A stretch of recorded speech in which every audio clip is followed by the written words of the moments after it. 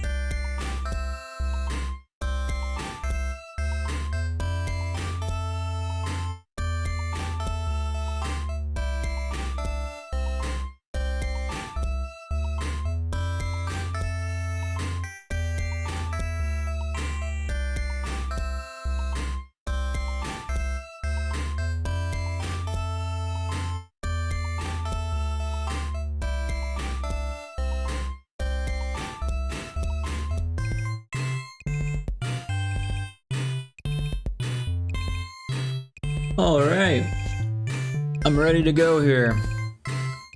So we got pretty far last night.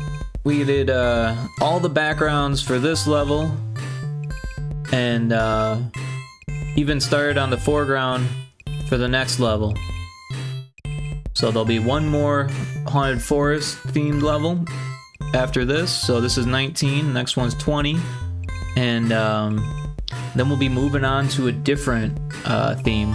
So there's a chance that I might even get that far, but probably not. We'll probably end up doing the backgrounds for this one and then the foregrounds for the next one, because it's already 7:30. I've been going to bed around 11 or 12, so yeah. But we'll go as late as we can, try to get as much as we can done, and should be fairly easy because we're mostly taking background tiles that we've already made here. So first I'm going to get these. We need these. Make sure we're on the right layer there. And put them over here on the art layer.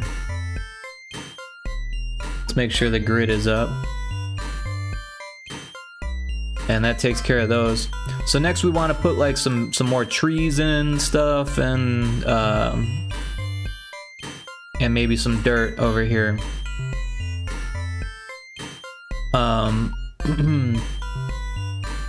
Maybe we'll start with the dirt this time. We started with the trees last time, so this makes sense to mix things up a bit here. And we'll grab the vines while we're at it. I'll just grab this whole chunk, and we'll just throw it in the top here. We'll make a new layer just in case we need to go over things like we did last night. And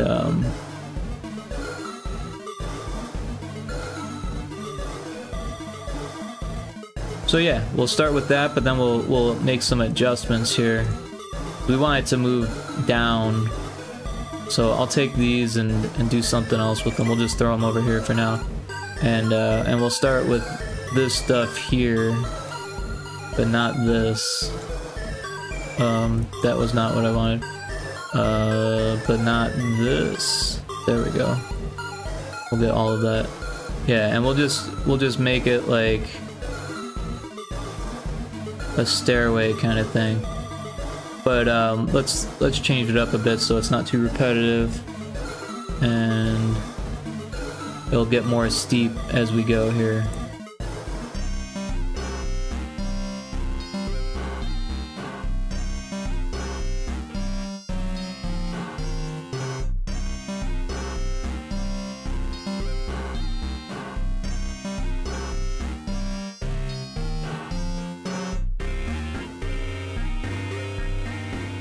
So we might actually need to start it sooner if we want it to actually hit the ground, the bottom, because at this rate it won't hit until it's like over here, which isn't the end of the world, but it might look better if we started earlier. So let's do that. We'll just we'll throw these over here for now.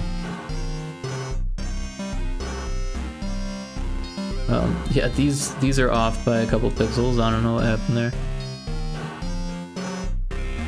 And then, yeah, so we'll take these tiles and these tiles. We'll just put them snug up against the wall there.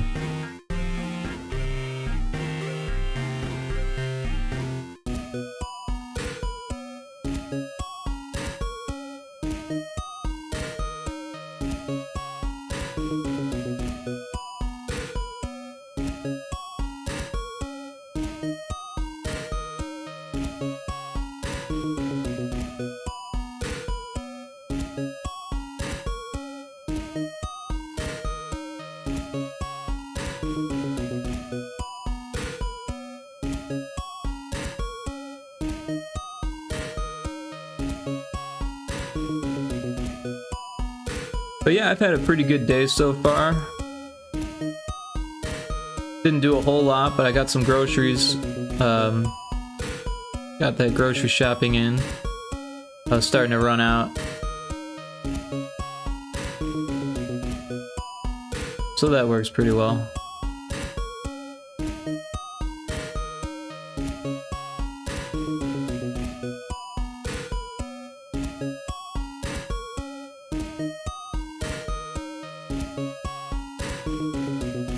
And then we can do like something else down here.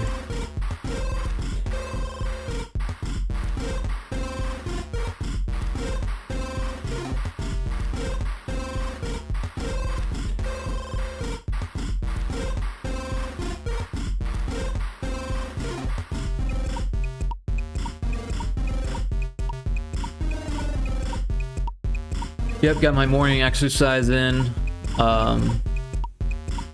Did some sound design, which was always fun. And headed to the grocery store. Chatted with some people, and then headed to the grocery store, and then yeah, and then all of a sudden I found myself behind schedule. I wanted to start streaming earlier, but then I was like, I got all ready to do it, and then I was like, holy cow, I'm hungry already. That sandwich that I had for lunch was not dinner. So I had dinner, and now here we are. Of course I had to cook the dinner, so that took a second.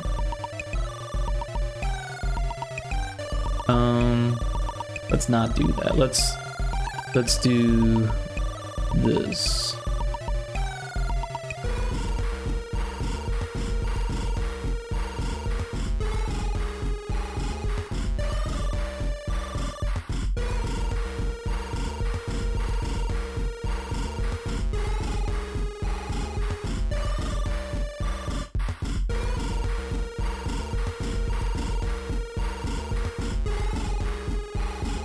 Alright, just checking there. And then we need these, so we'll put those there. And then we'll have it go like back down. So we'll take this from here.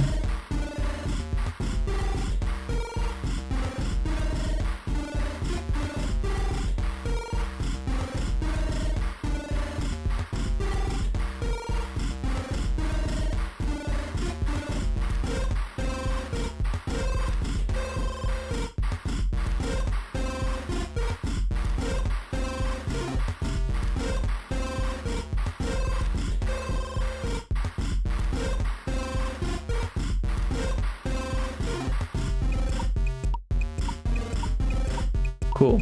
And we can do something similar with the bottom here.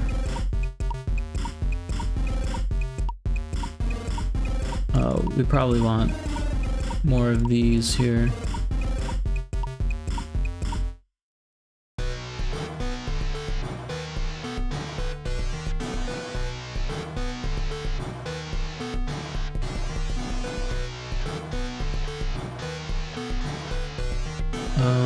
What do we want? This one?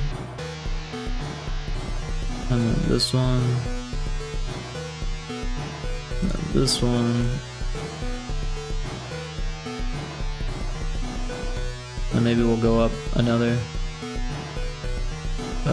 So this one? No. This one. And this one.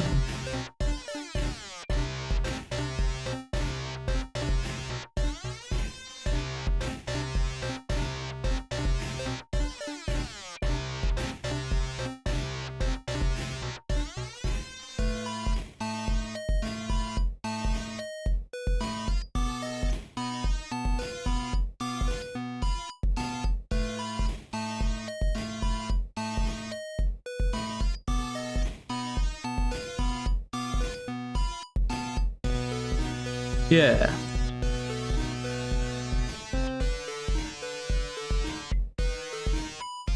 And to keep things interesting, we'll make this one really thin here.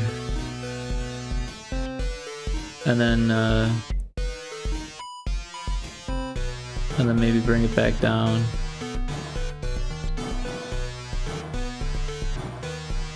And then maybe bring it back up at the end, right? We want them to look different. And then that one can look the same. That looks a little funny like that though, so let's do this. If we take off the grid, we can kind of see.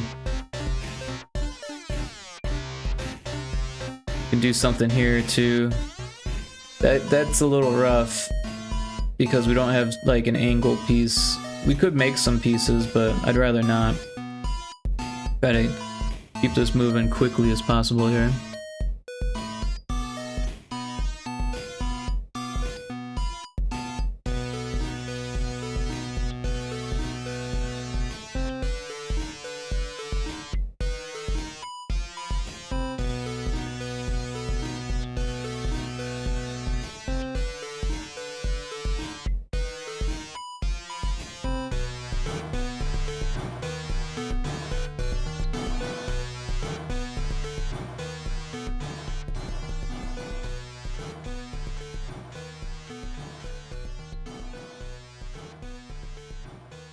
I think that works pretty well.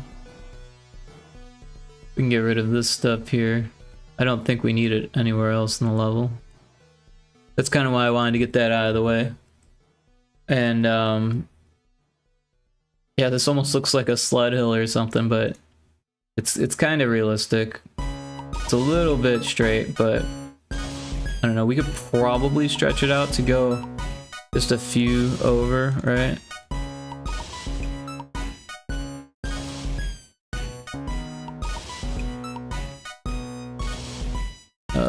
What did I do?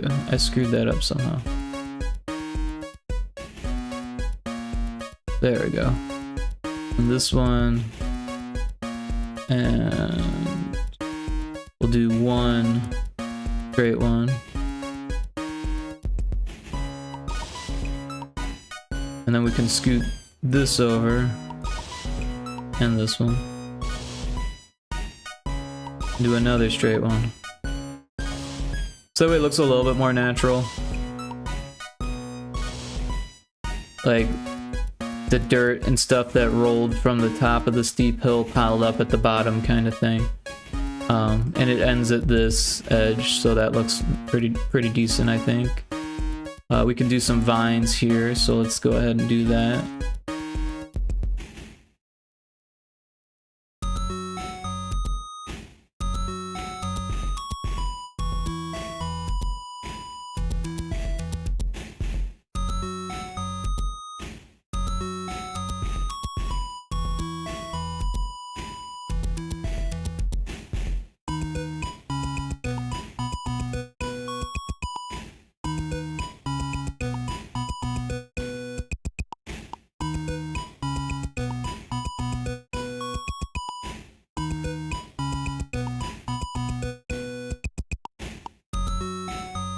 We'll put some clouds up there, I think, right? So we'll grab these clouds. Happy little clouds. Happy little clouds got a friend.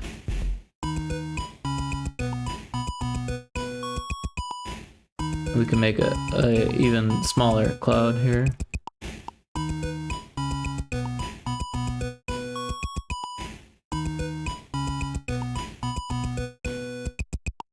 I think that's right. Oh, that's not right. We stole it from it. We wanted to copy it. Yeah, just like that. So yeah, that works for clouds. We can do some more of that, but what did we do here? We had these guys here, so let's take some of these. Actually, we had a big tree on a prior level. Oh, I didn't even notice there was a Geodude in chat. Missed that opportunity. So what did we say? 16 was it? Yeah, 16's got this big tree. Let's steal that guy. He's pretty cool. And we'll steal this also.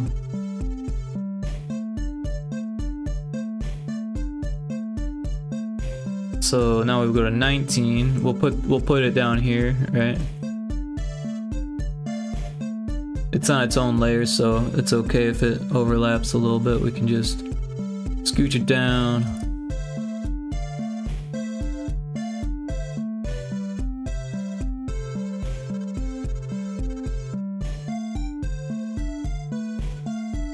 Actually, let's take this and put it all the way up at the top. And then we'll extend these up to there, and then from there to there. Then we'll delete these ones.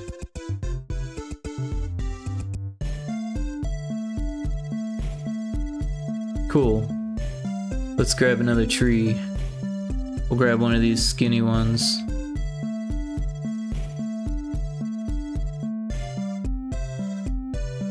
Wrong level.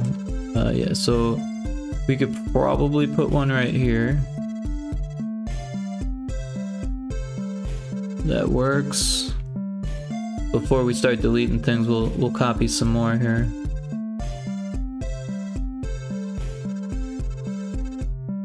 Is that against the edge? Yes. Sometimes my eyes play tricks on me and I can't tell if it's up against the edge or not. Like, is it a pixel off? Is it not a pixel off?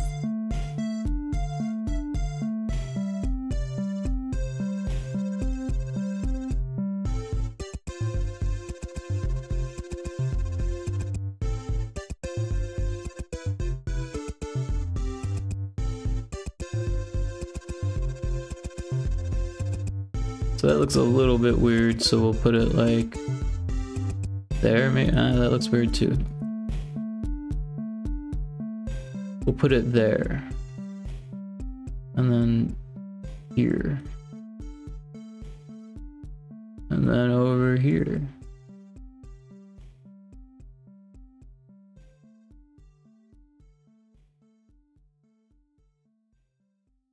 I feel like there should be more.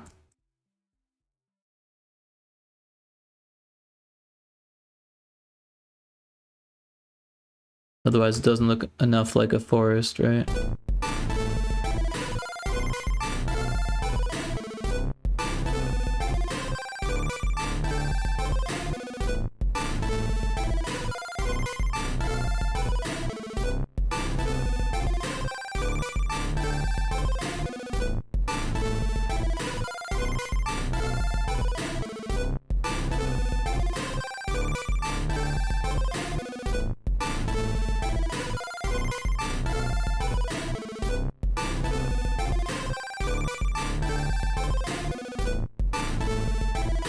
Alright, yeah, so now we'll start deleting tiles.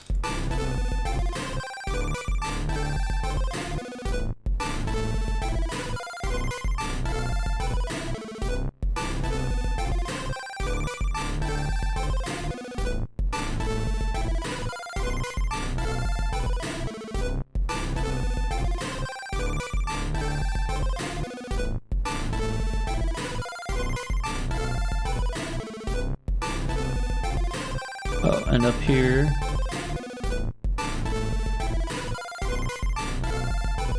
Is there anything else that I'm missing? I think I did alright. Cool, so we've got some trees in the forest.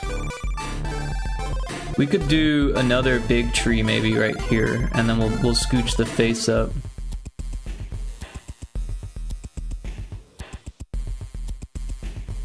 Try that again.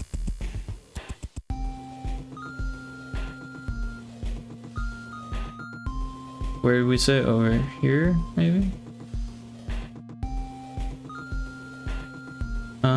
Oh, maybe right here, yeah.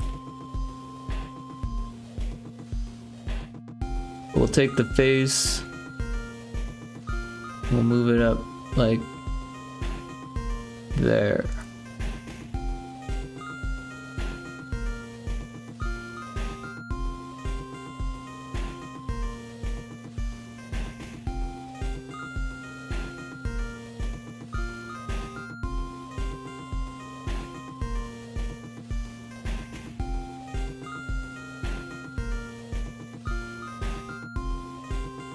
Cool. And then we can just extend these up a bit. And then we can steal from this tree to get the rest of the trunk in. Oops. Yeah, oops. Try that again. So that's good. And then here we can start from the top.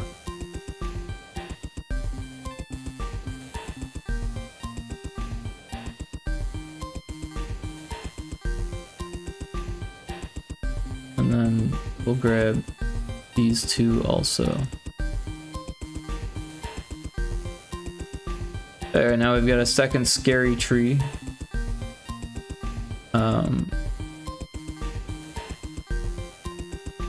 You could probably fit another one over here. So let's go ahead and do that.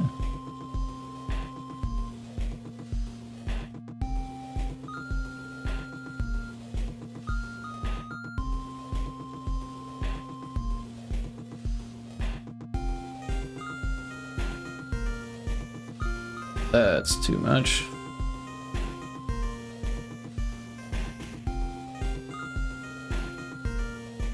I kind of think that the face would be better lower though. Like, yeah.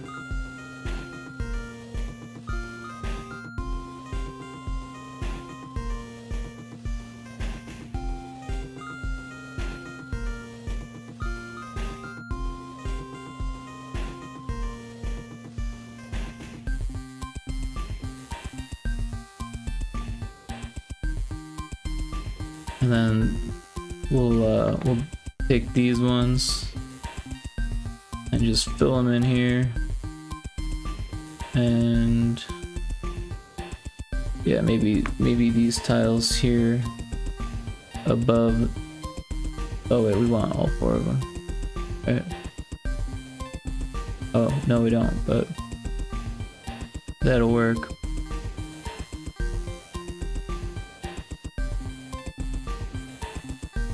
Alright, so we actually didn't want those there. We'll take these, put them back, and then for the other ones, we want like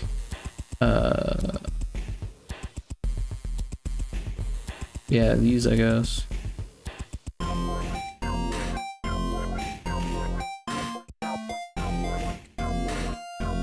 And then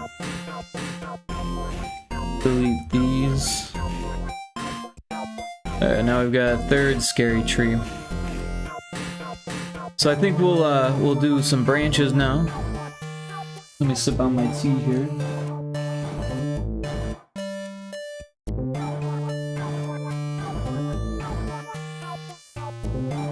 Some chai black tea. For a while I was staying away from caffeine pretty good, and I was drinking a lot of that ginger snappish bigelow tea. It's pretty good stuff. Drank a whole 2 boxes of it, but I've been dipping into the caffeine a little bit now. Nothing crazy strong. Try to do no more than 1 cup of caffeinated tea a day, so a little bit of caffeine never hurts nobody. And you know, honestly, my tolerance was so low that it's kind of good to have some caffeine tolerance now.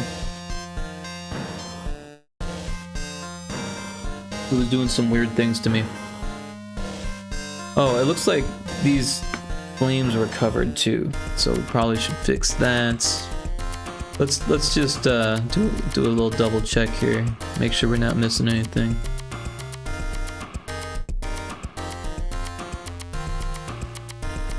Oh, it looks like we're messing something up here, so we'll fix that. Oh, and those spikes here.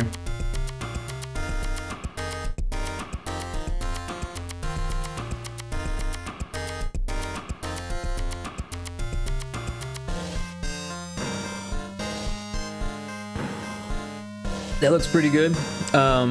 You could use opacity if you wanted to, but it's just a little bit easier to see it flash on and off, because then it's apparent that you made a mistake.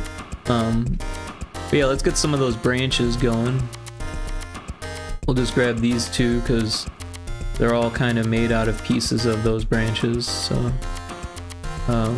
yeah, these two copy, and we'll paste it over here, maybe right here.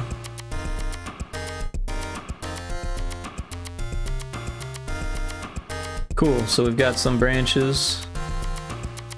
go ahead and take parts of them and just kind of wedge them between the trees. Doesn't really make too much of a difference which ones I use here because the trees are so close together. Could probably even use this middle one, huh?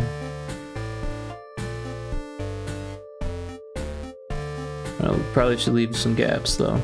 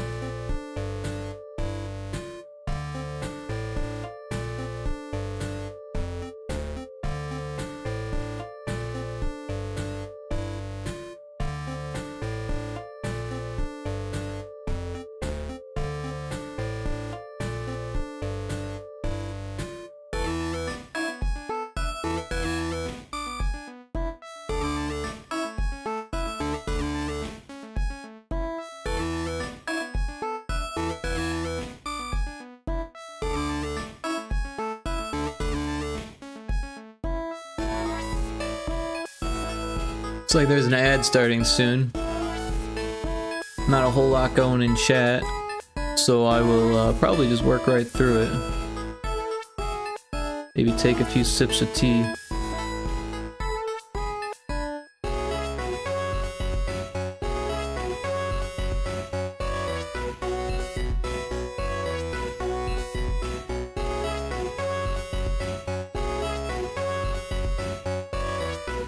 There's a wild Kesselon, so we'll try to catch that here.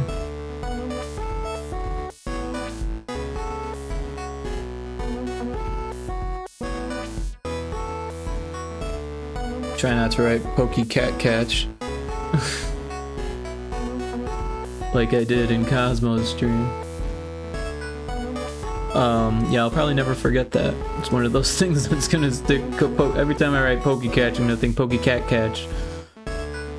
He's got a cat in his stream, so it makes sense. But it was an accident for sure.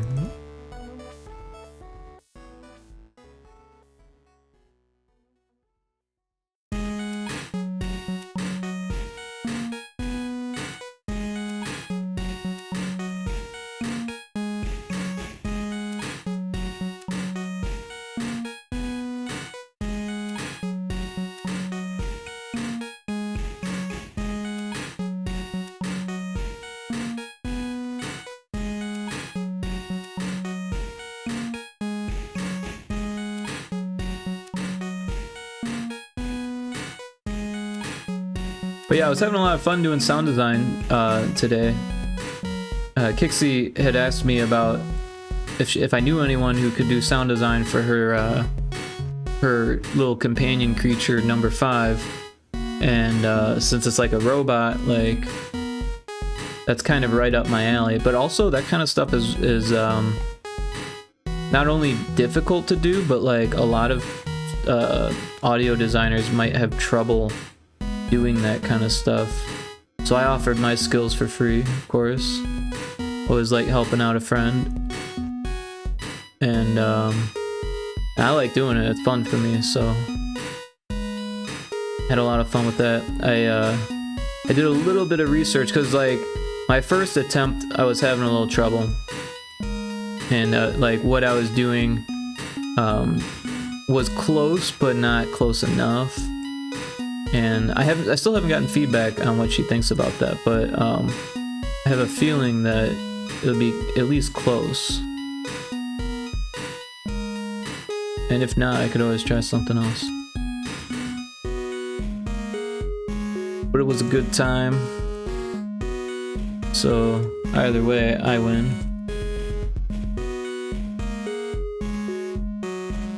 And I did some research on how R2-D2 was made, and that was interesting. I didn't use the exact technique, but I used a similar technique, just kind of automated it and modernized it. And I didn't use a vocoder, which I was thinking I might be able to do if it needs to be adjusted. But it kind of sounds cool as is. So what I've been doing is making like separate audio files, like Ableton projects, to be able to jump back and forth between different sound designs.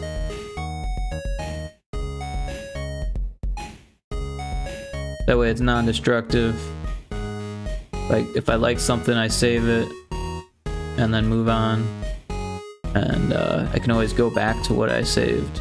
So that's nice.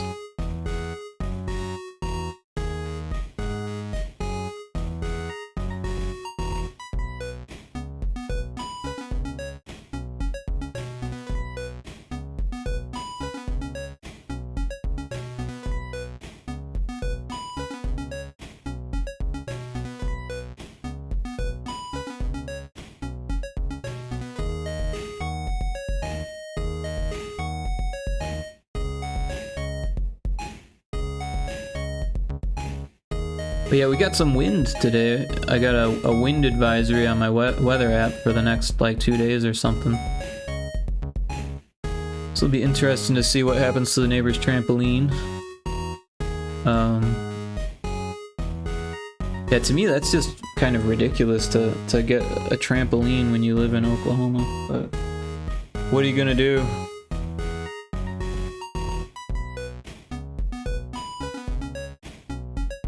Honestly, I think trampolines are kind of ridiculous anyways. I mean, when I was a kid, I thought it was fun. I did, but they were dangerous.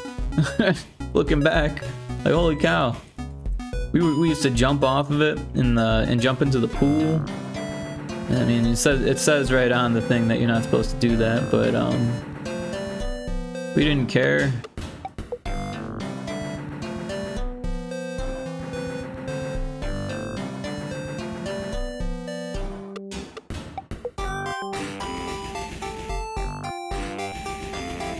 Yeah, you're not supposed to like double jump people, you know, like bounce them or whatever.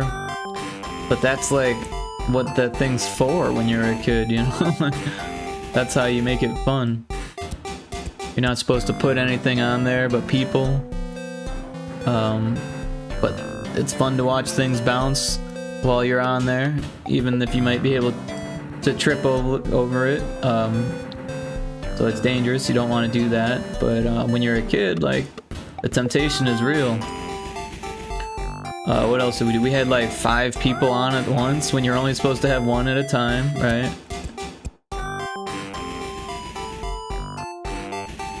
The rules are never clearly explained, I don't think, when you're a kid. Like, it's like, oh, there's a trampoline, go have fun.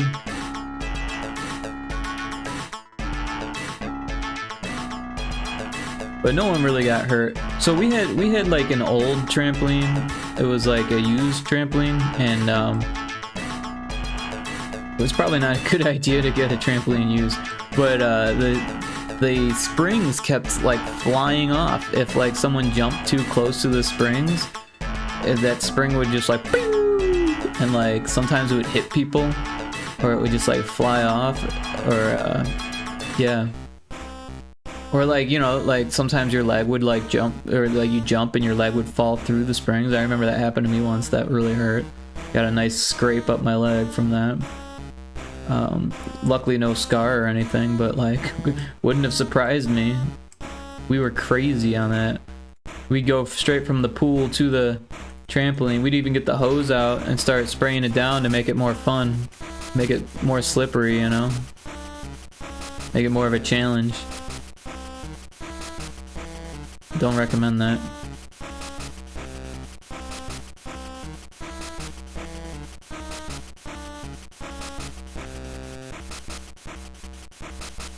Yeah, if I had kids, we would not have a trampoline, that's for sure. If I had any say over it. Of course, sometimes it's not up to one parent, it's a joint decision. Sometimes the other parent gets all the say.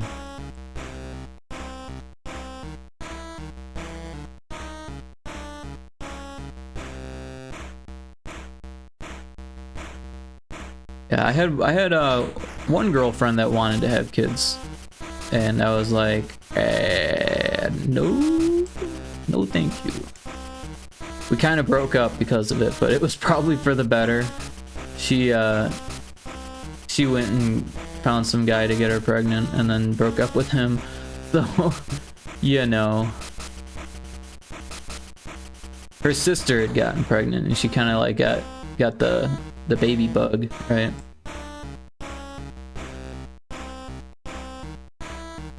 She wanted to make sure that her daughter could hang out with her sister's daughter, which they might be at that age now.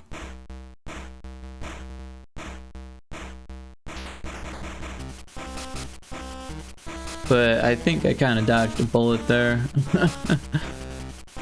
Like, I don't know. She wasn't a terrible girlfriend. She wasn't a good girlfriend. I did not think she would make a great mother. So I hope that she did, but I don't know. She got kind of reliant on me. I was picking up a lot of the slack financially in that relationship. And yeah. I won't go into any more detail. I think I made the right decision though.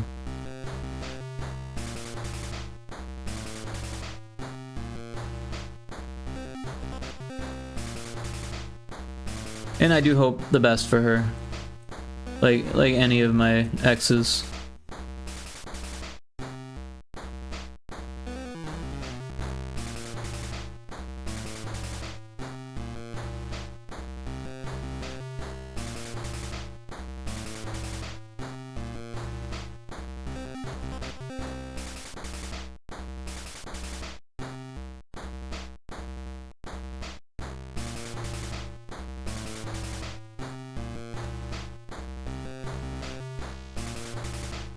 Would have been a different life though, had I got married and had children then.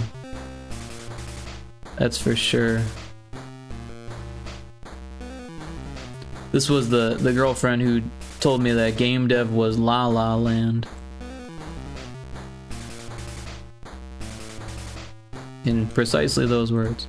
I was like, you know, I went to college for this, right? Like I spent $80,000 to go to college for this. You're gonna tell me to just give up because you don't think that it's possible to make games? Like, okay, how about no?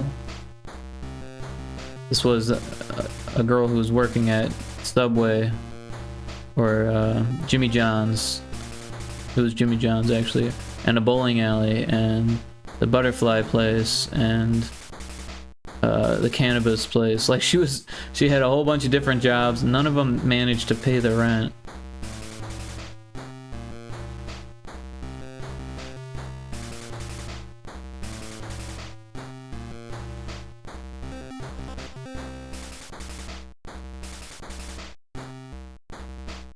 But yeah, at that point I was like, someone's got to pay the rent. So I worked at the credit card processor, one of the shittiest jobs I had ever. And I learned a whole lot about dealing with irate customers and just dealing with people in general, really. Learned a little bit about IT stuff, working with a team. A little bit about telecommunication, right? Because I was always on the phone, and yup, yeah, that job was nuts. We anytime we took any break whatsoever, like to go to the bathroom, even we had to like push a button on our phone, and then it started ticking down on a timer, and we only got so much break time to not be on the phone. And if we went over that, then they were like, well, even if we had any break time, they were like on top of it and watching it, right? But if we went over that break time, we'd get fired. Even if we had some type of excuse or something. But that never happened to me. They really liked me. They wanted to keep me there, but then they put me in a department that I really hated, and it was like no training, and it was like just like learn the department, just learn how to deal with chargebacks. Well, like the stress got to me because every single call was like, where the fuck is my money? Oh man. Yeah, that definitely got to me. I would get they'd have like this little, they called it a whisper, where it would tell you what department was you were getting the call from. And anytime I heard that little chargebacks whisper, my heart rate would go up, and I would just like lose it inside for a little bit, like, oh gosh, no, not one of these. And then sure enough, where the fuck is my money? Every single time. It was like everyone had the same idea. I'm gonna yell at this person when I call them. Like, maybe you should check your fax machine. I don't know. I get that no one has a fax machine. And then the same thing would happen, like, I'm gonna turn on the fax machine, and then they get the fax. Hey, Borrowed Pixels here, welcome in. Yeah, I got a shout out for you here, and looks like there's 2 exclamation points there. I don't know why that happened. See if it still works. Hey, yeah, check out the new emote. Welcome in, Bard. Hope you're doing well. Just chipping away at this pixel art here. This is level 19 of 34. And it's a haunted forest, if you couldn't tell. Hence the scary faces and the green fire and the green goo. It's too bad the shout out didn't go through. Let me try to do it manually here. Been doing some changes.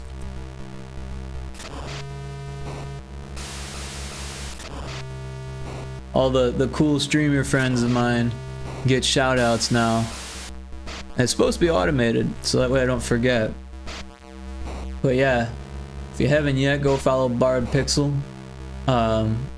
I believe you're doing Spanish streams, right? I have not checked out one of your streams yet, so, but I'm eager to, and the next time I see you on, I'm definitely going to drop in, even if it's in Spanish, because I don't know, I can understand a little bit of Spanish, but probably not a whole lot.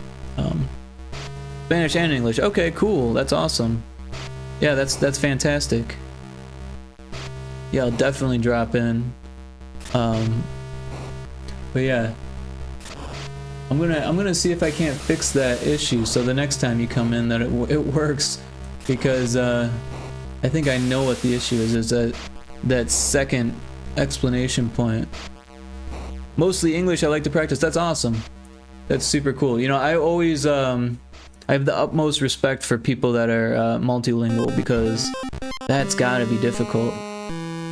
That's gotta be super difficult. Let's see, cloud bots, modules, shoutouts, preferences.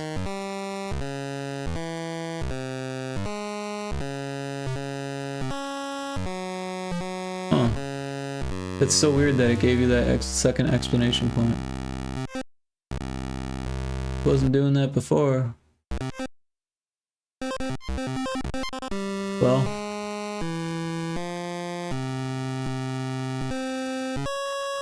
it worked yesterday for someone else. It's so weird that it did that. I don't know. Deal with it later. But yeah, I can't wait to see your streams. You probably don't have a schedule or anything, or do you? I don't. I'd like to get a schedule going, but my schedule is just too weird to do that. I'm actually fixing my sleep schedule, but it's gonna break again.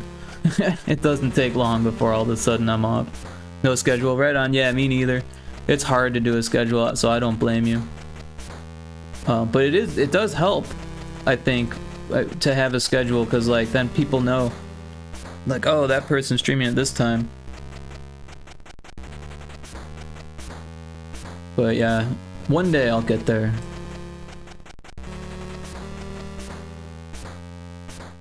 As far as I see it, as soon as I get a schedule like out on paper, it won't work for me anymore. Like, you know, someone's gonna be like, oh, I need you for this job, and I'll be like, okay, drop everything for that job because I need the money, and then all of a sudden the stream schedule will go out the window, and then my sleep schedule goes out the window, and then I need like a week to fix it sometimes.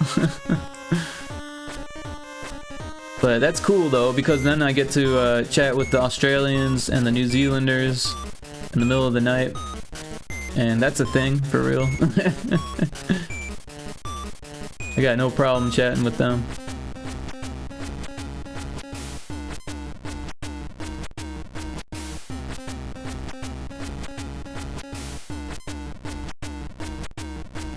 But yeah, I hope you've been doing well, Bard. I always see your posts on Twitter and Blue Sky. I think you're on Twitter also. I always see it on Blue Sky, I know that much. And it's always very impressive stuff. Are you still refining Nunya? Also, I wonder, do you have plans for a Steam release on that?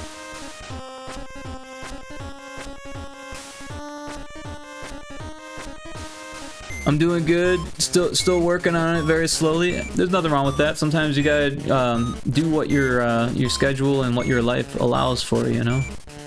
You can't, sometimes you can't really push things like that, you know? I totally get that as an artist and as a dev. Like, Retro Spaceball is like on the back burner right now. I'd like to get back into it soon, but it's where it's gotta be for now. And I don't think anyone's really upset because I'm still working on other stuff, and it's not like I've given up on game dev or anything like that. It's not like I'm just vanishing.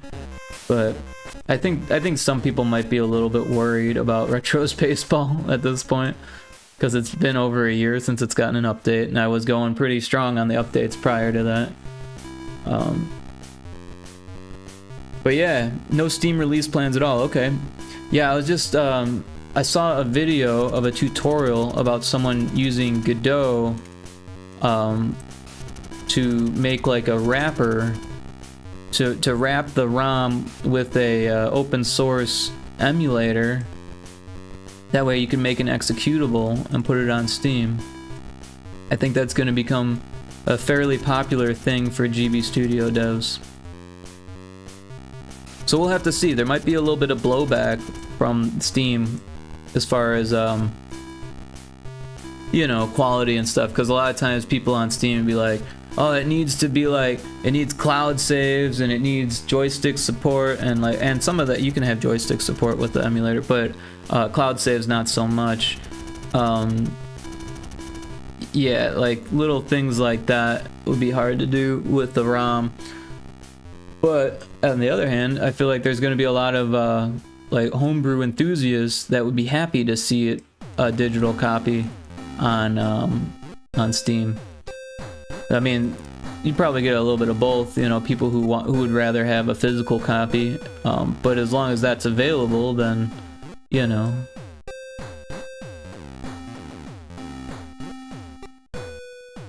Is a physical copy in the works at some point here?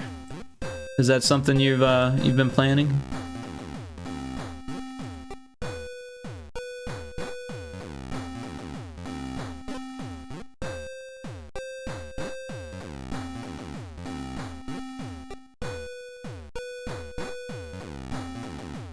I wish I had hardware at this point. I kind of want to, like, you know, invest in some in like a modded Game Boy Color. But yeah, I don't know. I feel like by the time I actually spend the money, it's going to be more expensive than it is now. It's probably better to get that sooner than later. What do I know?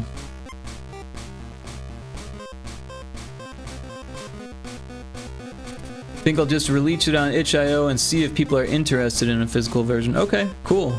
Right on. Yeah, like, I feel like making, like, flashing your own carts and, I mean, doing the boxes and stuff is always going to be difficult. Having stuff printed and stuff is always going to be, expensive and difficult. But I feel like flashing your own carts might be easier on Game Boy than on NES, but then again, there's probably a similar like cart flashing method for NES. I wish I knew more about NES development.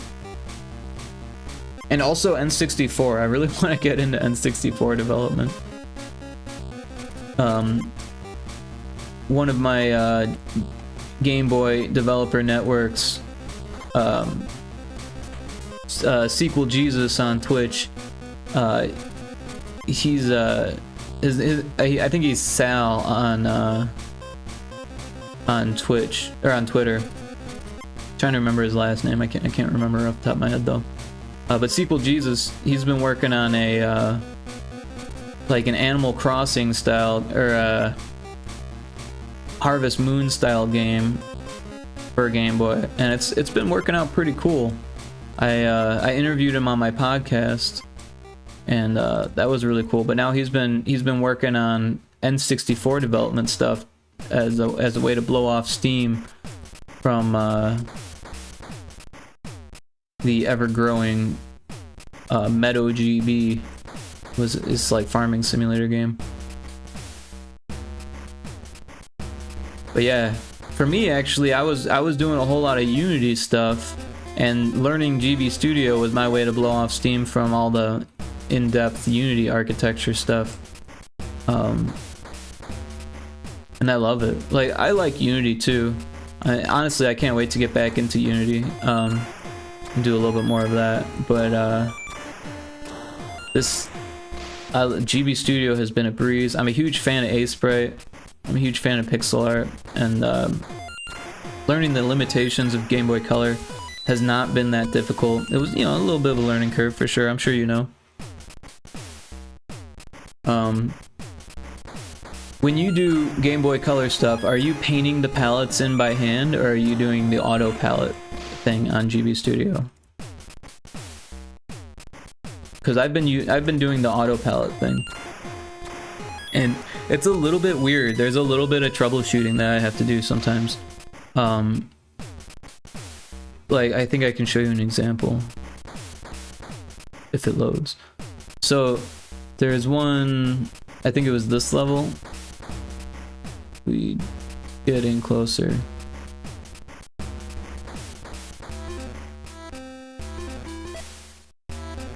Yeah, so if we take a look,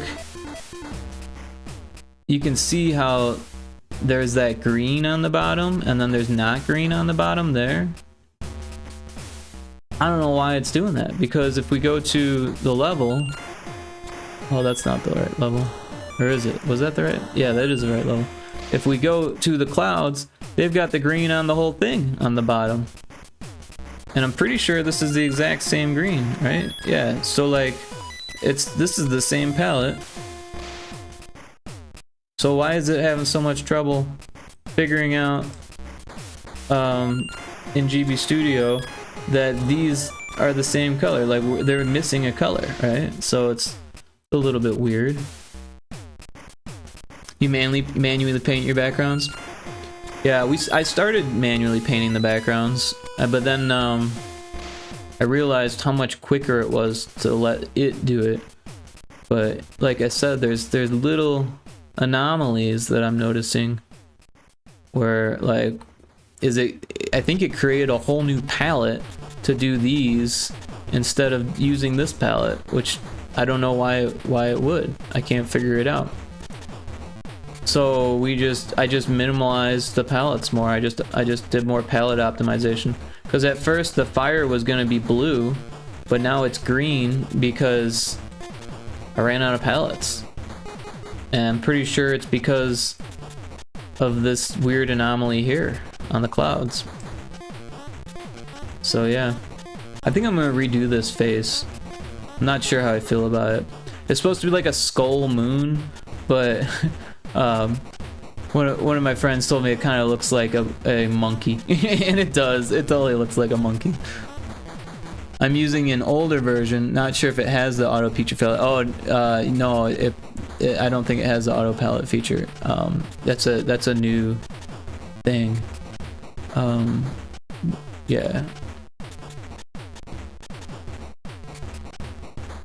because if you turn it off, oh wait, if you turn it off, that would be a lot of painting to get it to look right. It's quite a bit faster to just hit that button. I feel like the first level had the palettes painted, but I might have changed it since. Yeah. It's so weird how it like all of a sudden there's things that weren't there before. But yeah, I dig it. But I do wish that it was a little bit easier to debug, and maybe they'll work on that. It kind of looks like a monkey, yeah, for sure, for sure. Sometimes you gotta get feedback on art before you make the final decision, you know what I mean? The monkey moon. But yeah, this is the level we're working on now, and yeah, this was the art that was loaded in.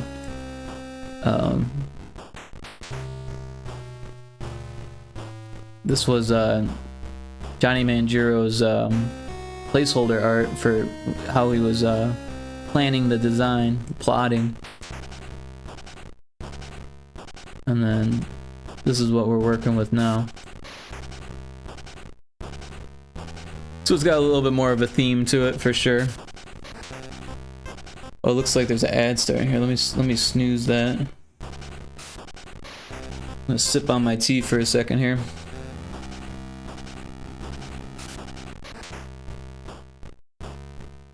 But yeah, been a pretty decent Monday for me. How's your Monday been treating you, Bard? You got a nice start to the week going?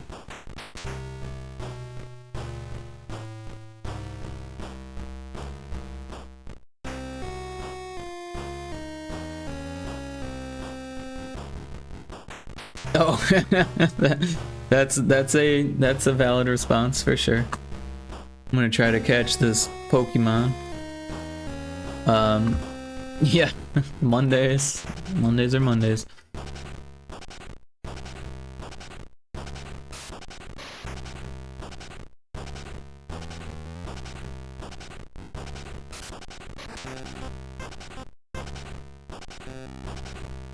Sounds like someone's got a case of the Mondays. I think I've got a redeem that says that. Maybe I don't. Oh no, I haven't made it yet. I have the audio clip, but I haven't turned it into a redeem. I do have a whole bunch of redeems though. Oh, that's not the right button.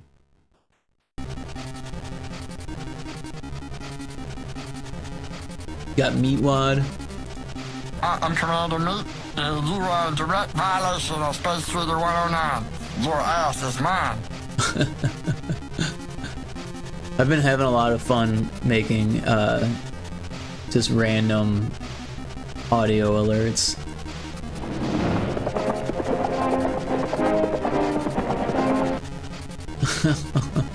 I kind of want to find out if that gets muted for that little snip, but probably not, since it's like the soundtrack of a film. Probably not on an album anywhere. But yeah, too much fun. We got Star Fox. Yeah, it's working.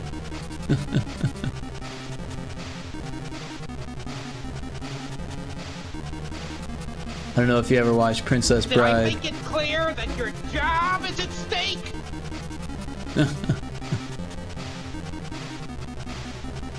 Don Hertzfeldt. What's wrong, son?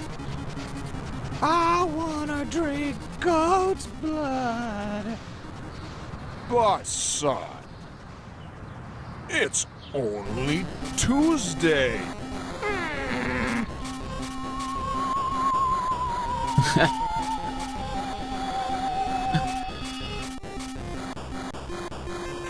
I don't know if you've ever seen that anime before. He's hilarious. Although honestly, his older stuff is funnier than the newer stuff. The newer stuff is almost too deep. For me, at least. The older stuff is so off the wall.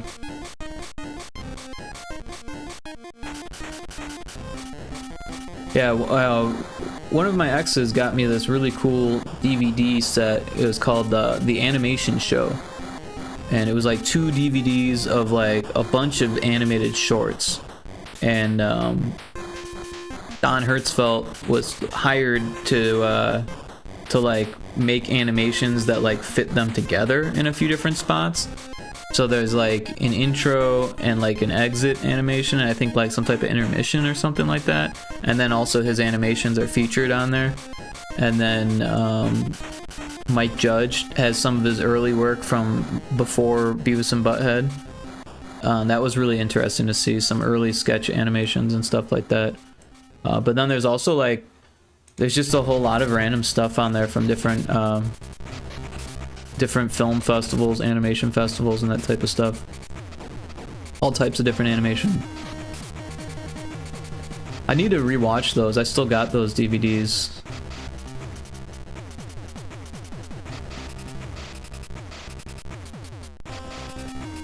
Yeah, actually, that girlfriend was a really good gift giver. She also got me a VHS of Green Jello's music video music video. It's like a VHS of music videos from Green Jelly, or Green Jello rather.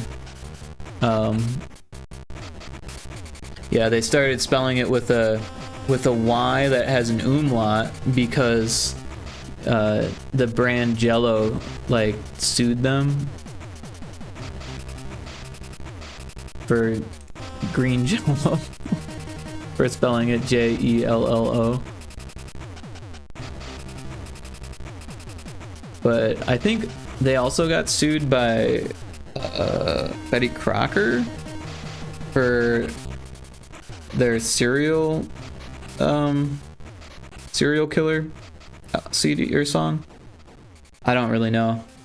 I don't know the ins and outs, but I actually met the singer from that band. Actually, even crazier story, I actually sang in that band for one of their shows, like on stage, because the singer didn't show up to their own show. And it was such a deserted venue. It was in Pontiac, Illinois. It was in such a deserted venue that no one else was there except for the band before them that was opening for them, and I was friends with the band that was opening for them. So I was there, and I was one of the only people in the audience because the band that was opening for Green Jelly brought like maybe 4 or 5 people, and the band that was Green Jelly's band had actually never met the singer before, and they were all practicing like over the over the phone, I guess. He hired these musicians to like come play shows with them in Illinois, and strangely enough, the musicians that he hired were actually from my hometown, which was about 40 minutes away from Pontiac, so that, or the town that I was living in at the time, but I didn't know them, so that was all very weird. But they were like, all right, well, the singer missed his flight, or the flight was canceled, so he's not going to be here. Does anyone in the audience know Green Jello's words? Does anyone want to sing? and I was like, yeah, I do.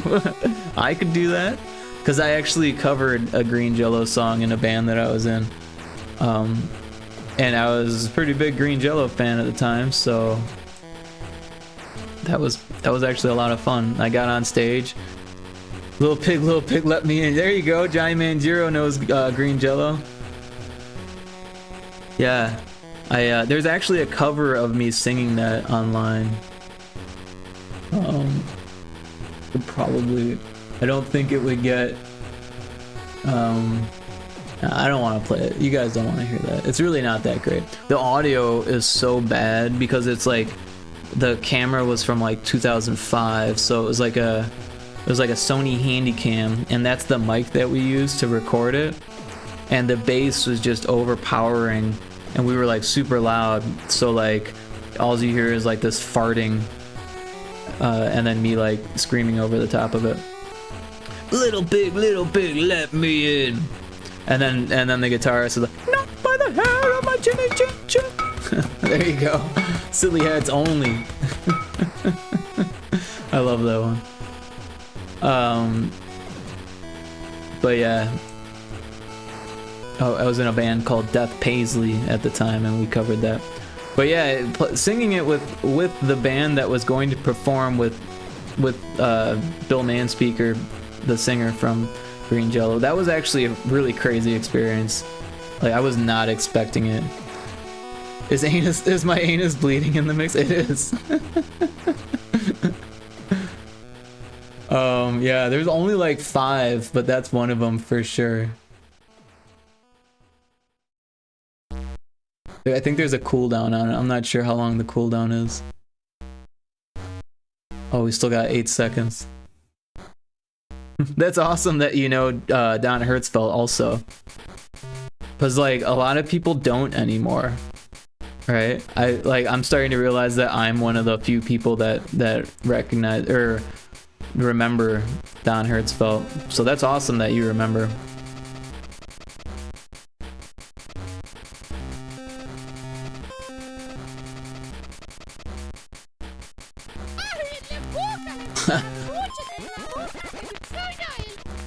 Yeah, they're all from Rejected.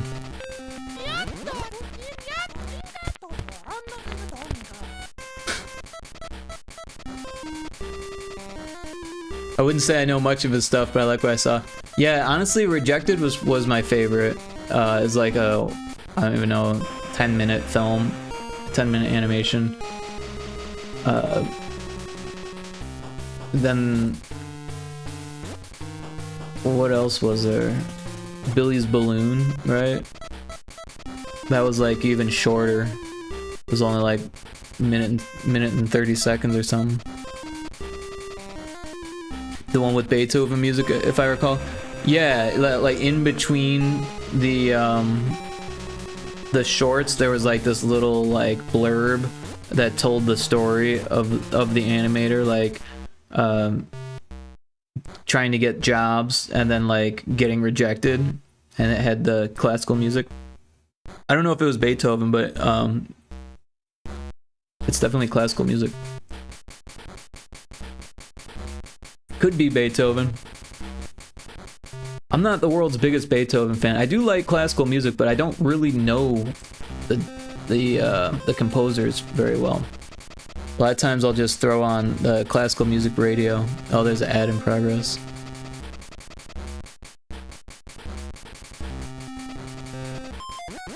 Yeah, when I was in Phoenix, there was K-Bach. Was the radio, the college classical radio station there, and I enjoyed it so much that I still throw on K-Bach, the digital radio, because you just go to kbach.com or whatever, I don't even know what it is, search for K-Bach, and yeah. Although I will say during Christmas time they've got a lot of Christmas music. It's like you don't even bother. You ever see the old anime shorts, Strindberg and Helium? No, I don't know that one. I'm kind of new to anime, to be honest. I know some old anime, but like modern anime, I'm still learning. I don't know. I watched a lot of Adult Swim, so like Inuyasha, I watched quite a bit of Inuyasha back in the day. And then also outside of Adult Swim there was Vampire Hunter D. One of my friends showed me that a long time ago. Both the original and Bloodlust. Bloodlust was better, I thought. There used to be a pre-YouTube site called Albino Black Sheep with a bunch of interesting stuff. Yeah, I bet. I don't know that one though. It wouldn't have surprised me if I like saw it and forgot about it though, because I don't really remember a lot of the early brain rot stuff. But that's kind of what I considered Don Hertzfeldt to be, is like early brain rot. Like, then again, I don't know really what brain rot is. I know it's like skibbity toilet stuff, but I think they're pretending that it's new when it's really there's always been that kind of stuff, just really weird animations and stuff.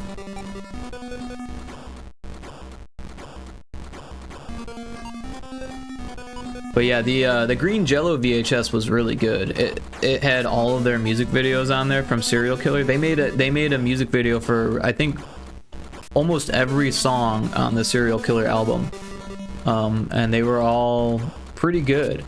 I mean, some were better than others. Like, obviously, Three Little Pigs was like claymation. That was probably their highest budget one. But yeah. Was it Rock and Roll Pumpkin? Rock and Roll Pumpkin, say it again. Say it again. Rock and Roll Pumpkin, say it again. I thought that song was great.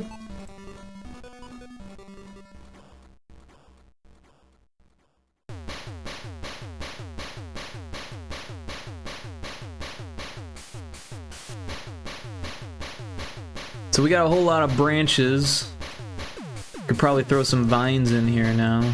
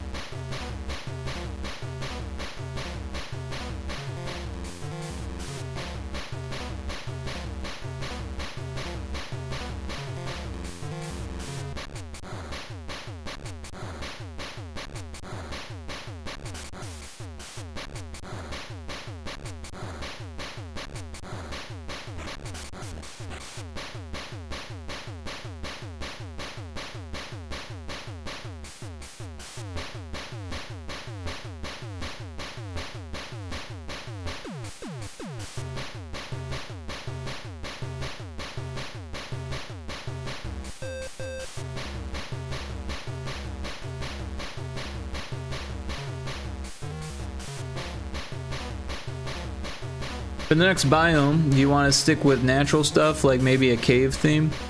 Just thinking out loud. That's not a bad idea. I was looking at the Trello the other day. I think the next on the list on the Trello was clouds. We don't have caves on there, but we could add it for sure.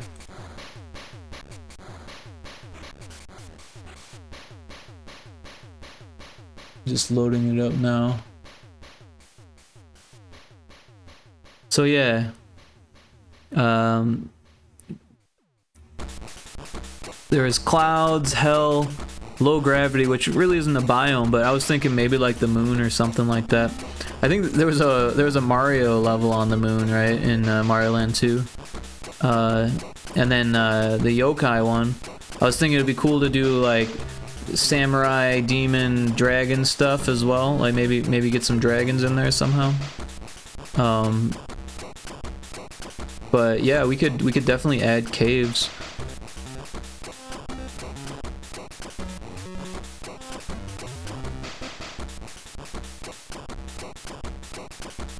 So if we count by fours, right? We got 4, 8, 12, 16, and then this would be 20. So this would be up to 24, and then 28. And then 32. So yeah, we've got more biomes than we do levels at this point. That sounds awesome, your yokai idea. Yeah, cool. Yeah, because you know, people like dragons. Dragons are interesting to draw. Makes sense. You stumble upon a castle after going through the forest. Okay. Yeah.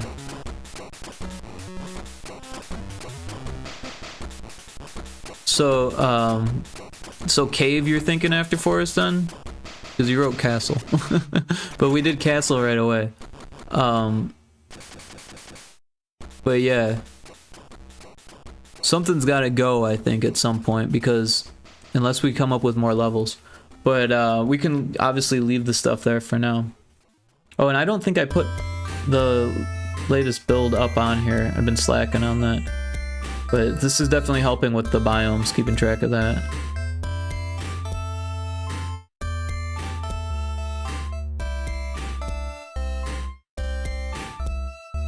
But we do got time. I don't think I'm gonna finish level 20 tonight. It's already 8:39.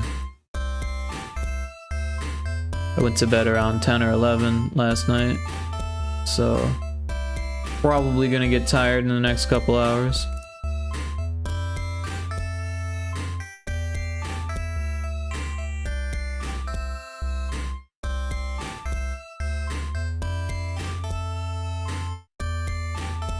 I'm fine with doing cave or castle next, though we've already done castle, I guess. Yeah, we did already do the castle.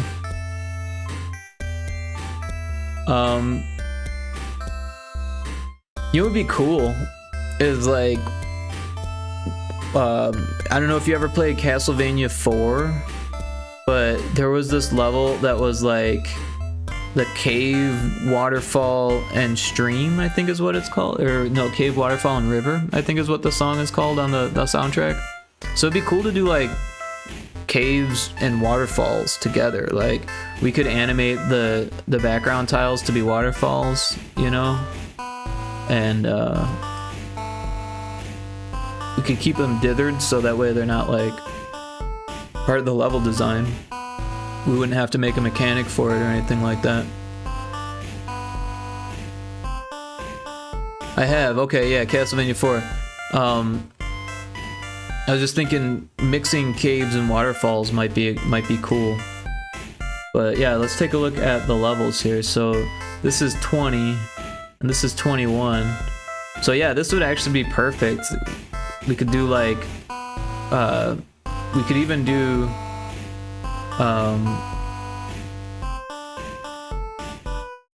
like, I don't know, something like, because this could be like a liquid, right? Like we had like we've got the green goo. We could do like lava, or we could do more green goo. Probably don't want to do water because it's like frog would be able to go on the water. We don't want to confuse the player or a toad. So something, but anyways, we could do dithered waterfalls that are animated, so that way it's like interesting to look at when you're jumping through this stuff. A dragon could be in the cave too, guarding the treasure or whatever. Yeah, I mean, maybe guarding the key, right? Good point with the water. Yeah, we don't want to confuse the player with water. I was thinking about that earlier when we were doing the blue. I was thinking about blue flames, and I was like, well, we could just do blue water, and then I was like, no, that looks too inviting. Better do green, and then green flames look ghostly too. So that works.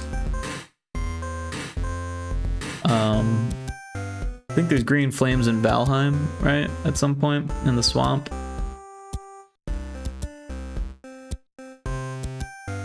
Or there could be some backstory where this frog is afraid of water. Yeah, we don't want to do that. You know. We don't want to make the player have to read to understand it. People don't read. I mean, it's good to have some reading in there and some story for the people who do, but most people don't. I'm one of those people that doesn't read, by the way. Like, I like reading. I just have dyslexia, so I try. I don't really read that often, and I really like audiobooks, but when it comes to games, I tend to skip the dialogue. Yeah, reading should be skippable, yeah. And like, if you skip it, you should still be able to understand it. I'm not much for text in games, same. Yeah, like, I get that people who are like really into story want the depth and the story, but like, make it so it's not needed, right? Make it so it's like extra, you know. But I'm digging how these levels are looking, the forest levels. I wasn't quite sure when I first started drawing them how it would look, and I do think we're gonna have to change the monkey moon, but I'm digging this here, and this level's like pretty much done, I think. It's got the clouds and the vines and the dirt, weird dirt stuff. It's got lava in the little pit here. I like that. And then I put green spikes here, so that way we're not using any extra pallets. But the fire doesn't really work on the ceiling. Lava doesn't work on the ceiling. The green stuff doesn't look good on the ceiling. Forest looking great. Thank you. I appreciate that. Oh, we could do some vines from here.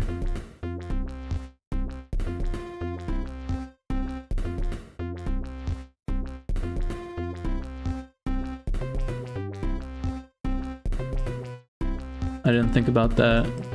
Another vine here, maybe.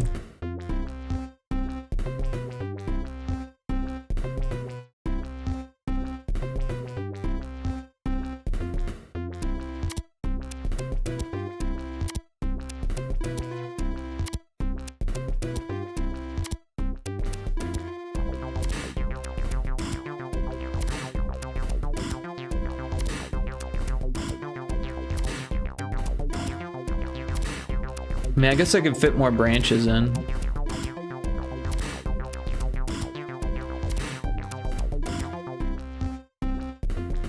Make it look a little bit more dense.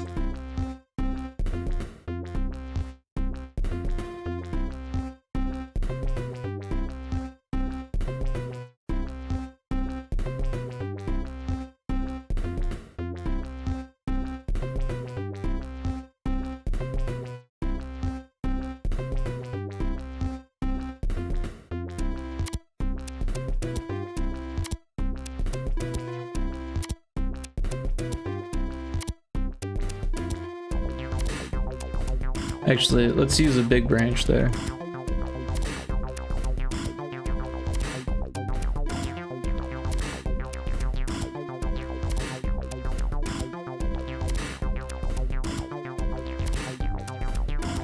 One of those things, you know, I want to speed through it, but I also don't want to like go too quickly through it and like miss things. But then again, I'll have time to look at it and make adjustments later, so.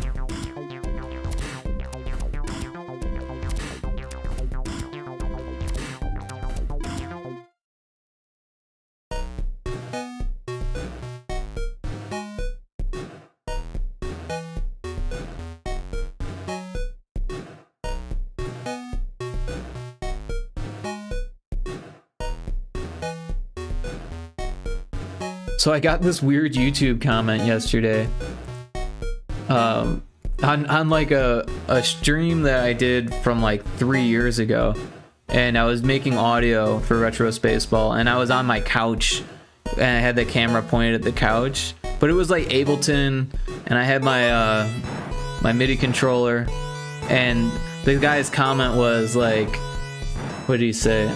I should look it up. Something about it being looking like a bad porno.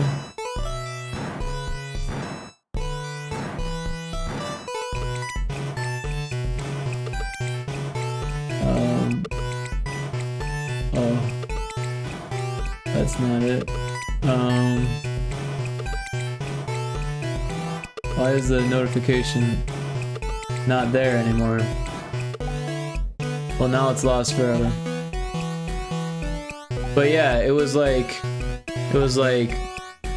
I stopped watching because it looked like it was gonna be a bad porno.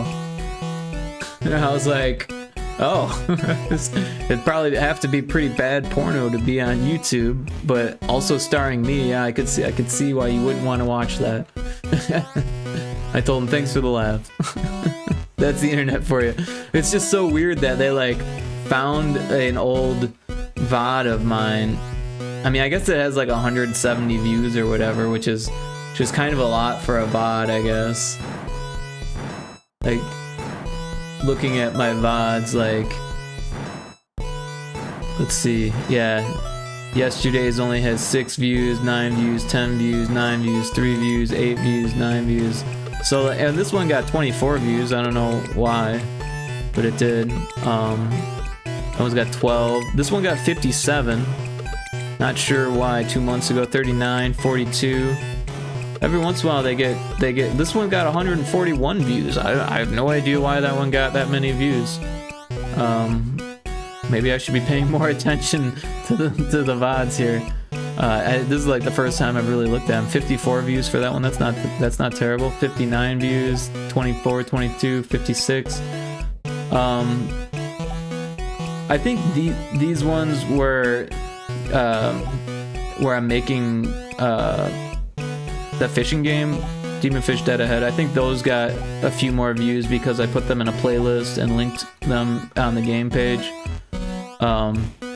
This is before I had the VTube model, or the PNG model. You can see my ugly mug.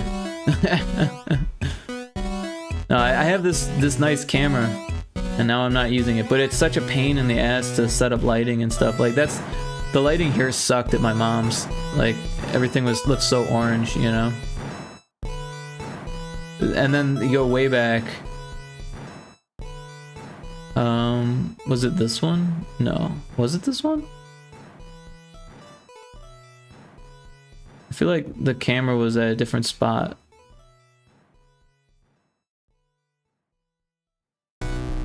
Oh, maybe it was that one. Yeah, because these are like even older. This was like my apartment, one of my apartments in Phoenix.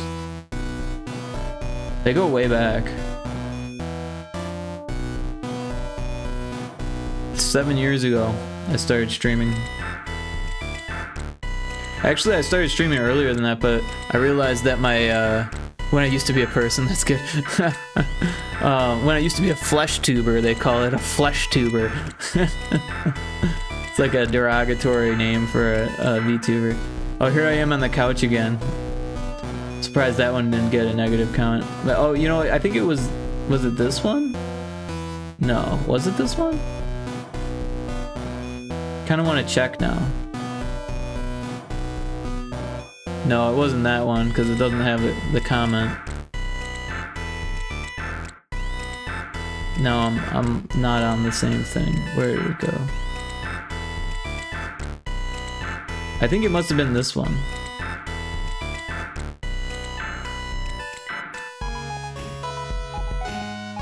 No, it wasn't that one either. Oh, there's a shoopit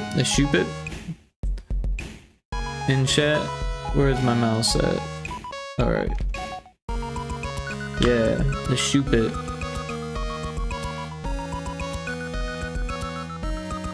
Oh, maybe it was this one. No. Ah, it was this one. Yeah, because the camera's on the left. Wait, where'd his comment go? Did he delete the comment? I think he deleted the comment.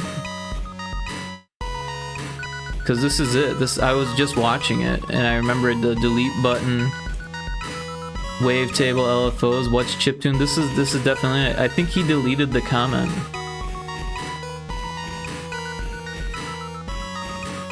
That's funny.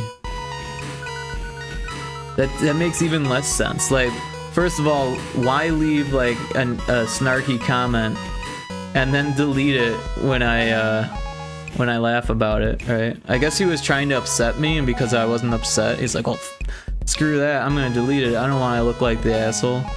But he made a valid point. If we listen to the beginning of this. Chiptune and Ableton Live with my push 2. Should be a good time. Should be a good time. He said once I heard should be a good time, I left. Troll's gonna troll. But he didn't do a very good job of trolling. It was actually pretty funny. He should have kept the comment up because it was funny. But yeah, it's weird that he found this stream from 3 years ago and decided to comment on it. It does have 150 views, but what are you gonna do? Anyways, I'm getting off track here. Yeah, so this level looks pretty good, I think. I think it's got enough branches at this point. We'll give it a save. We'll export it. Yep, that should be good. And then we'll open it up. Where was it? Images, Aseprite, non-RSB, GB Studio, backgrounds, Pyrotoad. Hey, Infinite Metals here! Where's the secret room with the Hypnotoad? It's a good question. Thanks for the auto shout out. You're welcome. You deserve the shout out though. If you haven't checked out Infinite Metal, go check out Infinite Metal. He's an awesome retro streamer. He was last playing a robot named Fight, which is a roguelite Metroidvania. It's very interesting. He's got a cool companion, Skelly, on his stream, who eats lots of jerky, lights Infinite on fire from time to time, and we like to drink tea on Infinite stream. There's Skelly. So yeah, I'm gonna copy, was it 19?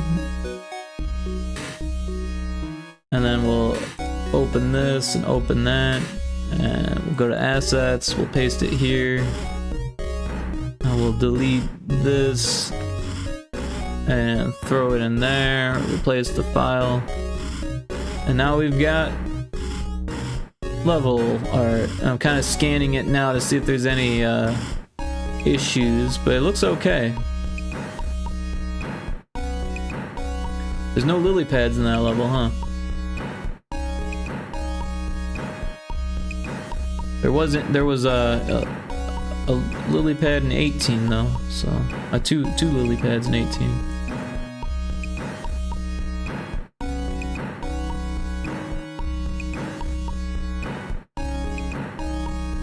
Cool, so that's level 19. Let's get on to level 20 and at least get this started here. It's only 8:55 though, so I might actually be able to finish level 20 tonight. We'll see how it goes.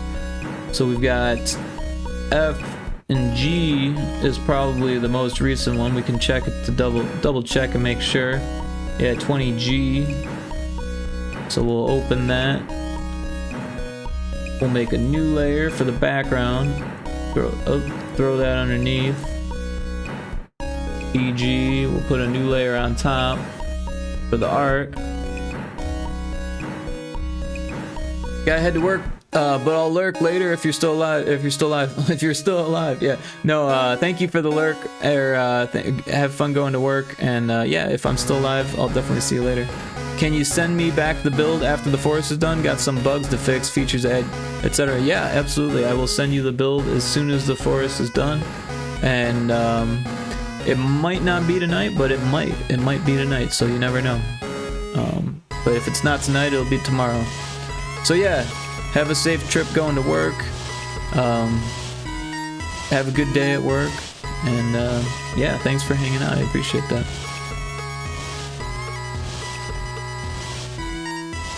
No worries, it's not today. If not today, whenever is okay. Cool. But I do want to get it done as soon as possible here. So now I'm looking at the level. I'm thinking the trees will be here and here, and we can do rock there and there. And I think that'll actually work to break things up a bit. The last one, we did a lot of trees and a little bit of rock, but there's also a little bit of rock in the middle. But it just worked with the level design and the way this is. It felt better as trees than rocks. But I think it'll be nice to go back to tree rock.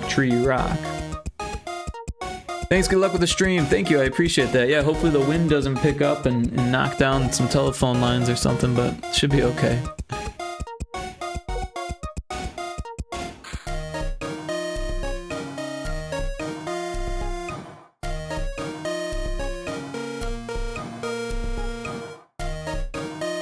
Yeah, but we're gonna rock right through this, I think. Here, we'll get the color for the background.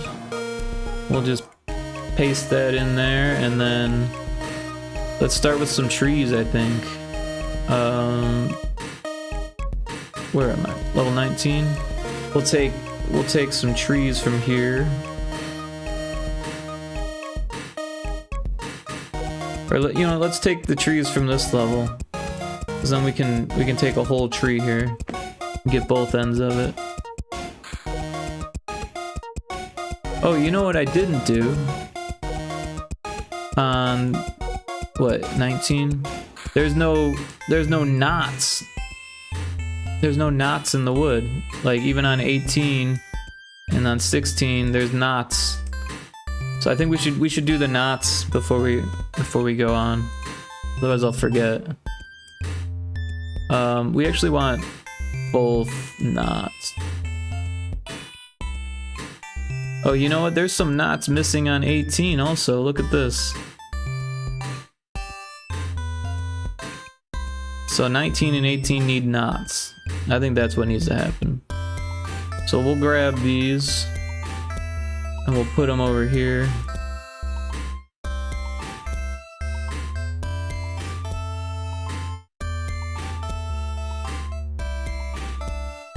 You know, let's put them on their own layers so we can move them around a little bit easier. We'll copy and then paste.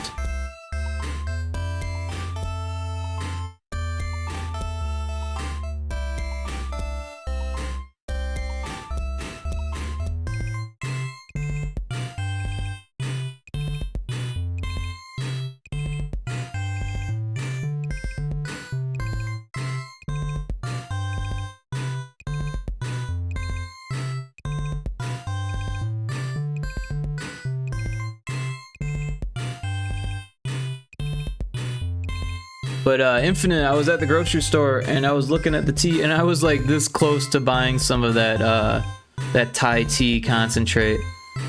But it was like $6 or $7 and I was like, do I really need to spend $6 or $7 on Thai tea concentrate? And then I didn't. I thought about it. I was looking at it for a good 30 seconds and then I didn't get it. Maybe next time. I know that it's there though.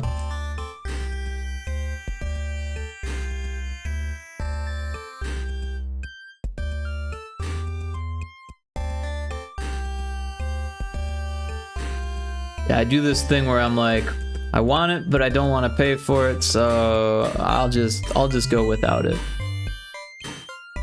I give myself a little dopamine rush for not purchasing something that I want. And that's good enough for me.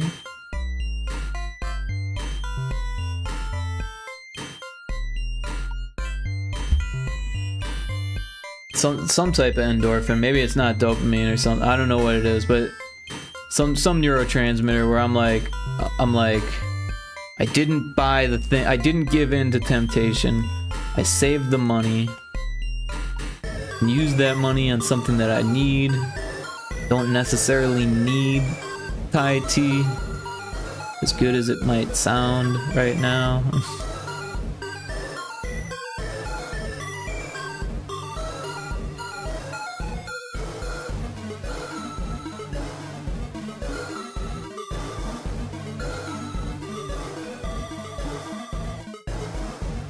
But I think it's a good skill to have that, you know, to be able to like not give in to that and then feel good about not giving in. But also it's like it's good to be able to treat yourself a little bit too, which is something that I have trouble with.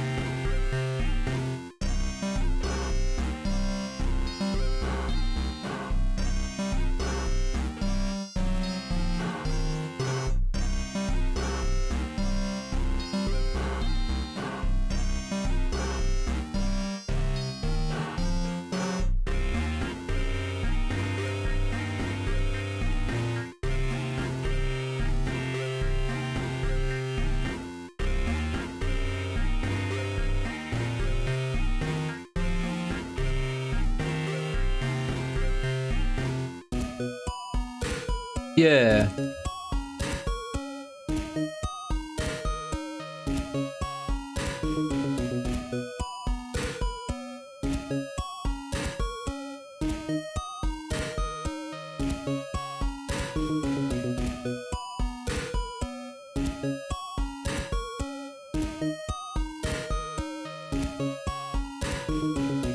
This is going to be a little bit shorter of a stream today, but I do want to try to get as much as I can done.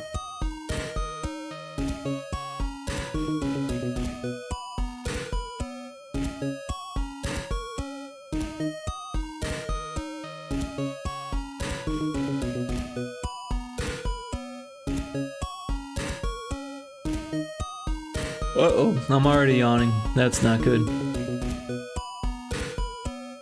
9 o'clock.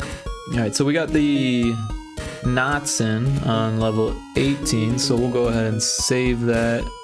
Export as 18. We'll remember. But let's grab the knots from these trees. And yeah, we'll copy those. We'll go to 19. We'll make a new layer for knots. And we'll throw those ones there. And then we'll grab these ones and put them over here.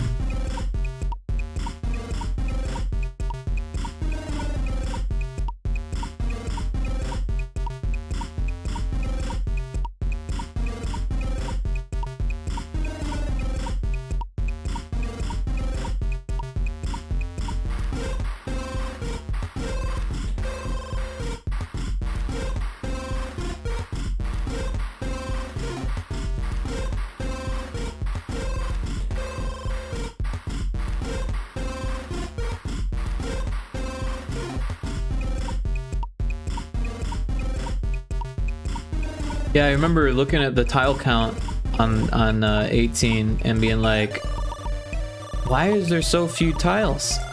Well, that's 2 to 4 more, so that makes a little more sense. There's a wild scatterbug in chat. I'll try to catch that. There we go. So yeah, the auto shout out worked for Infinite Metal, but it didn't work for Bard. That's so weird, right? Because there's only one explanation point there. Leaves me wondering why did Bards get screwed out? We look at Infinite. Where's Infinite's?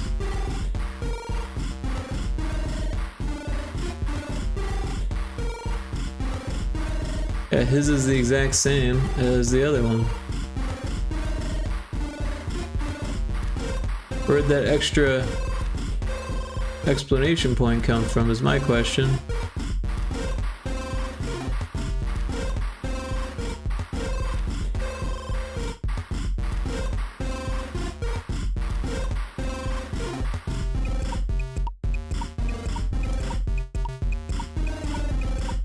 Very strange.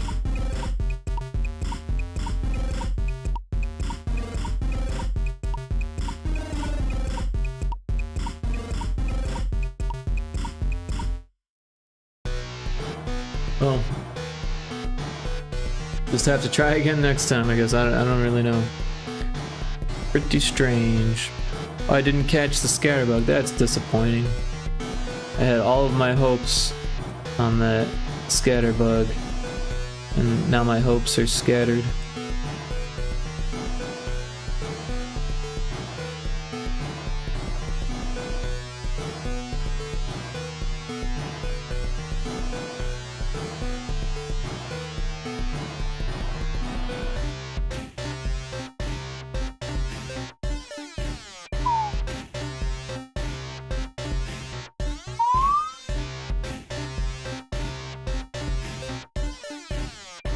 Yeah, one of these days I'm gonna get a mic boom and a pop filter or some type of windscreen or something, That way I can whistle into the microphone. How fun will that be? Not fun for anyone but me. But I do need a booming mic stand because I'm always like a foot away from the mic at least, which works, but it's supposed to be closer. And I know this. I'm not gonna sit there and lean over the mic just so everyone can hear the nuance of my voice. As much as I know that everyone would love to hear that, it's just not worth it to me. Got enough back problems. I've got enough back problems as it is. Posture issues. And I end up leaning to see things because my damn eyes suck, so just have to use that opportunity to hear my voice in full.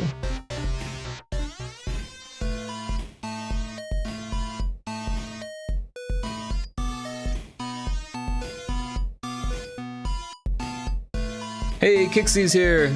Welcome in, Kixie. How you doing? And if anyone hasn't followed Kixie yet, go follow Kixie. She's a fantastic streamer. Streams indie games and Steam window shopping. Good to see you. Hope you're well. Thank you. I appreciate that. I hope you're well as well. I am doing fantastic, and it's good to see you also. And I got a chance to play around with some potential number 5 sounds. I'm not sure if you had a chance to hear those yet, but I sent you a message on Discord with those. But also, I could just show you right now. Take a second to load, and probably gotta set something in the preferences. I don't want to install it. It's already installed. I just want to open the software. That's weird. Sometimes it tries to install it rather than open it.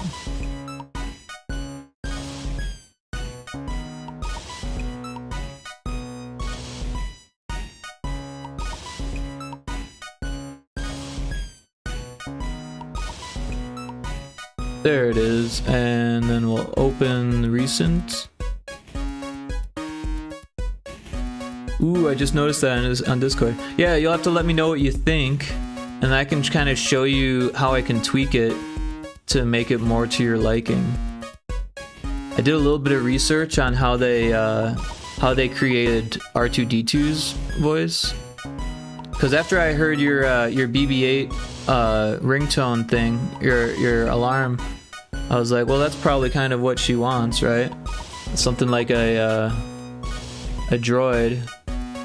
So what I've got here is I've got all of these LFOs automated to different things. So there's this frequency modulator, and then there's this filter here. So I will have to change the preferences here, because we don't want it going to that. We want it to go to that. And then it's going to tell me that it can't, right? Oh, no, it didn't. That's interesting. So now it should work.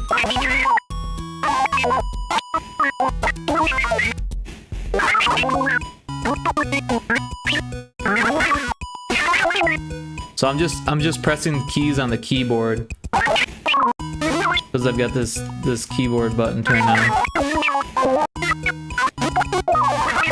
But we can change the resolution. We can make it distorted.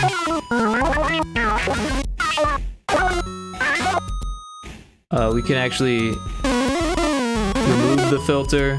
We can change the waveform so it's more of a square or more of a triangle or even a sine wave. We can remove the subwoofer. We can change all of these. So like this one, we can make it so there's more of a filter change.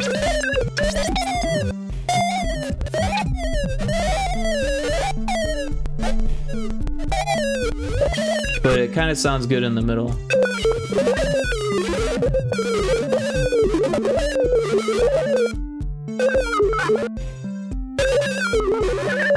Same thing with all of these. Also, these are set to random, but they don't have to be. And we can change the rate.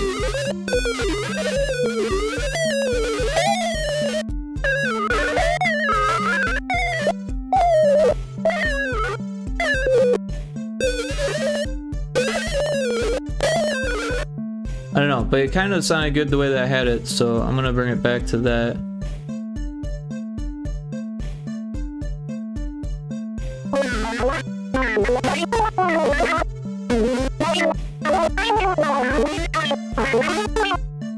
It's like making a character in Skyrim with the detailed sliders. Yeah, it's a little bit like that. There's a lot going on.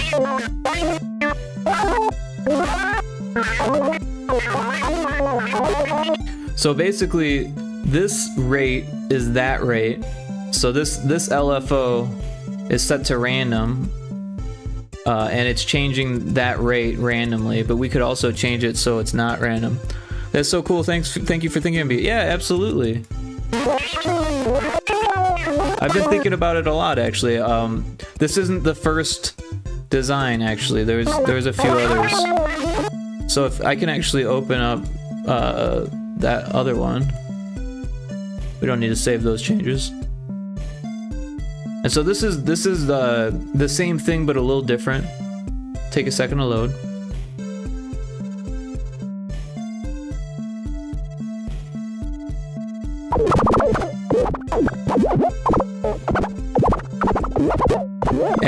And another thing we can do, I should probably turn off the music since we're trying to listen here. Another thing we can do is kind of mix and match.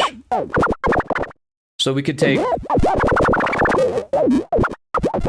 like a certain sound that we like from this one and cut it and paste it into the sounds of the other ones. That's how they did R2-D2. They did like a whole bunch of different sounds and then took the best parts and kind of put them together. Streams looked like it wanted to fight in stream avatars.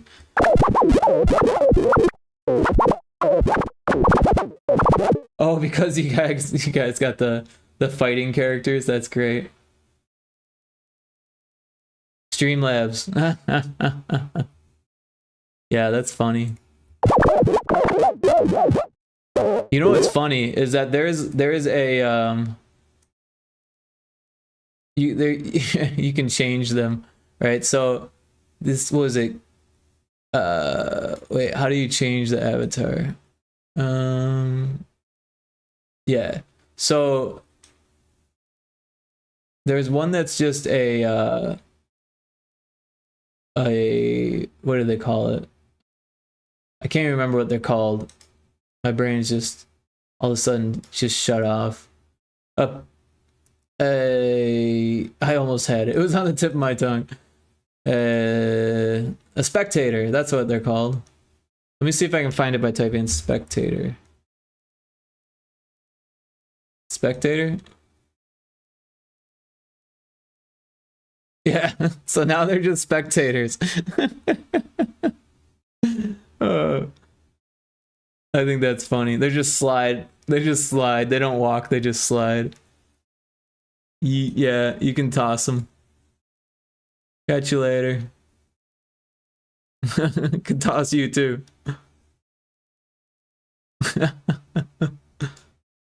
The snail. Hey.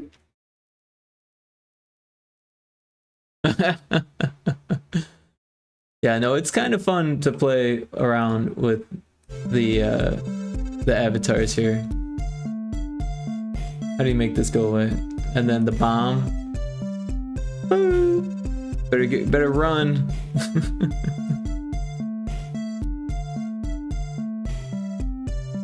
No one's safe. One day I'll get back to figuring out stream avatars. Yeah, I could probably give you a hand. It's pretty easy to learn. I mean, don't get me wrong, there's a lot to it that I haven't learned. So depending on what you want to do, because there's like a way to like make a custom mini boss and like have everyone fight the mini boss and stuff like that. That's just too much for me.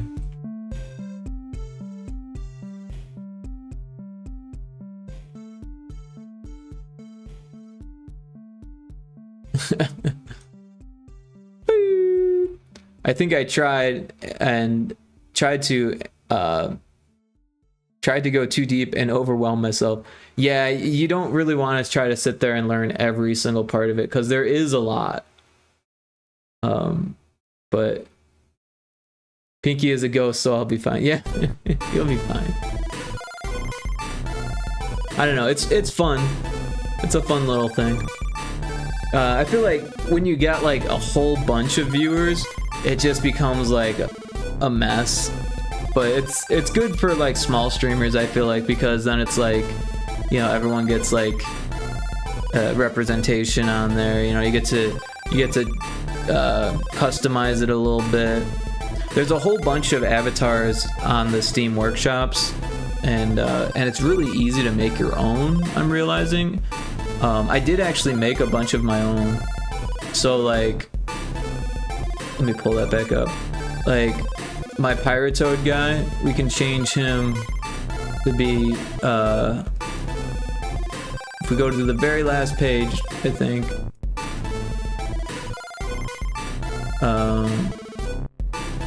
The last few pages.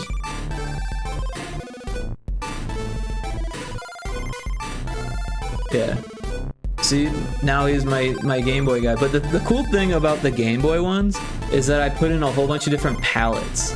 So you can change their palettes like super easily. It took a little bit of effort to do that, but it wasn't that much effort. It was actually fairly easy. I did it on stream actually, so there's a VOD of me doing that.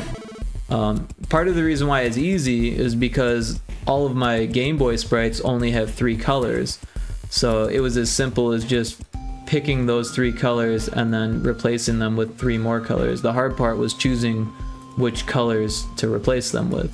But I used online palettes. Cute little robot. That's a squiggly squidge guy. Or squid thing, yeah. There is a robot though. Wait, where'd it go? What happened there?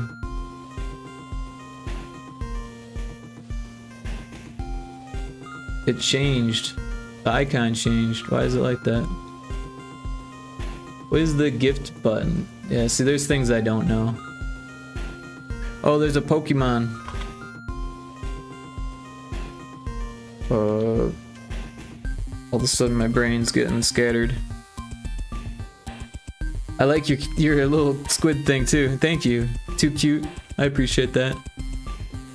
How do I change back to what I was though? Pyrotoad? Pyrotoad. Yeah.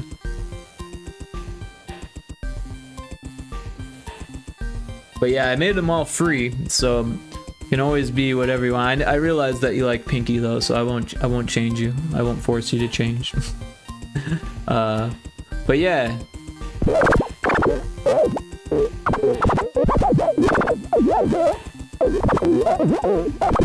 So what I could do is I could come up with a few different varieties that I think you'll like, and then copy and paste them all together.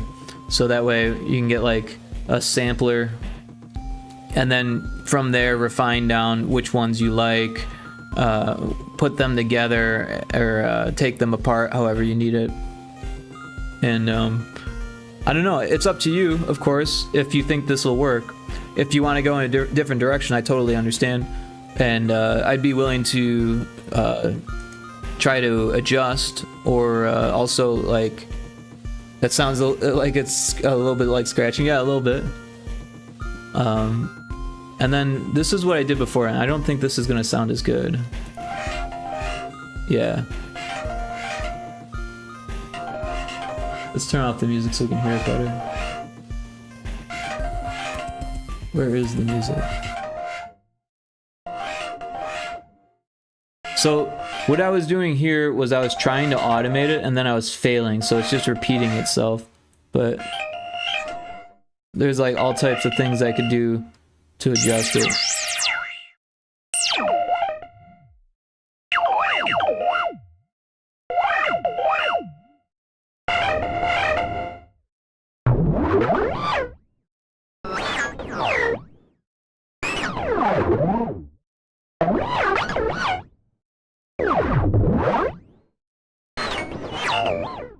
So what I could do, excuse me, what I could do is I can route the audio into a recorder, so that way it records what I'm doing, or I could actually automate it within this. But yeah, I was having trouble doing that for whatever reason.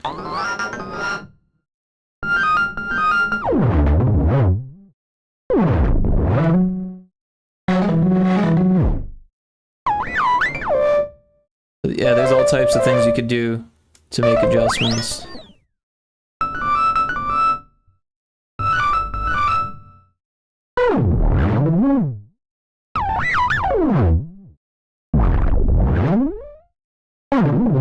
But like I said, we could take like all of the different sounds and then take the best ones and kind of copy and paste them together depending on what you're thinking. But yeah, it's one of those things that's kind of hard to describe. So like, yeah, I totally understand like that it would be difficult to say like make like a this sound, you know. Sound design is so complex. It can be, and honestly, I was thinking about this earlier, like making droid sounds is probably some of the more complex parts of doing it. But as you can see, there's a lot of randomness involved, so it's also a lot of like trial and error.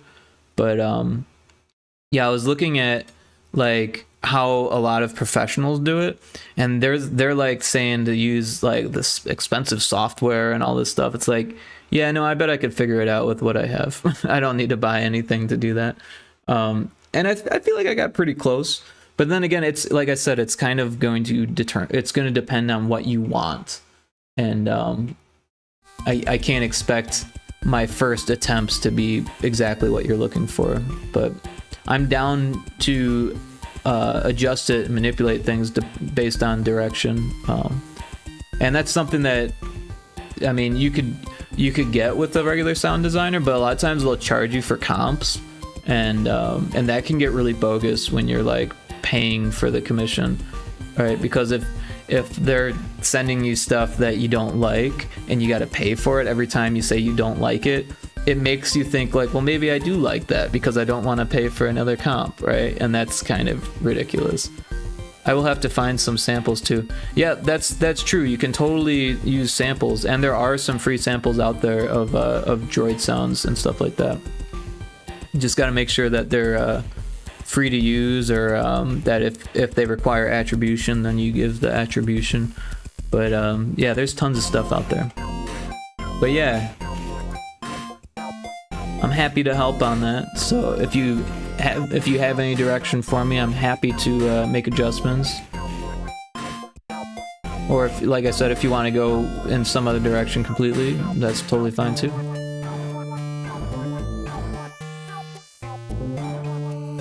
But it's fun for me, so I was having fun. I win either way. Even if you say no, I still have fun. So.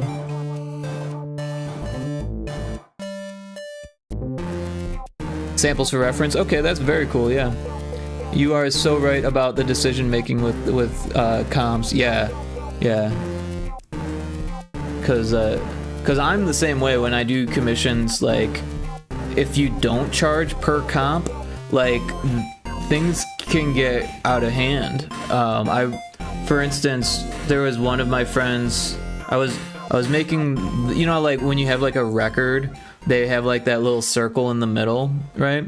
And that has like the songs, and I'll have like the you know, just a little bit of information on the very center of the record. Well, I was designing one of those for this woman who was like a famous actress that she was like trying to go off on her music career, and my friend was her band director.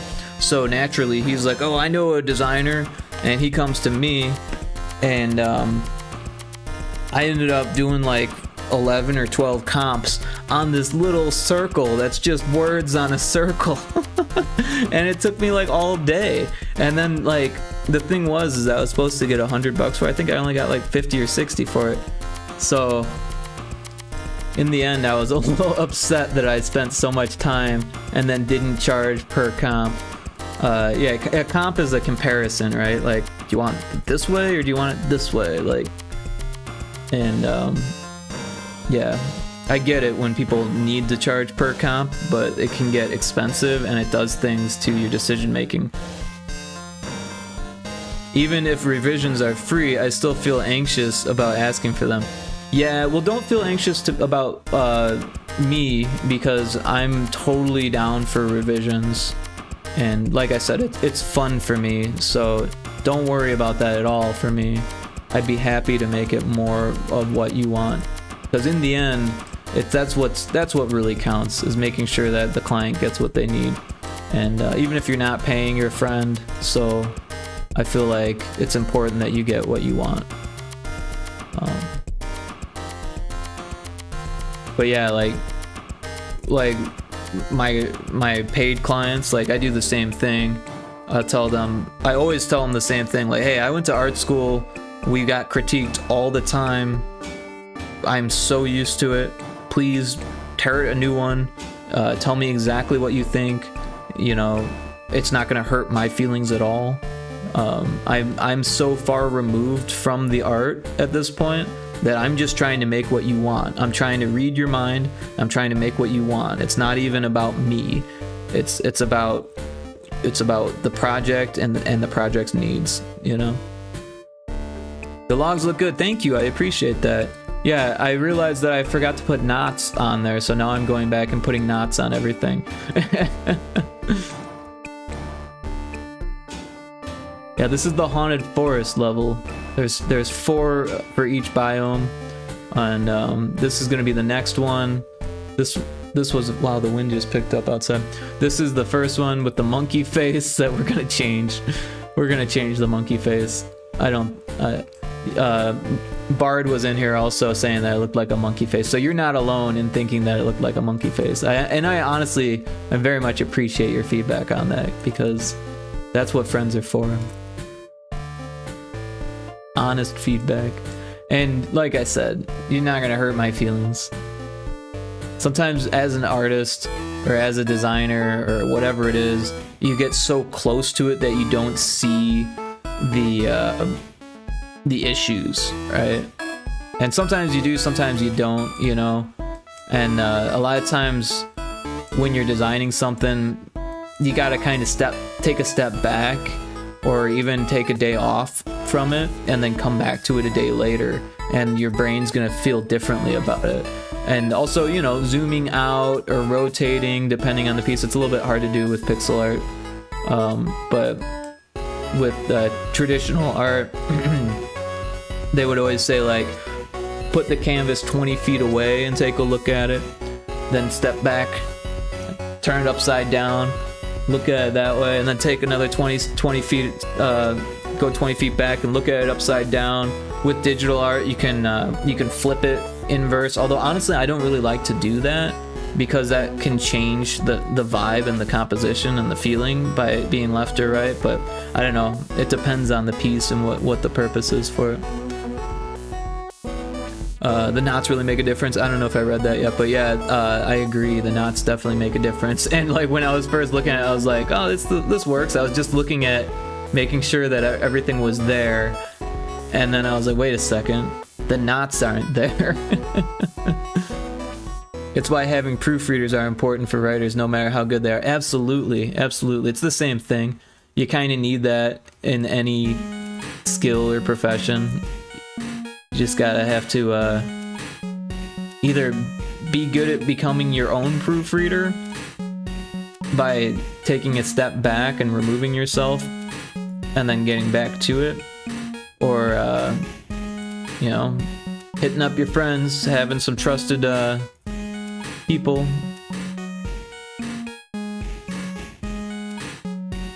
And that's super important. Although sometimes when you're on a job, you don't have that opportunity to reach out to your friends. Like there was one streamer I was watching who's a AAA dev, and they were saying how they had someone, the way they put it was that they lied on their resume, and I don't really agree with that. But what they did was their portfolio, they had a piece that was heavily edited after receiving feedback from professionals, right? So they had all of this feedback because they knew people in the industry, and the people in the industry was like, can you change that? And they're like, yeah, I'll change that. Oh, that looks better. And they're like, you know, but could you change this? And they changed that, and that looks better. And so like, it seemed like they were good at what they were doing, but really they were good at finding the right feedback and then making adjustments based on that feedback. But when you're, you know, in the thick of things, you don't have time to do that, and the people aren't always available. So if you're not able to hit that same bar, all of a sudden it looks like you're a liar. And that's what happened to this person. And I guess they got fired because of it. So it's good to learn how to catch your own mistakes and you know, be able to work under the gun, so to speak, or with someone looking over your shoulder even, because that stuff happens in the industry, or any industry really.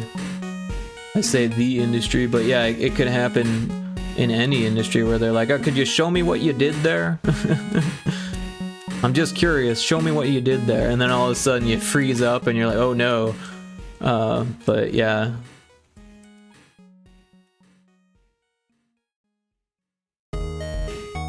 Or like, how quickly do you think you could get this done?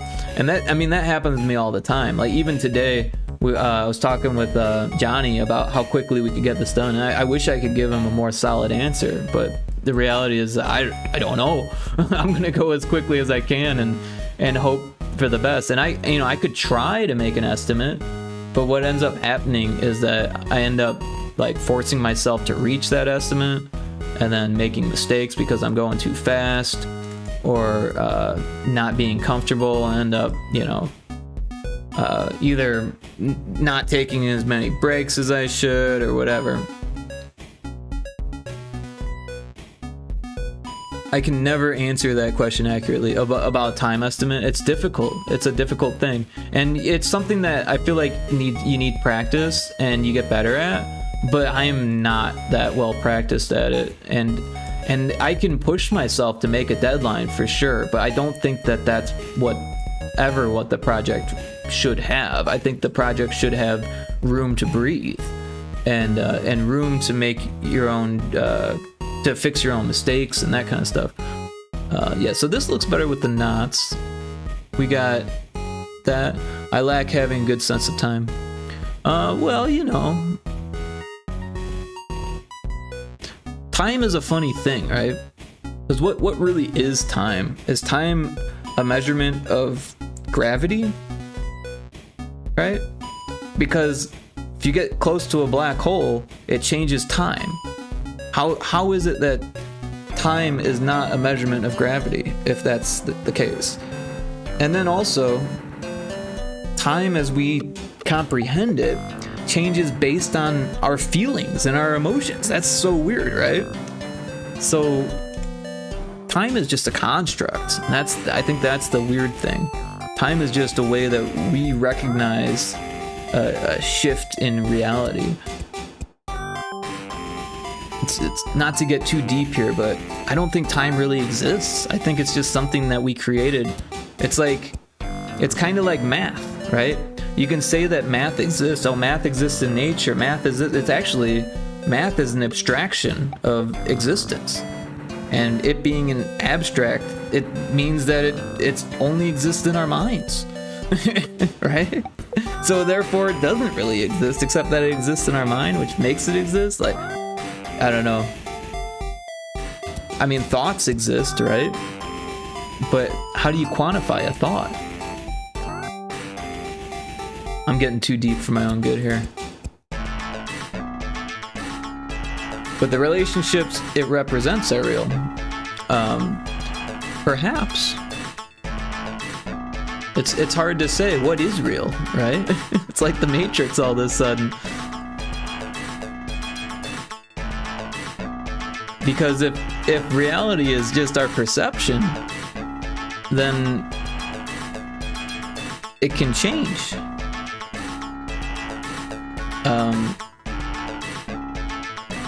I don't know. It's weird, right?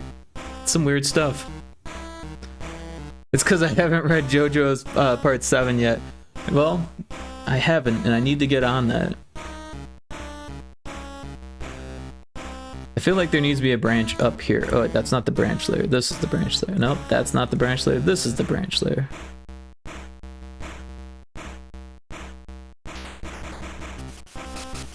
Maybe a small branch. Yeah, that looks a little bit better. Alright, so then we'll save this. We'll export it. Over 19. This one's got knots on it now too.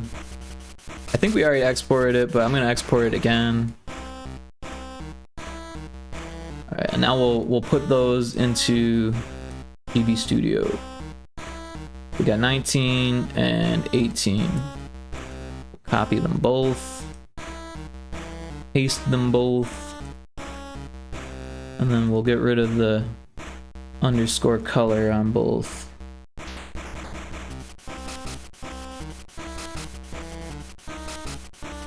And we'll replace both files.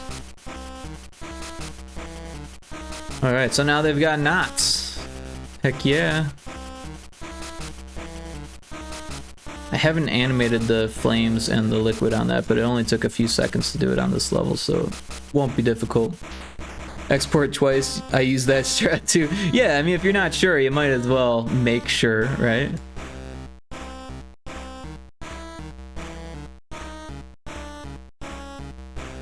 Alright, so now we can move on to level 20. That's where we were supposed to be in the first place. Alright, so this is gonna be trees, rocks, rocks. Let's start with the lava this time. It's speaking to me. We'll do lava all over the place. Well, it's not lava because it's green, right? It's green goo. That's what it is. Anywhere that there's like a wall on either side, it's holding the liquid. That's how my mind is working on that. So those will be fire, this will be liquid. And then if it's from the ceiling, it's spikes, but there's no ceiling here. But what we do have is this here. So these are like big spikes. So I wonder, maybe we do big fire there? That might be interesting. Let's start with the small fire first.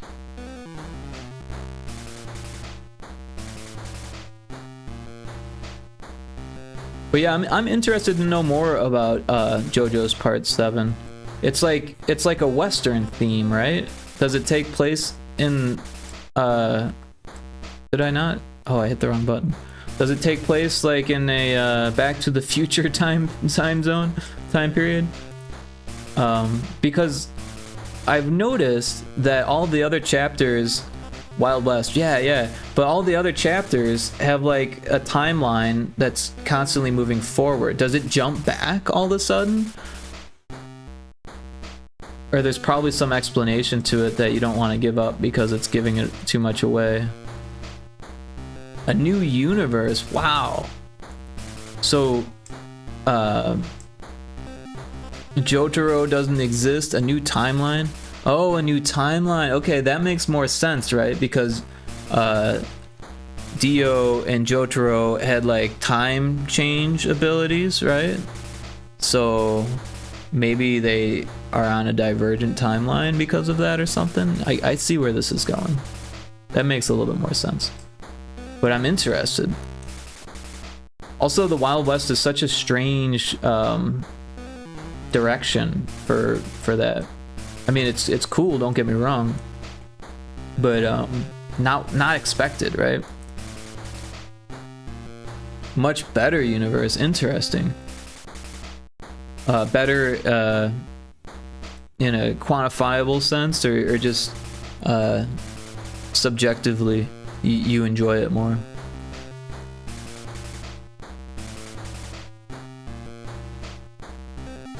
I think we'll do big flames. I think that's what we'll do.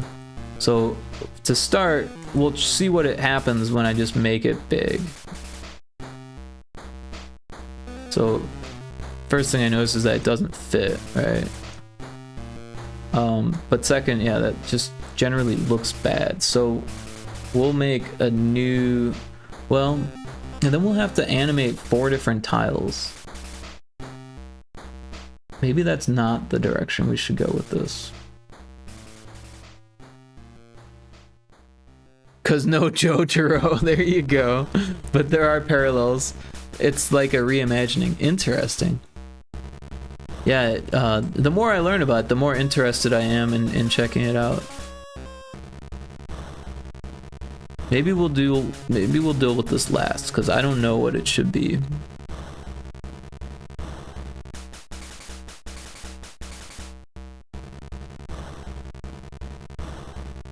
There's one there too. We could just do a block of fire. That would be the easiest way to do it. Sasquatch, welcome in. Thanks for getting first. Everyone else was slacking. The first JoJo in the original timeline is Jonathan. In the new timeline, it's Johnny. Interesting. Interesting. So maybe this is the way to go. Because it doesn't look terrible.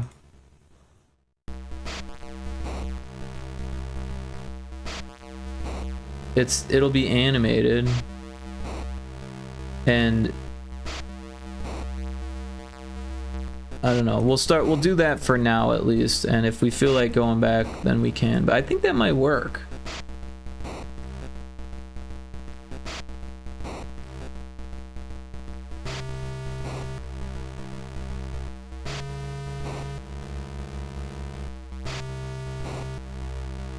Yeah, so let me take the bridge piece here. We'll do that next, just to get that out of the way.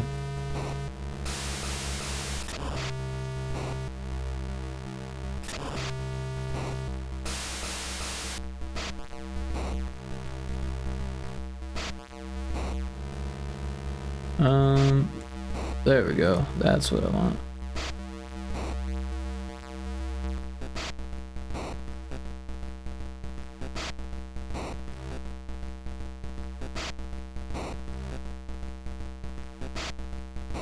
But yeah, Sasquatch, welcome in. I hope you're doing well. Are you a pixel artist or a game dev or anything? Let me know. Or if you're just a regular person, that's totally cool too. Nothing wrong with being regular. So these one-way walls, I had an idea, and I'm not sure if I put those in yet already. I think I did. I think I did on one of the levels. Let me go back and see what I did on that level. I think it was one of these levels. There it is. Yeah, okay. So I need the opposite of that. What level is this? 15R.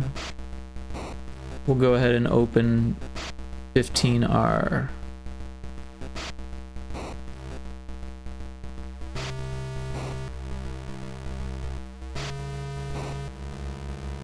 Yeah, there we are. Yeah, we'll take that and we'll bring it over here.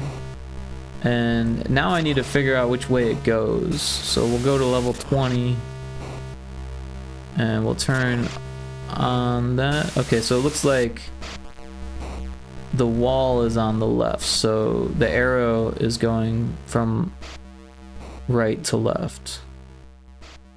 My instinct was right that we'll have to rotate this like that.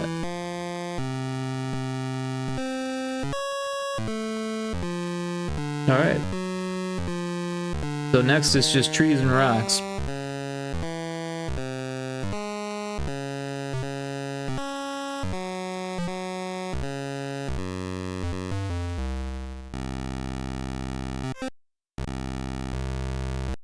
Alright, we'll start with this art layer and then we'll add the knots later. Just like before.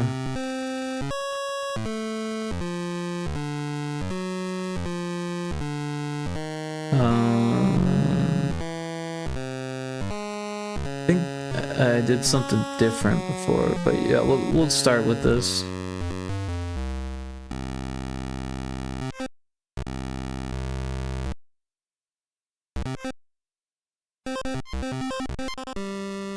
We no longer need that.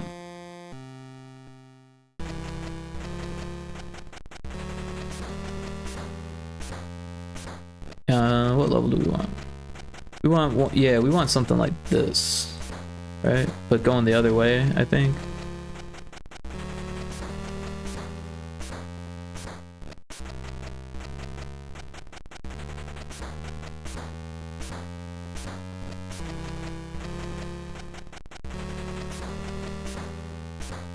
So, how do I do this? So this is fine, but we want to get rid of this and that. We want this to be like that, but the other way. Is that gonna work? I think that might work. And then this, and then mirror. Why does that look off? What happened there?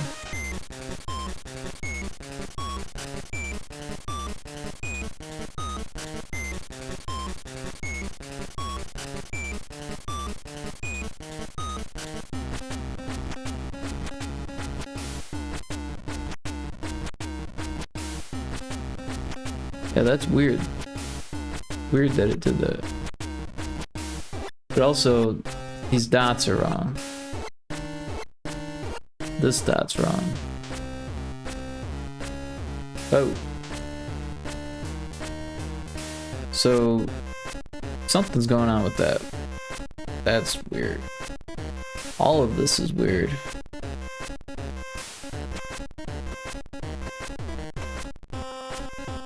I don't know why, but it was.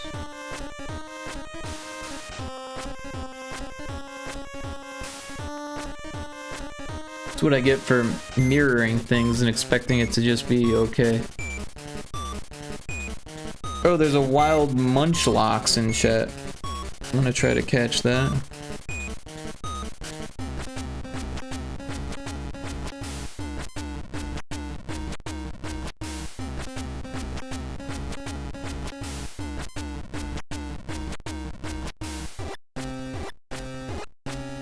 Oh, I kind of wanted that end piece, huh?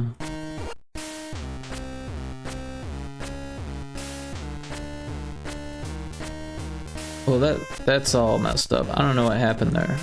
Was it... Did it get rotated? Is that why it's all messy? What happened there? Yeah, because that one looks totally different.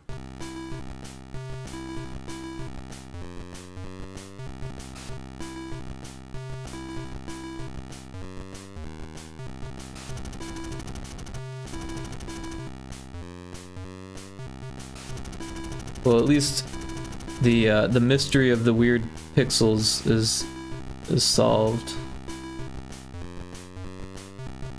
But there's still weird pixels, so. Hey, Tanker's here. How you doing? Tanker says, "Hey, Kixie, Pokecatch Ultra Ball. You caught it. You got the munchlocks. Nice work. How you doing today, Tanker? Hope you're doing well. Hope your Monday as well. Also, Kixie, I hope your Monday went smoothly as well. I know Monday's always the worst day of the week. Doing good. Good to hear. Yeah, I'm doing good also. Got my groceries today. Spent like 200 bucks on groceries. But I got good food to eat. I made some mac and cheese casserole with like a whole bunch of vegetables, jalapenos, just like a whole bunch of stuff in there. Gluten-free rice pasta, and I love that stuff. Every once in a while I get like a weird look from someone. This looks weird, doesn't it? What did it look like before? Let's go to this one.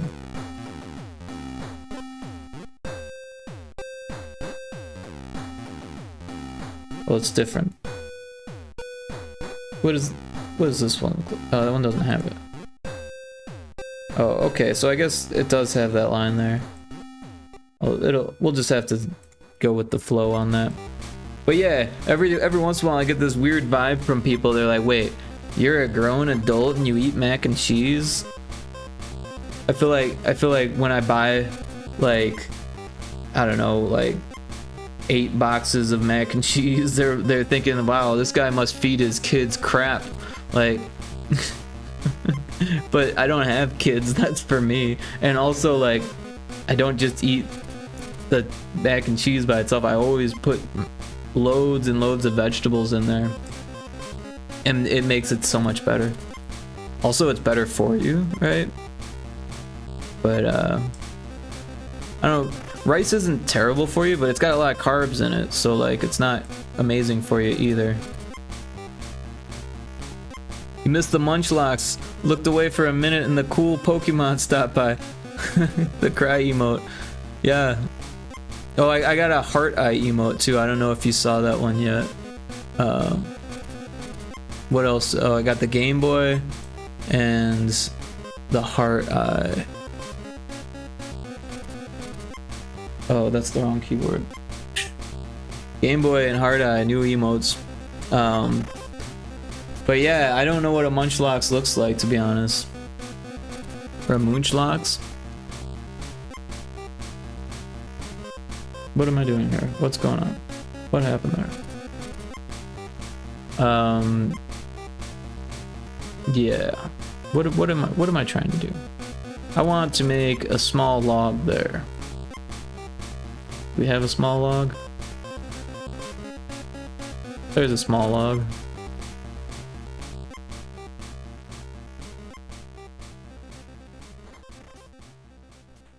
We'll go ahead and merge the knot. We'll start with the knots so I don't forget.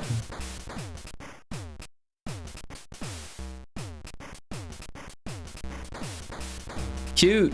I'm glad you like it.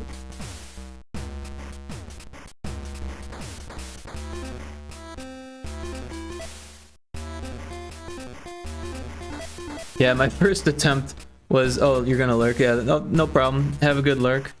I was gonna say my first attempt at the emote with the heart eyes was to do myself, but I didn't like how that looked. I didn't like myself as an emote. I was like, no, I'm not gonna do that. Also, the heart eyes look kind of stupid on me. I much prefer the little squiggly squidge guy, whatever it is. The tetrapod.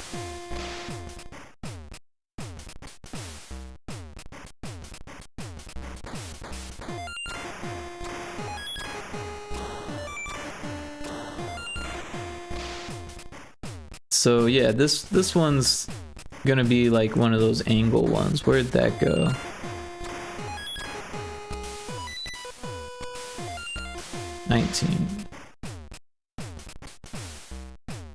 Yeah, like this. This is what we want. Copy that. Paste it here.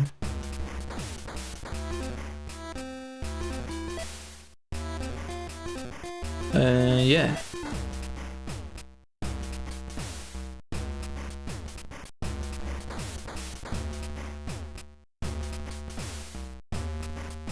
Grab this guy here, paste it there. We'll take this.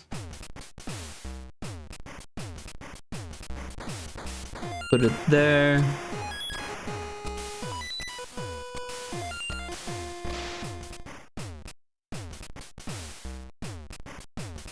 I'm not quite sure what I'm gonna do here. I think we'll do this for that, and then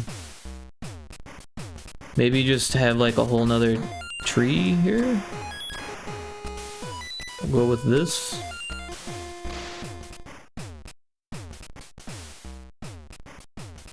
I think that's what needs to happen, and then we'll do it. Oh, I missed a spot. Go all the way up there.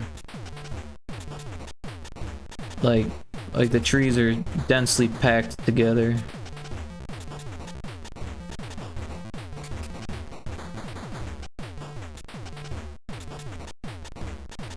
and then I'll have to fix that.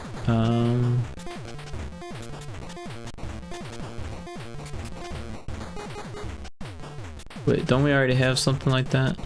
Yeah, something like this. Only the bottom half work. Alright, so we take just that and then need to adjust it. So we'll take like that. Yeah, and then we'll draw in this dark stuff, put that there, put that there, and there. There we go. And then we can delete this nonsense. That works. This will be ground. We'll do another log here. So we can kind of steal from this log. Pull that log there. I guess that log's not going to work anymore. We'll take this one, this, and put that there.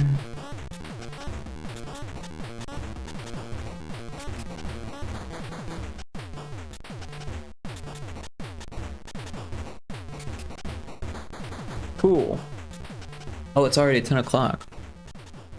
Well, I would like to get further along here, so let's keep moving.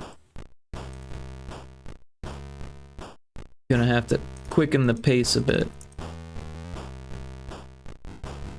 We'll throw this here for now, and then just get rid of these.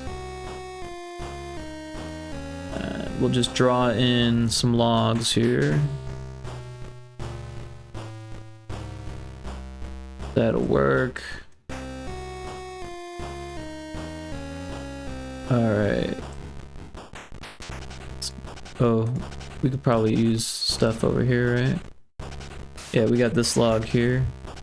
We'll grab the bottom. Throw it there. We'll just go straight through, or I guess we'll make room for the angle piece there, and we'll go all the way up to the up to, I guess that works for now, and we'll throw this on top, just like that, and then we want that angle piece, so we'll go get it from 19. I think has something like that, right? Is this it?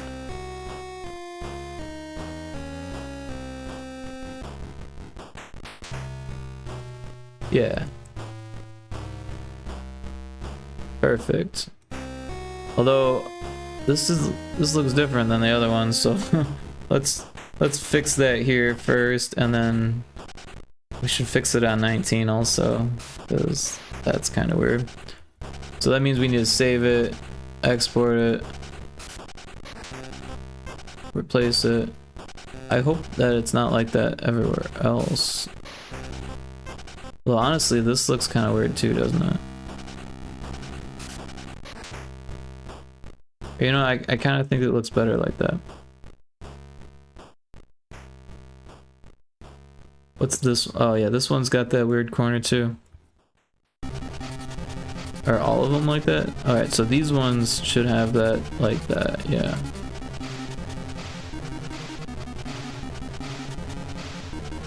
Alright, but I think that's good. No, that looks better like that. Alright, so we'll save this, export it. Yeah, what we got? Oh, that was 8, that was 19, 18. I feel like those should be like that.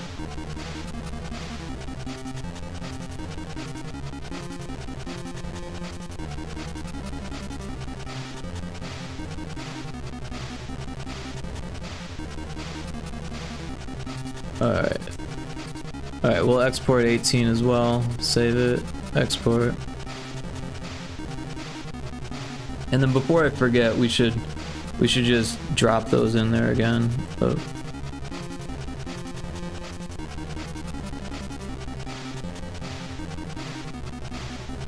We'll paste that. Delete.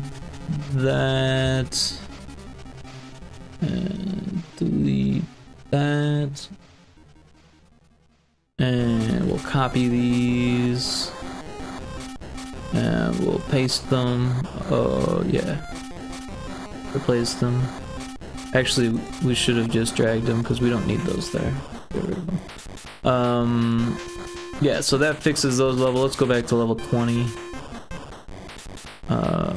So yeah, we want a log here, so we'll go ahead and make that real quick.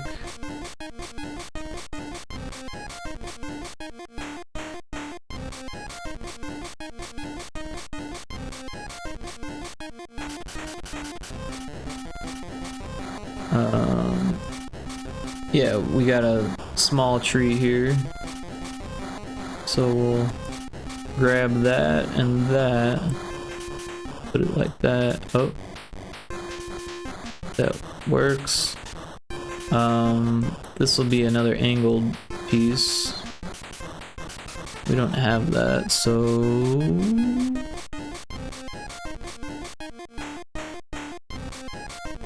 this will work.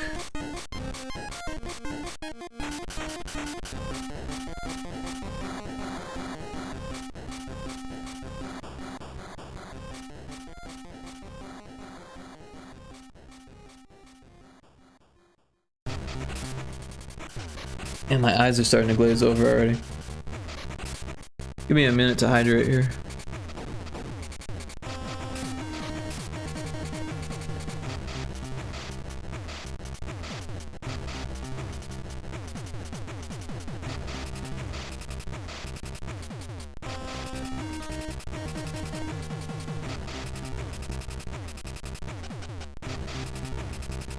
Yeah, I can tell when I'm not drinking enough water because my eyes start to dry out, right?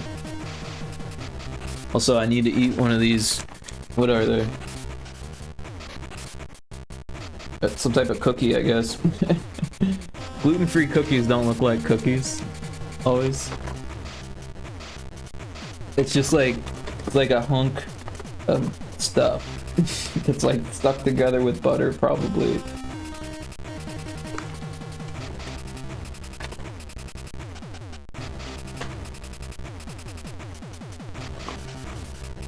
But you got it. Excuse me.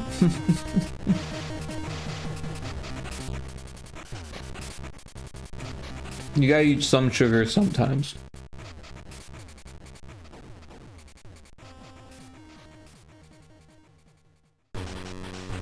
I'm gonna have to buy more.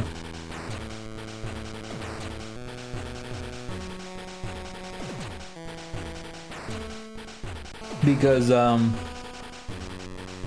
I'm almost out of those things. They're really good. It's like organic oatmeal dark chocolate gluten-free cookies. Really good. Although that same brand, this Heavenly Hunks brand, they have a brownie as well, like a gluten-free brownie, and those are even better. I'm a big fan of brownies.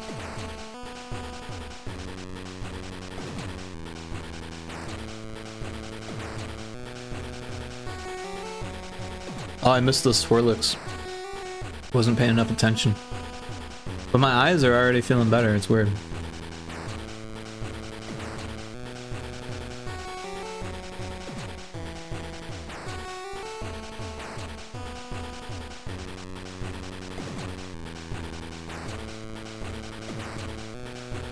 Alright, so we want some ground dirt stuff, so we'll go to 19. And we'll steal from this. We'll grab all 6 of those. And we'll throw it down here. We'll make a brush out of it and just kind of drag it across. Happy little skulls.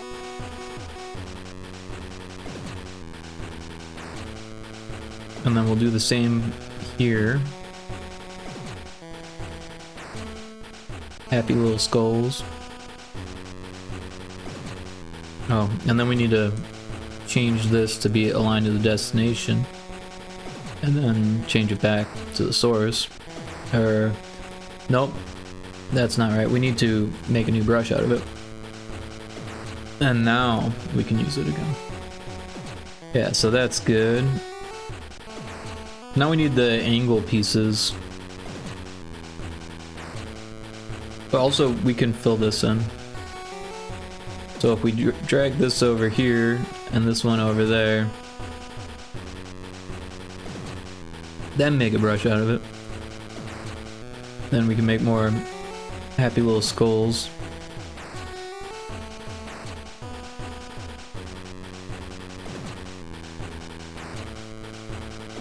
So that's looking pretty good. Let's get the rest of the angle pieces here. So we got this, this. So we'll just grab those, right?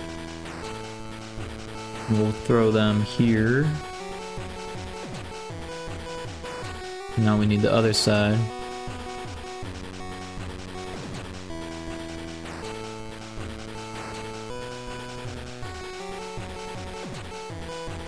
Alright, and we'll make a brush out of these.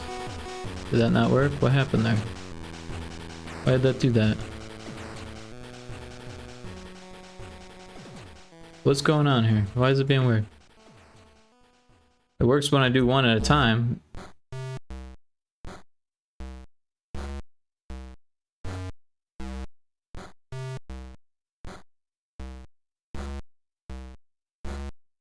I think it's storming outside. I hear thunder or something.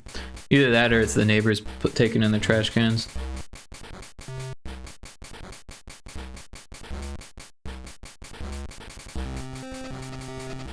Oh yeah, so we can use the angle on these. Also this. And this goes there. This goes there. Boom. Boom. Put some more grass up here. Hey, what's going on? Like that. Perfect. Oh, more grass here. And let's grab that angle piece while we're at it.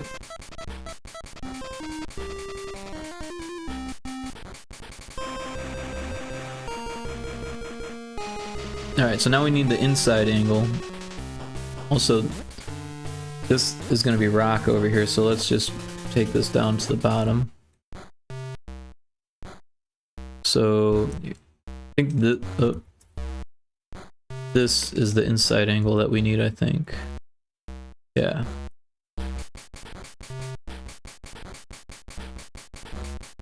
And then we can grab that, put that there. So this chunk is done.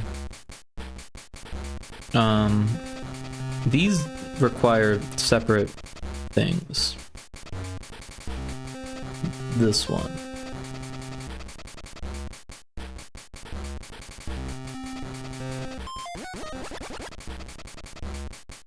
Although I feel like I made like a, yeah, this. We'll use this instead because it looks better.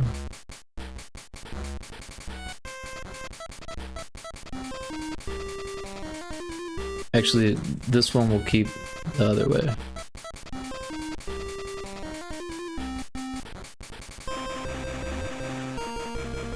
Like that. That, and then we need another angle that's different than the grassy one. This one.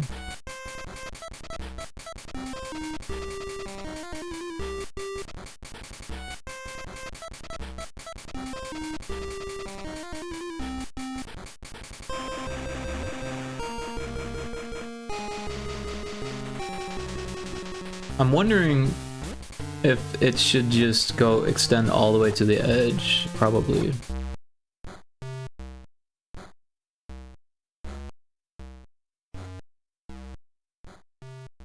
And then we need the skull thing. Yeah, I think that looks the best. And we'll do the same thing here. We'll go all the way to the edge there, so just like that. Then we need this wall piece. Throw it there. Drag it down. Throw one there. And now we need the other side of that, so got that here. It's really windy outside.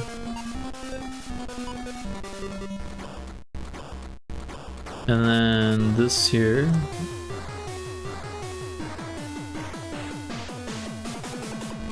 And then we need the inside angles. I think we've already got one. We'll grab that one.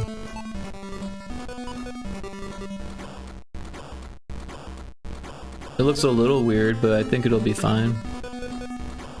And then, do we got inside angles on this level? Yeah, we got one right there.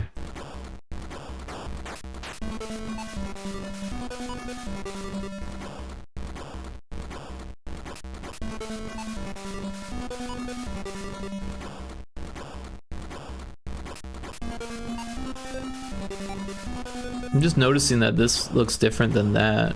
I don't think it's supposed to.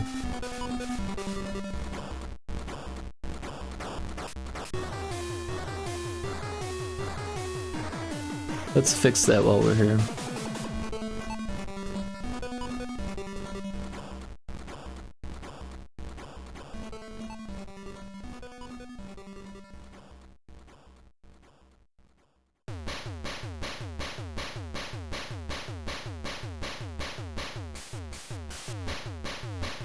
Alright, so we'll save this. We'll export it. We don't want it to be called that. We want it to replace the other 16 color edit. That's the one we want. So we'll replace that one. Not export with the same name. Save as in that case. Well, that's really weird. So then just save it. That makes more sense because this is a PNG and not an Aseprite file. That's why it's different. Oh, Mora, looks like you got this. How you doing, Mora? Welcome in. I know you from Puke's chat, right? Good to see you here.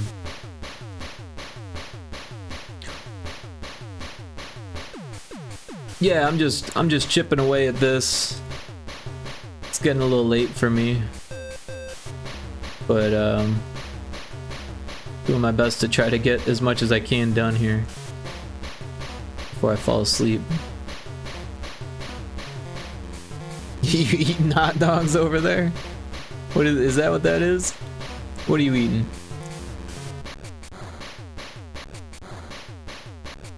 Late night big dinner, there you go.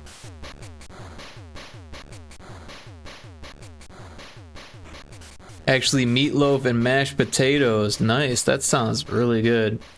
I haven't had a good meatloaf in a while, but I make a mean meatloaf myself.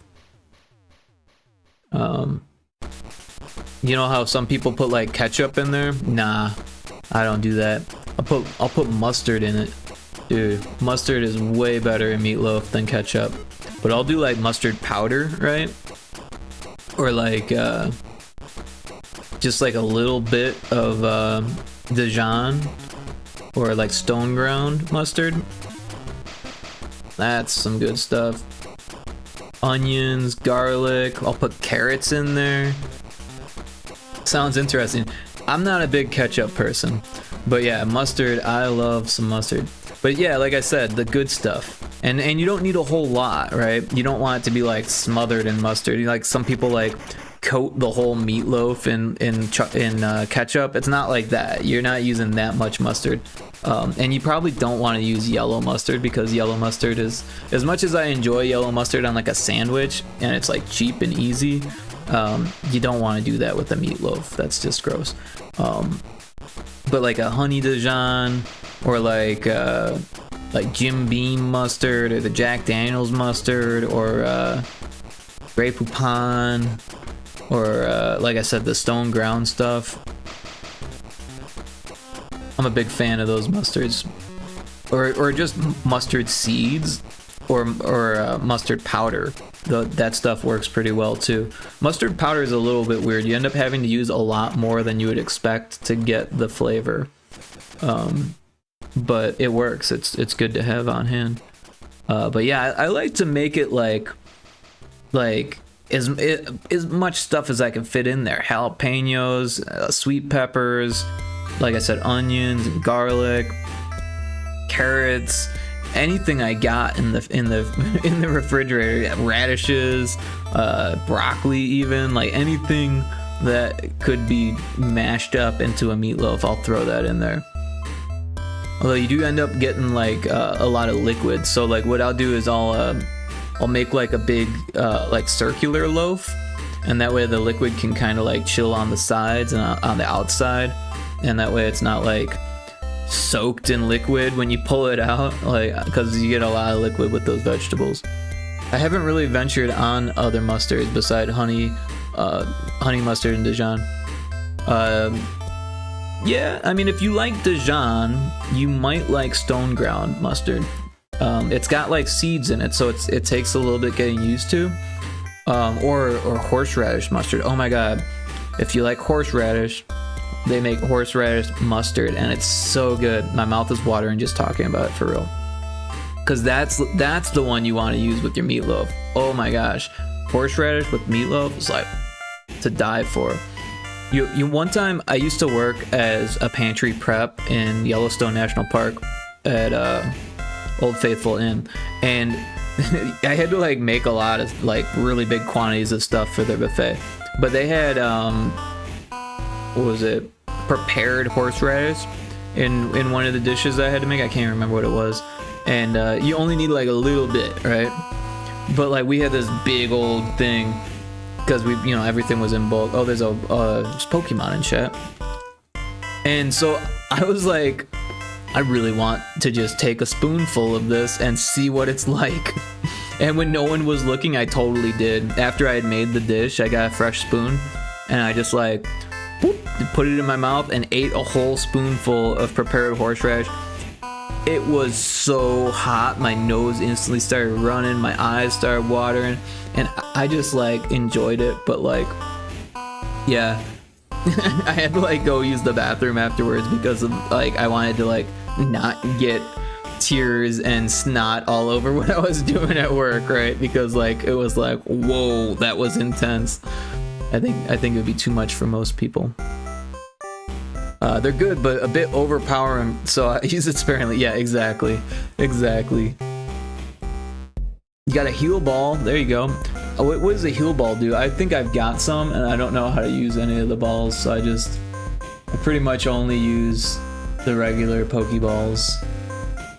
I wish I knew more, because let's see, I've got basic ball, I've got cherish ball, cipher ball, clone ball, fast ball, luxury ball, net ball, night ball, Pokeball, Premier Ball, Timer Ball, Ultra Ball, and Ultra Cherish Ball. Not sure, to be honest. Well, it didn't help you in this case, so. Also, I've got a whole bunch of stones too. I'm just like collecting a bunch of stuff.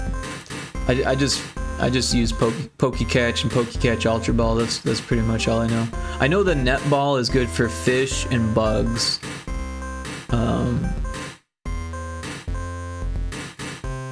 It was a clone ball. Experimental ball, which generates a second Pokemon from the one you originally catch the ball. Interesting. I've only got 6 of those though. And the total reset looks like a bomb, which is weird. But yeah, I'm getting distracted here.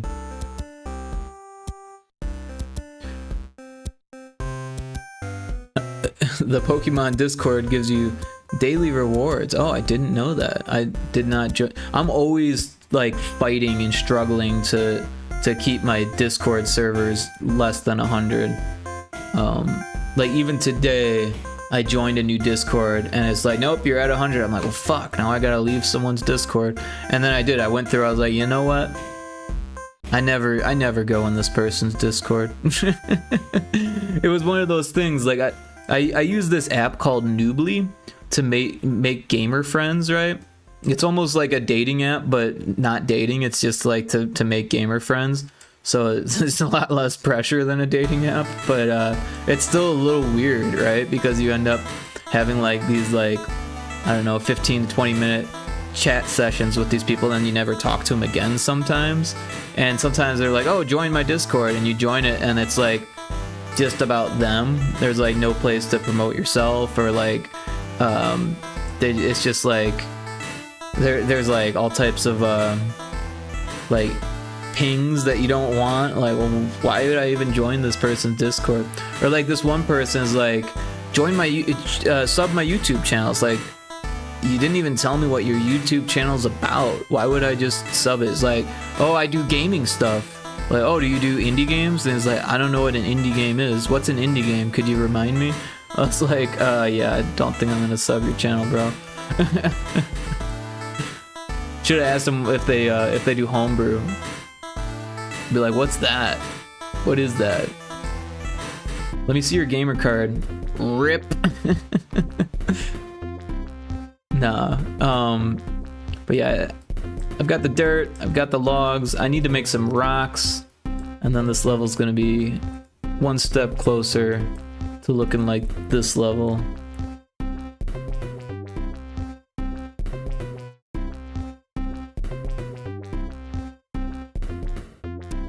But Mora, you're part of Puke's chat. Do you do any homebrew stuff or art or game dev, anything like that? Are you more of the retro enthusiast? Me? Yeah, you're Mora, right? Am I saying that wrong? Yeah, do you do any homebrew or anything like that?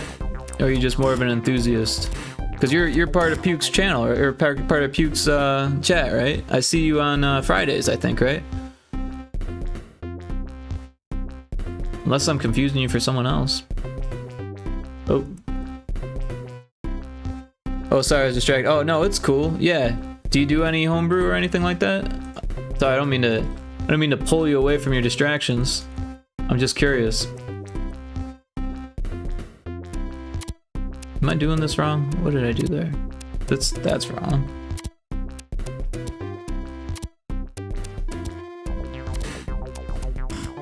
Okay, I see what's going on here. That. Then that. Yeah.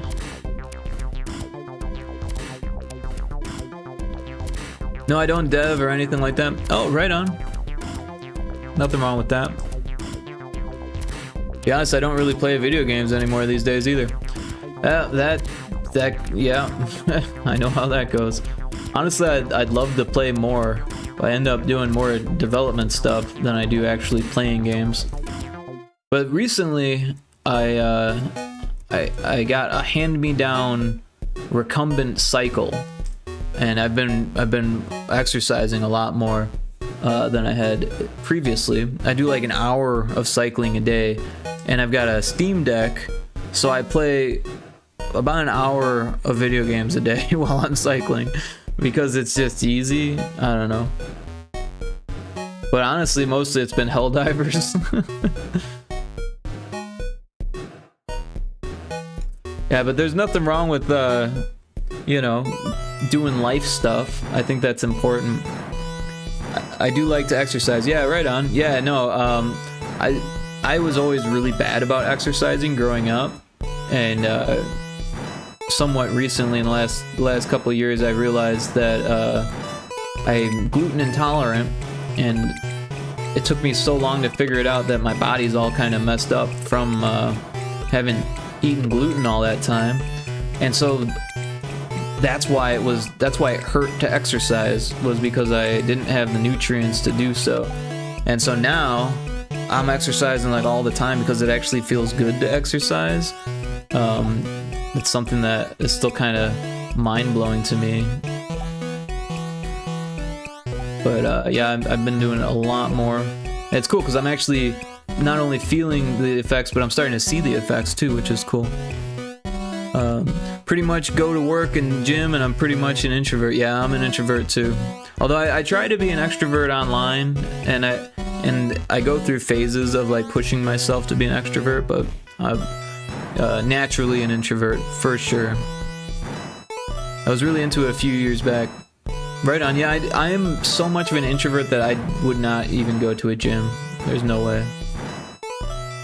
I just do it at home. I don't have any machines other than the recumbent cycle, but I have an exercise ball and I have some free weights. So I'll do sit-ups on the exercise ball while I use the free weights, and that's kind of my arms and core, and then the legs. I do it every day. I kind of want to get some new free weights because they're only 8 pounds, but I feel like even though it's only 8 pounds, if you do it enough, it's still like helpful. You know what I mean?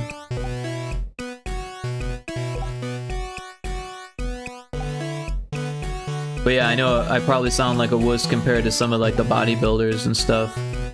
8 pounds? Are you serious? Like, shit, it's better than nothing.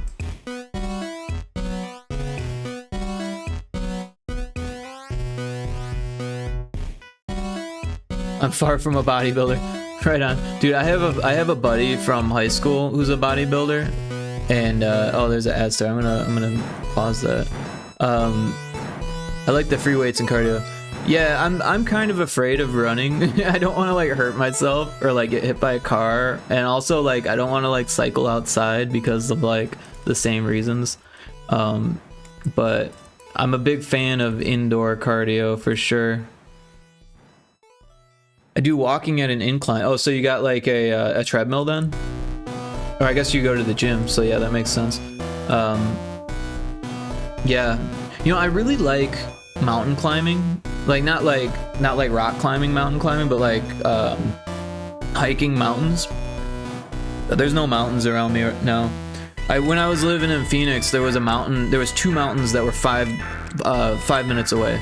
Like you go 5 minutes one way, there's a mountain. You go 5 minutes the other way, there's a mountain. Or you could go 10 minutes the other way, and there's another mountain. Or you could go 15 minutes the other way, and there was a 4th mountain.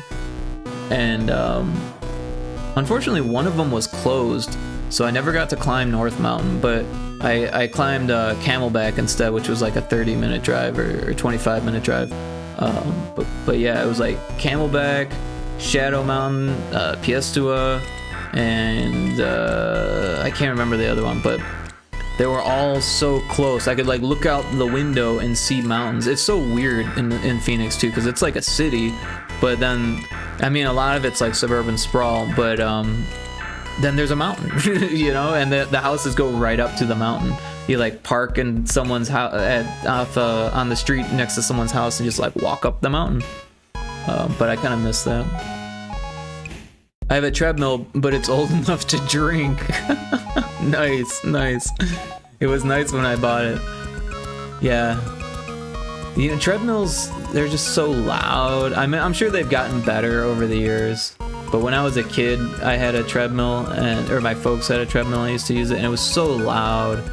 You know, it's just like obnoxiously loud.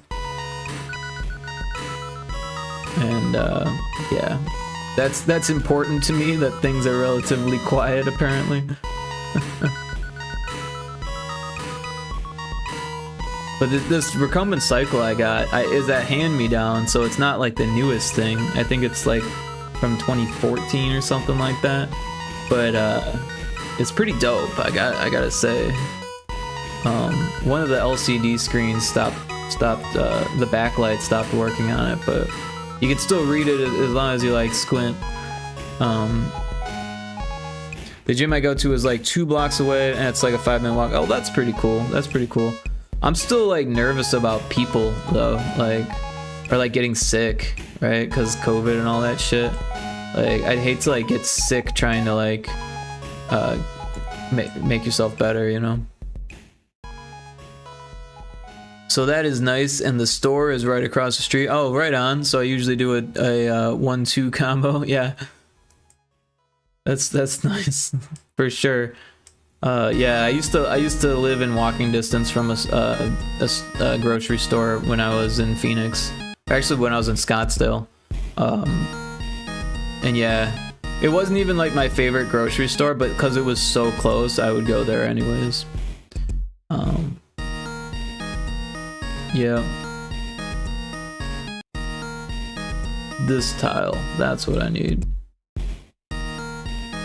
But yeah, you know, the gym is like an expense too, so that's part of it. Like, but I feel like I'm not good around people, and also like there's probably like a bunch of like macho people that like, I don't know, maybe I've built it up in my head to be something that it's not, but I feel like people will be like looking at me and laughing at me behind my back and even filming me looking like a loser, like posting it on TikTok and say, look at this loser. Like, that's what I worry about. Like, but also like I'd rather if I could, I'd rather figure out a way to do it at home. Heck, back in the day I used to use water jugs. But yeah, now I have like resistance bands and the free weights. But yeah, like I said, I want to get some better free weights, and now that I've moved, like that was part of my thing. It was like I was planning on moving for like 2 years, and then I didn't want to like buy free weights and then move with them. You know what I mean? Because that's like kind of ridiculous to like pick up a stone, put it in your car, and then drive it across the country when you could totally just buy it when you get where you're going. It's a Planet Fitness and it's $10. $10 isn't too bad. Is that $10 a month? Would love to go to the 24-hour fitness, but it's just too far away. I have one of those adjustable dumbbells. Oh, that's nice. It goes from 20 to 50. Wow, yeah. So you can lift more than me for sure. Yeah. How much did that run you? Because that's something I'd be interested in taking a look at. Cause yeah, my mom actually got me a set for Christmas that was like a 3-pound, a 5-pound, and an 8-pound set of dumbbells.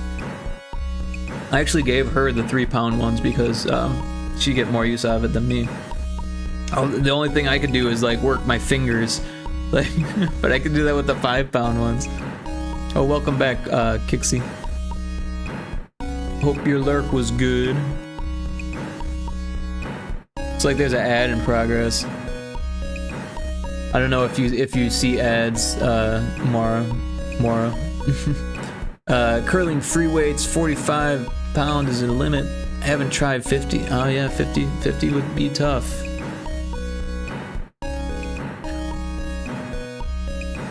You're doing your evening chores, right on. I'm glad you got your chores done.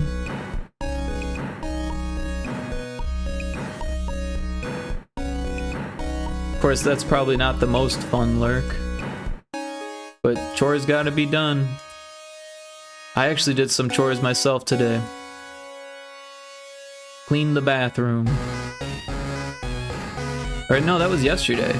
I didn't do shit today. I broke my collarbone a few years back. It's never been the same. Oh, that sucks. Sorry to hear that. Yeah, I shattered my freaking dominant wrist when I was like 30 something. And that will never be the same. I had surgery on it, and I still have to do like physical therapy exercises on it. Hey, you got the jump. Nice work.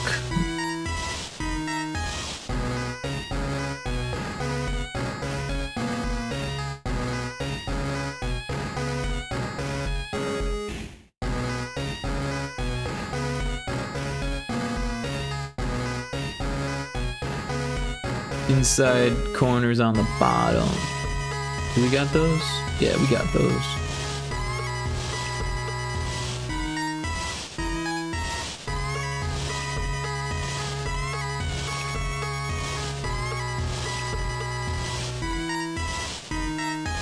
The physical therapy was worse than the actual accident. Damn, was it like a car accident? What happened with your collarbone? For me, it was a skateboarding accident. I was trying to impress this girl that I was dating, and I did not impress her. In fact, she almost went into shock because of it. It was not impressive. I'm not a good skateboarder. An e-scooter, oh wow. You know, I've heard of this before, people getting into accidents on the e-scooters. I got caught in the rain, hit the brakes too hard. Oh snap, so you just like went over the handlebars? So, this one girl that I dated, she lost all of her teeth in a bicycle accident. She went over her handlebars and landed on a railing in the mouth. Lost all of her teeth over it. Like, shit. Yeah, you gotta be careful. Like, it seems like things can be kind of harmless or whatever, but no, man. Things can go terribly wrong. One time I was on a bicycle, and you know how like lawnmowers, they like chuck out sticks sometimes, and like boom, little chunk of stick, and you know, like little log, like kind of like this thing here, right? But it was about like, yeah, it was about this thickness, but maybe about that shorter, right? And my bike tire hit it and just launched me over my handlebars, landed on the concrete with my tooth, chipped my tooth. I was like 9 years old. I was crying. Oh man, that sucked. But I got like a little thing to fix it, and then that thing kept getting chipped too. I've had that chip repaired like so many times. But yeah, oh my god, poor girl. Yeah, that was, you know, like, cause I knew her before and after, and like, she had really bad teeth the first time that I met her, and then when the next time I saw her, she was like, her teeth were perfect, and I was like, okay, that's cool. I didn't think anything of it, but we ended up dating, and after a while, she told me, she's like, yeah, I have dentures, and I was like, oh, you know, whatever. Like, I felt really bad for her when she told me the story, for sure. She was kind of a weird girlfriend though. She had some issues. She tried to hit me with her car. She tried to push me down the stairs. She wasn't a good girlfriend. But we were both like drinking a lot, and yeah, we weren't good for each other. We were kind of enablers. We were enabling each other. But yeah, I felt super bad for her about that story.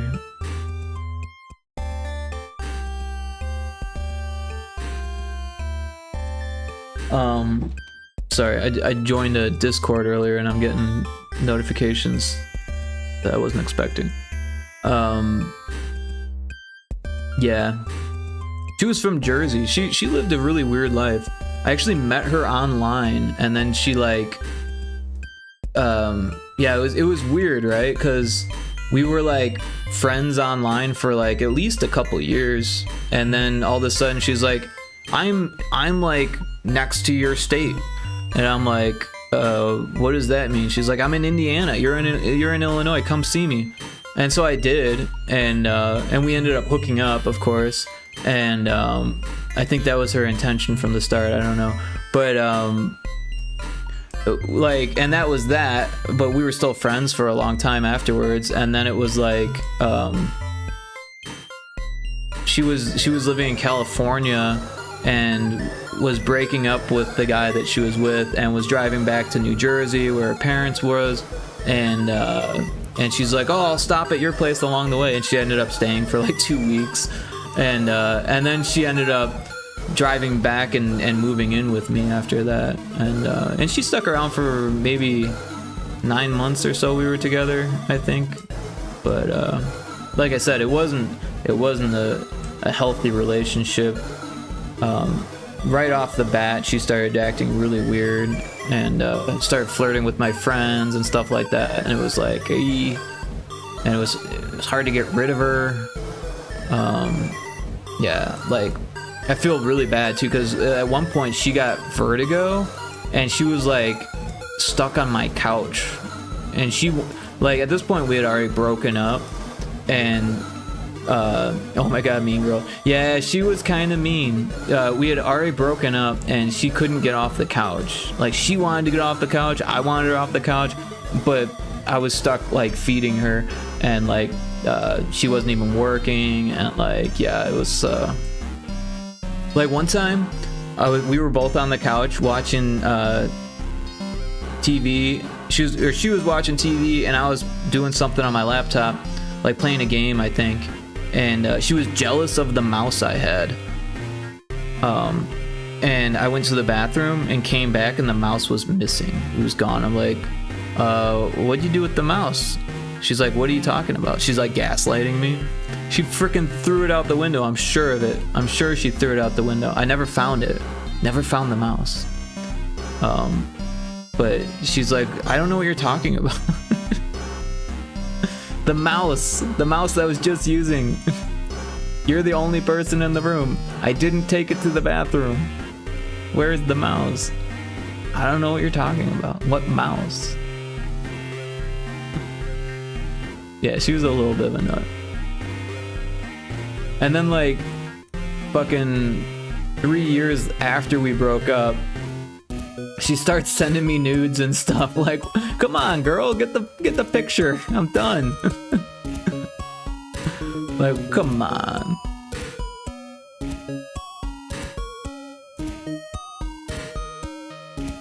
And I was like, so what? You just go down the list sending these pictures to all the guys on the list, and I just happen to be the next one on the list. And I could tell that I got it right. But she's like, no, you're special. Special because I paid your bills for a bunch of nights, you know? Yeah, wow. Pretty much.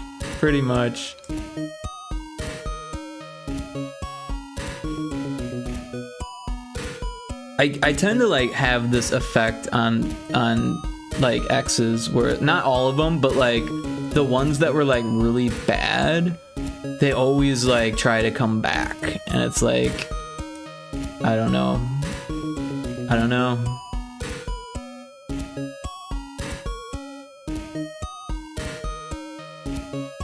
But I'm stronger than that. I kind of enjoy being single, especially after having some like really bad exes. Sometimes it gets a little lonely, but like I'm pretty good at like entertaining myself.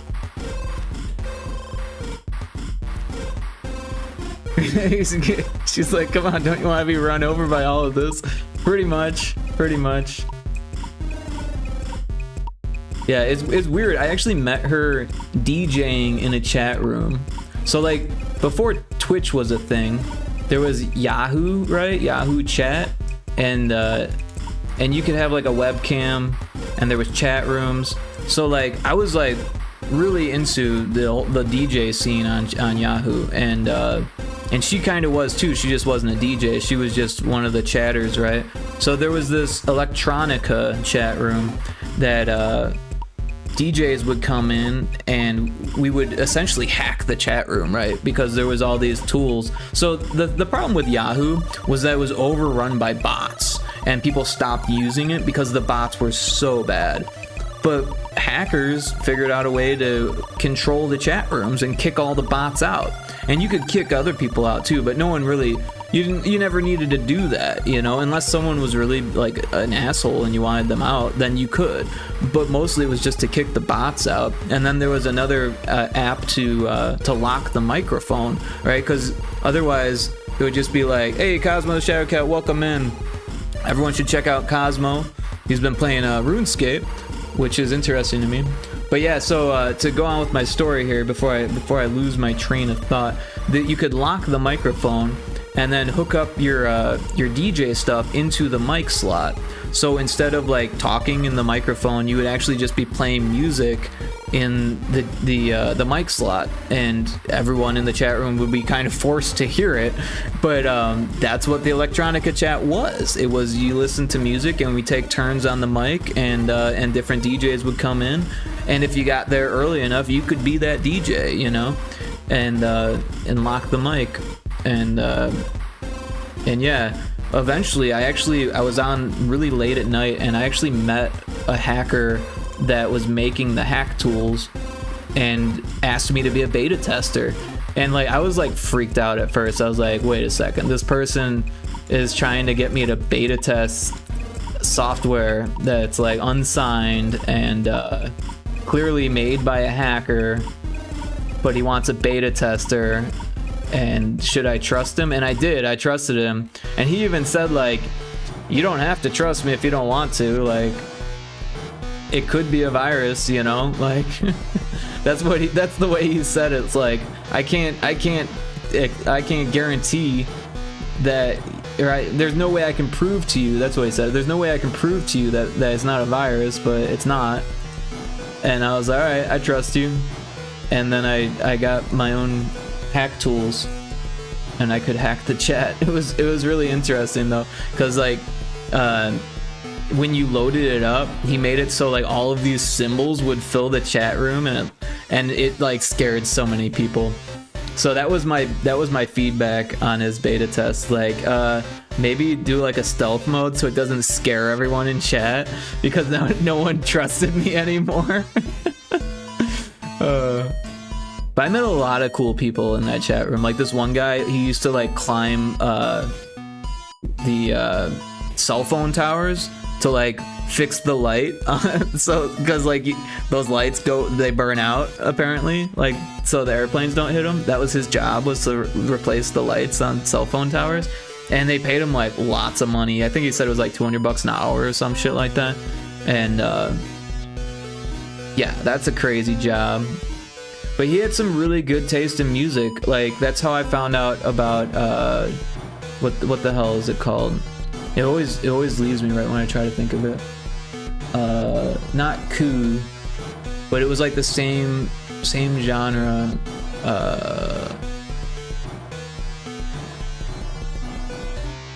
Dark Side of Hell. That was the song.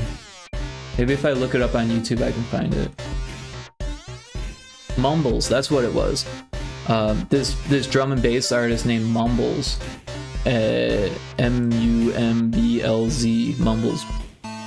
Super dark drum and bass, really fast, kind of speedcore-ish drum and bass, and really cool stuff. But yeah, there was this. It was like a Pink Floyd drum and bass medley called Dark Side of Hell, and that's what got me into it. But yeah, like a lot of good drum and bass on that electronica channel. And then one day, that ex of mine came in and started chatting with the DJ people, and I was one of the DJ people.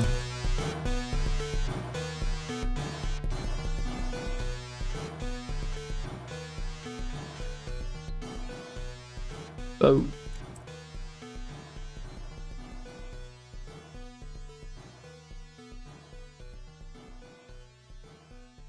But yeah, I remember one time we went to a bar because we were big drinkers, right? We went to a bar, and she's like, "I'm gonna have a cigarette." I was like, "Oh, cool, yeah, I'll have a cigarette," because we both smoked cigarettes. And she's like, "No, stay in the bar." I was like, "What?" She says, "I want you to stay in the bar while I smoke a cigarette outside." I'm like, "For what? Why? She's like, "I don't know, just because." I'm like, "Okay, I guess I'll give you that space." And then so like five minutes go by, and I look out the window, and like she's letting this guy kiss her hand and shit. It's like, holy shit. Like, you just went out there to flirt with people while I was inside? Like, okay, whatever. And that was like the vibe of that relationship. And I was like, yeah, not into that. Like, I'm all for giving people space and whatnot, but like,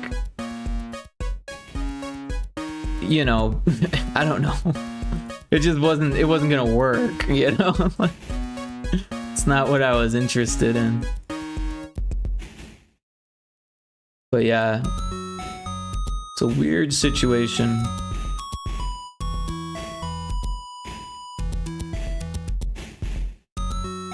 Yeah, her folks were like Baptist, which is like, I don't really know a whole lot about Baptist, but I know that they're like gung-ho Christians. Like,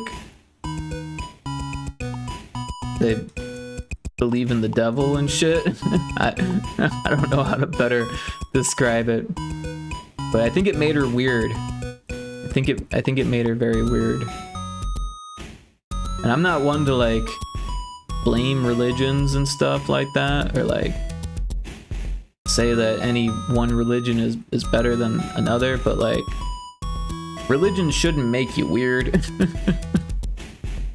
It shouldn't like repress you so much that it makes you weird. But who am I to say, you know? Different strokes for different folks.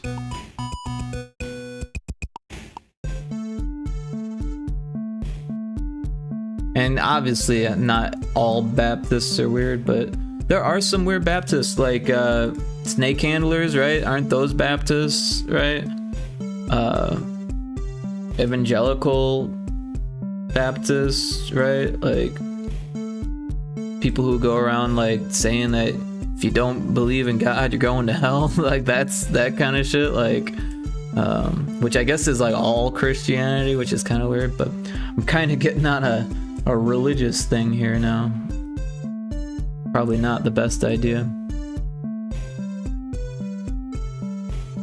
Honestly, I've always kind of enjoyed religion as like a spectator sport. Not really a player in any of those games. But I like learning about it. I took a comparative religions course in high school, and that was really cool actually. We had to go to 3 different religions that weren't our own. So I went to a synagogue, I went to a non-denominational Christian church, which was interesting, and a Buddhist temple, I think. No, it was a Hindu temple. And that was actually really, really cool, the Hindu temple. Like, I still don't know that much about Hinduism, but they had like all these different statues in this one room, like of all these different gods. And like, these people were like walking around in like togas with like incense and stuff. And like, you couldn't wear shoes. And then there was this other room where there's just people like bowing to this like statue in like this semicircle, and it's really interesting. I didn't want to go in that room, but I wanted to watch.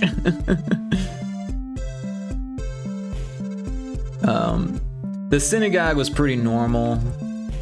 I had actually been to it before because my mom was a Methodist for a while, and they had something where like they did their service at the synagogue, like to, I don't even know why. Or maybe it was through Boy Scouts. Yeah, I can't remember why I'd been to that synagogue before, but I had. And then going there again in high school was a very different experience, because honestly, the first time that I went in like grade school, I didn't realize that it wasn't Christian. I was just like, oh, that's weird that they've got symbols instead of Jesus, but like it's the same book, right? It's just, we were learning about Job and not Job. Who am I trying to? The brothers that like the one killed the other. I can't remember the names. I should. But yeah. But I like Buddhism, to be honest. Like, of all the religions, I think Buddhism is one of the most interesting. Cain and Abel, yeah, that's the one. That's the one, Kixie.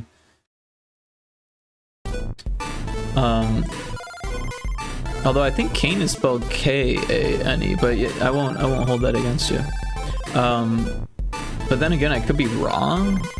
I could be wrong. But Buddhism's really interesting. I like Buddhism. But a lot of people would be like, so what, you're just gonna sit there and watch the world perish? But there's like a lot more to it than that. Or Cain, yeah, maybe you're right. Maybe it is C-A-I-N. I have a friend who spells it, whose name is Cain, and he spells it C-A-I-N. I think he might be right. Yeah, K is the wrestler, right? I only know that because of the N64 wrestling game that my stepbrother had, which was actually really fun, but I never got into wrestling. I know there's some retro people that are like, what, you never got into wrestling? Yeah, no, I thought it was stupid even as a kid. Snap into a Slim Jim! Like, it's funny. Don't get me wrong, it's funny. Like, Hulk Hogan and Randy Savage. I think that's his name, right? Funny stuff, but yeah, not my cup of tea. But honestly, I really don't like fights today. Like, I don't like UFC, or I don't like boxing. Like, that stuff kind of freaks me out, to be honest. Like, I don't mind violence on TV, or like movies, or like video games, but like you get like sport violence going, I'm like, I don't want to be a part of that. I don't even want to watch it. It makes me feel sick. Like, I put myself in that person's shoes and I start to get like PTSD from it. Like, no, I don't want to think about it, you know? Like, I've been in too many violent situations to watch that for fun.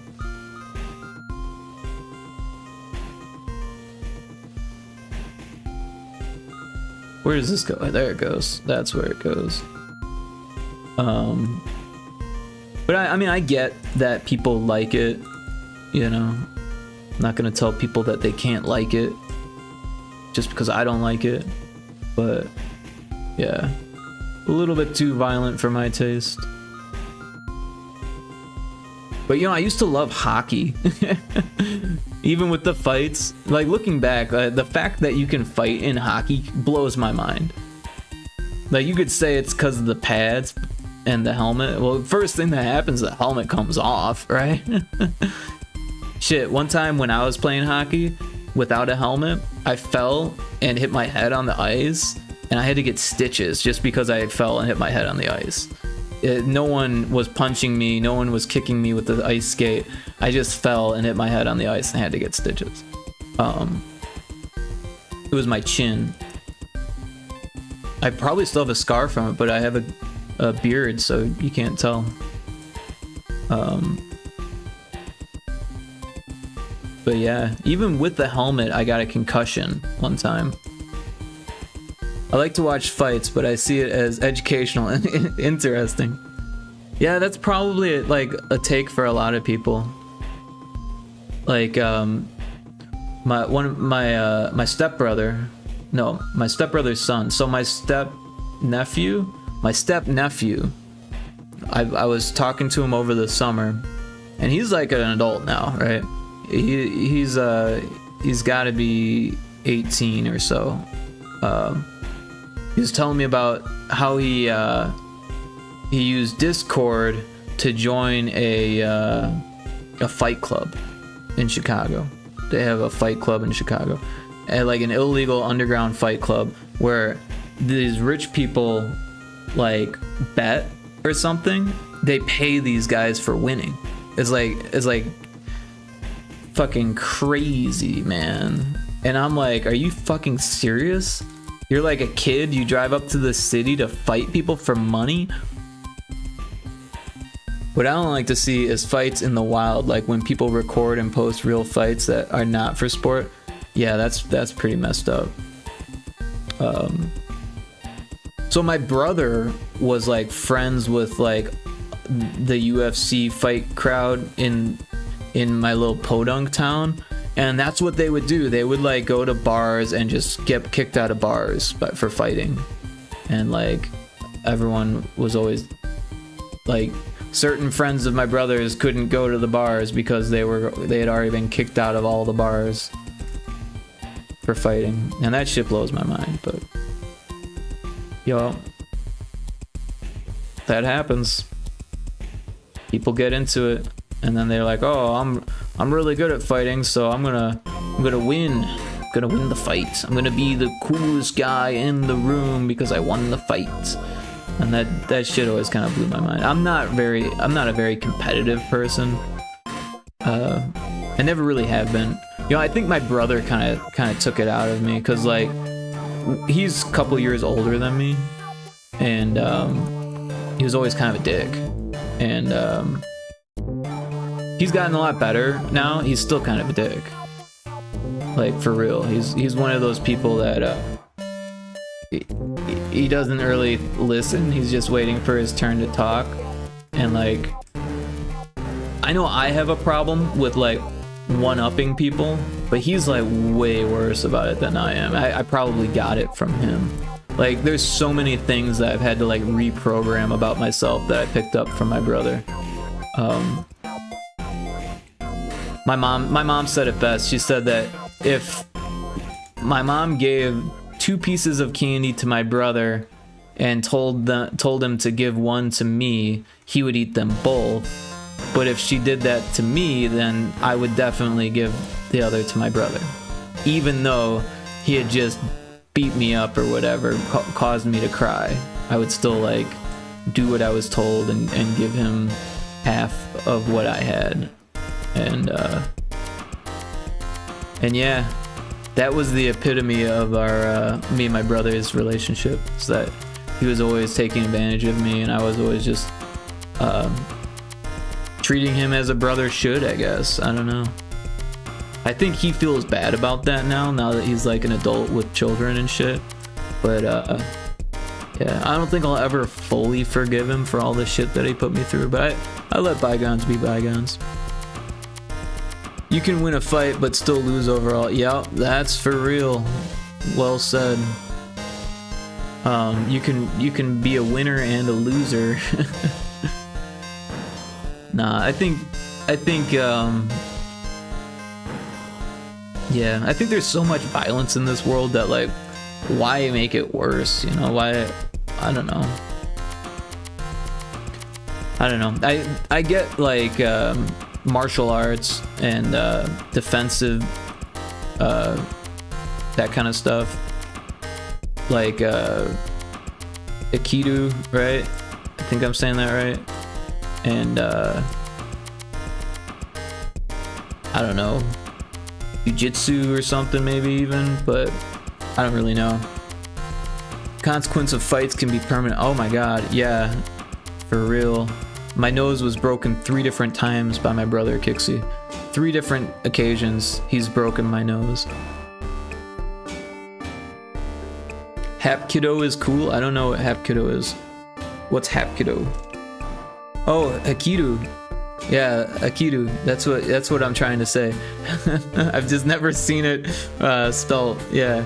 No, I liked Aikido because it was you could like, I only went to 1 class, but the thing that they taught us was how to fall. And I thought that was interesting. Like, it wasn't like how to karate chop a block of wood or something. It was how to take a fall without hurting yourself. And I thought that was really interesting because it was like defensive stuff, you know, which I thought was cool. That's funny though, I've never seen it spelled before.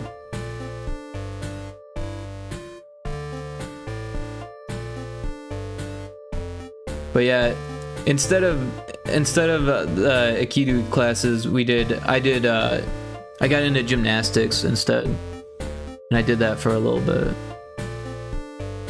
I was actually really good at gymnastics. I was like super flexible. I was able to do a backwards handspring by the time that I stopped. I could never fucking do that shit now. Like, just thinking about it fucking makes me nervous. But like back then, I was able to fucking do like forward handsprings super easy. Backwards was still kind of scary and difficult, but I did one. It was fucking crazy.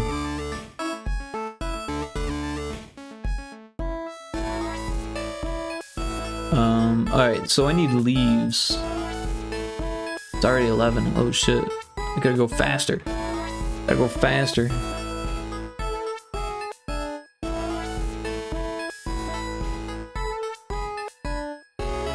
Oh, I should probably do some more logs. Well, I'll throw this in there first.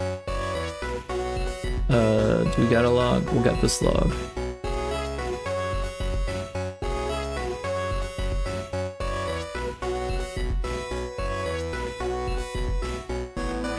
We'll put that here, and this one will go here, and yeah, like right there. That's about right. I had to learn back handsprings for cheer. Oh wow, yeah, dude. I recently saw a video and this was like a viral TikTok thing or something. It wasn't on TikTok. It was on Facebook, I think, like a reel or whatever. And this cheerleader, I think this was college level. And she was doing backwards handsprings, like one over the other, over the other, over the other. And this other woman was like, she was a cheerleader also, was like in the way. And she like managed to go over the other, and they made it look like it was like not an accident even, but it was clearly an accident, like, but it worked out perfectly where she like flipped over this other woman. Like she like the woman that was in the way like realized that she was gonna get like kicked in the face, so she like maneuvered in like the right way, and she like leaned forward, and like the handspringer like landed on her back and like landed on the other side, and just like, and they just like, I think, I don't remember what happened afterwards, but they just kind of looked at each other like, oh, thanks for not being in the way, kind of thing. Thanks for not screwing that up. It was so crazy. Like, I don't know. Gotta have some balls to do that shit, for real. Or like, the girl that they throw in the air, like, holy shit. Like, that's crazy. I mean, that could go wrong in so many ways, right? Like, you land on your head, you could die from that height, like, real easily. Like, I know that they're like trained to like catch you and shit, but like, what if the person slips or something? What if there's something in the way? Or, I don't know. My brain goes crazy trying to think of that shit. Like, what the heck? People are nuts. I did that too. You got thrown in the air. You were the person getting thrown in the air. That's freaking crazy. But also really kind of cool that you were able to do that. Like I said, that takes some balls, like, for real. Do you go skydiving too, Kixie? Because that shit blows my mind that people do that.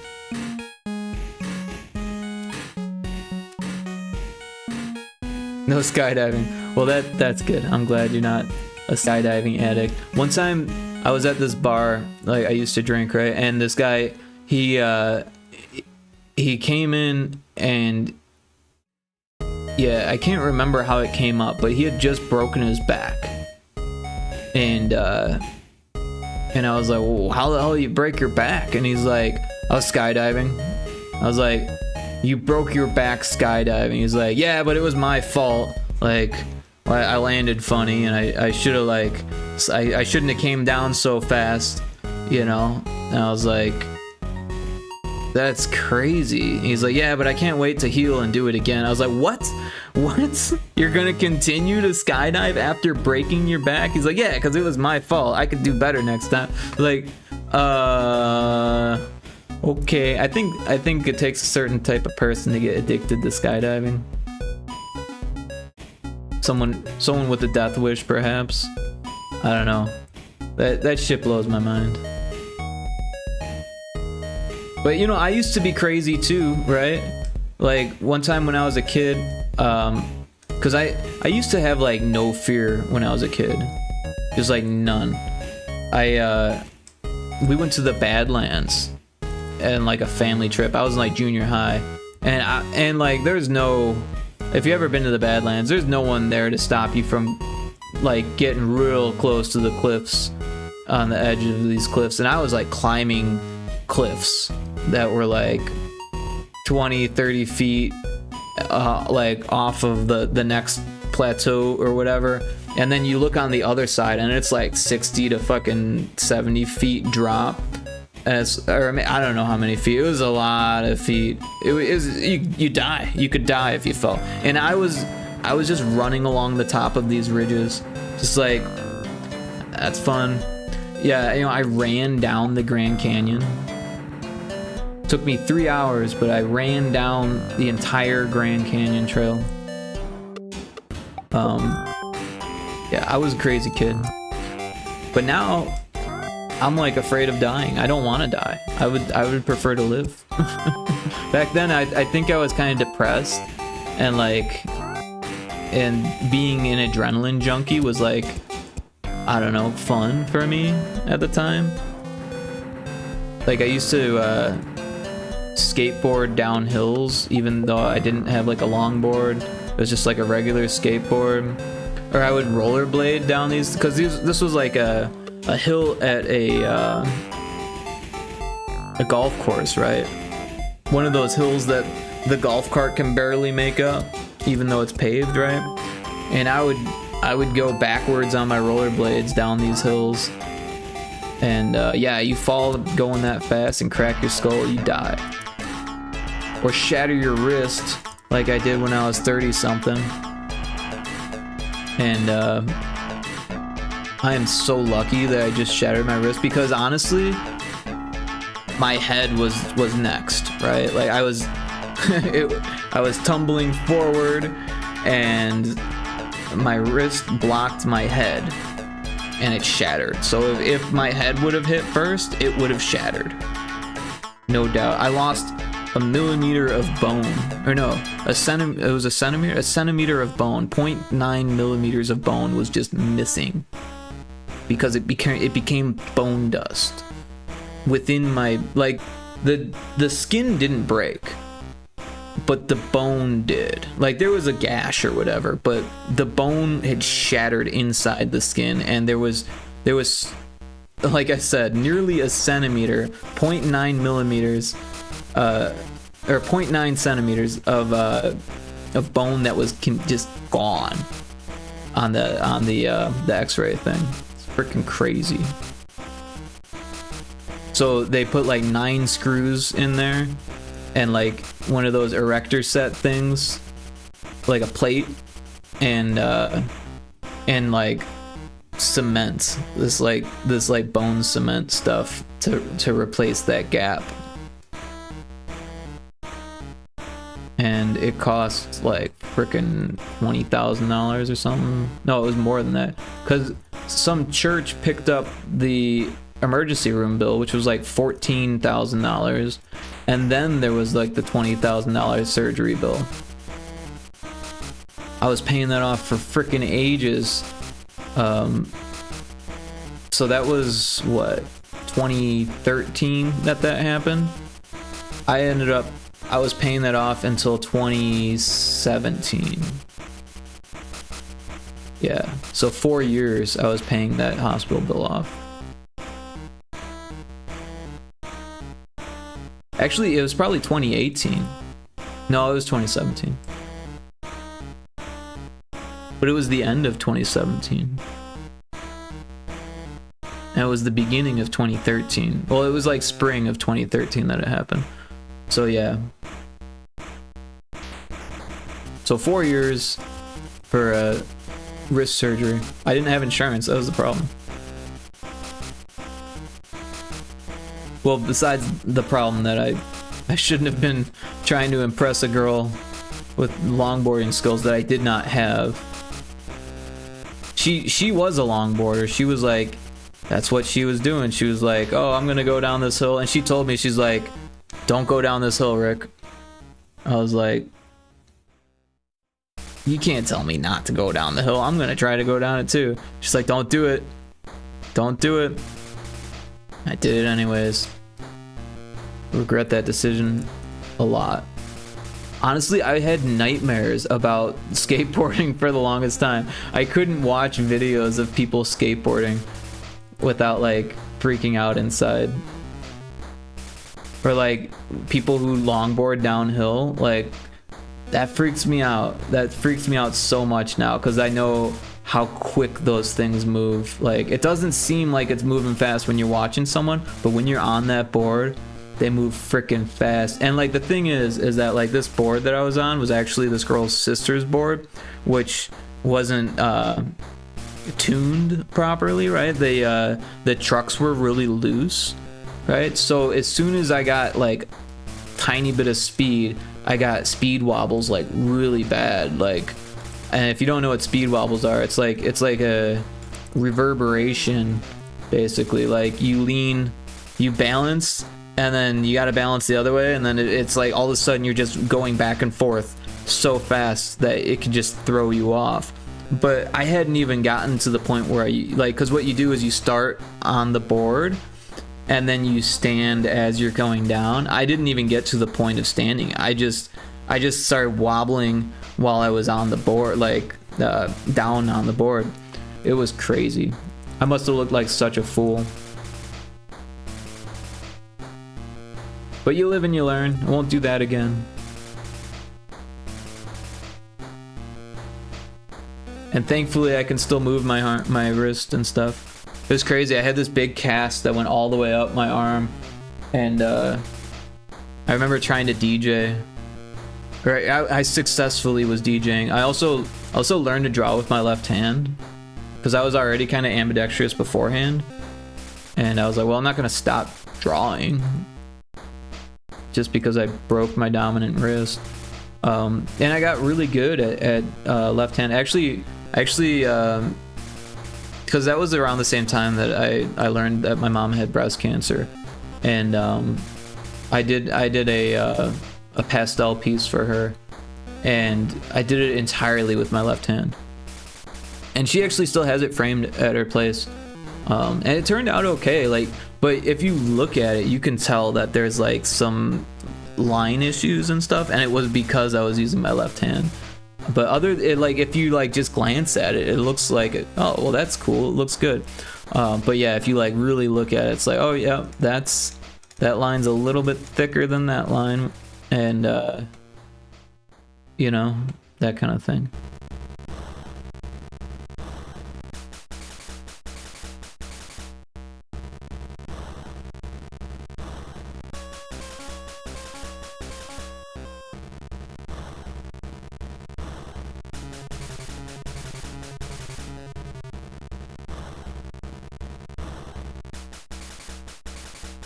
So this is looking pretty good. We still gotta put the knots in the wood, but I think the foreground is nearly done. And that's what I was planning on doing tonight, was just the foreground. I didn't think I was gonna get to the background. Oh, there's a wild wishy-washy in chat. That's a funny name, wishy-washy. I feel like I use that as like an adjective, like when you're wishy-washy on something, you don't really know.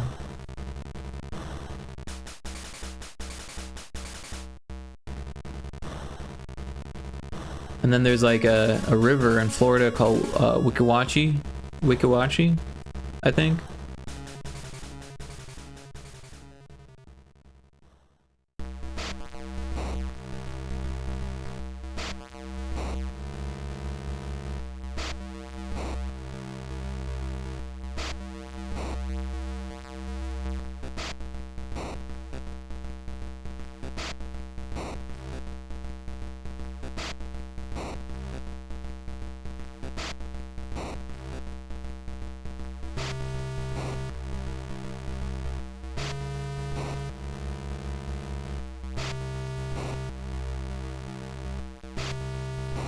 But yeah, I don't see myself staying up too much longer after putting these knots in. I can see myself going to sleep relatively soon here.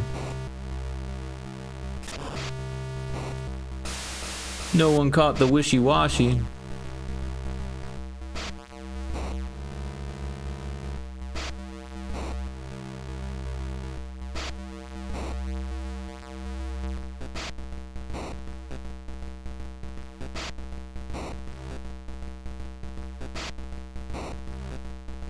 Yeah, I feel like I'm on autopilot right now, actually. I'm like not even like thinking about the art. I'm just like, put the thing, do the thing, make it go there.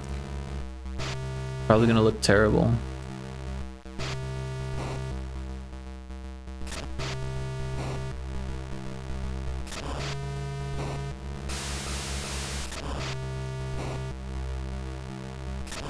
We need a top one there. This guy. Throw that there.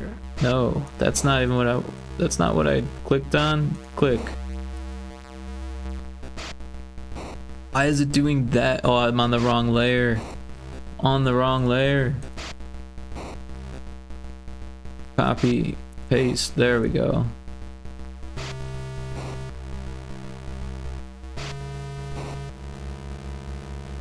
I like monotonous work like that. It's relaxing if you're not if you're not in a super hurry. You know, I did a lot of that when I was at the frame shop. Very monotonous work over and over. Do 500 of these, 1,000 of those, and sometimes you had to count while you did it too. Like, so now honestly, I find myself counting random shit that I don't need to. Like, I'll be cutting like a carrot and I'll be counting how many times I cut the carrot, as if I need to like have an exact number of carrots. Like, doesn't make any sense. It'll be in my head, like not out loud. Like, I'm not that crazy. But I'll like stop myself from counting. Like, I don't need to count this. But I get that it is relaxing when you're doing monotonous work, but when you're tired, it's not as relaxing. It's like, just finish already.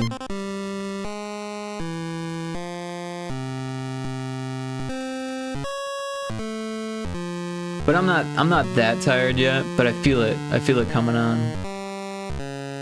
It won't be long before I'm sleeping.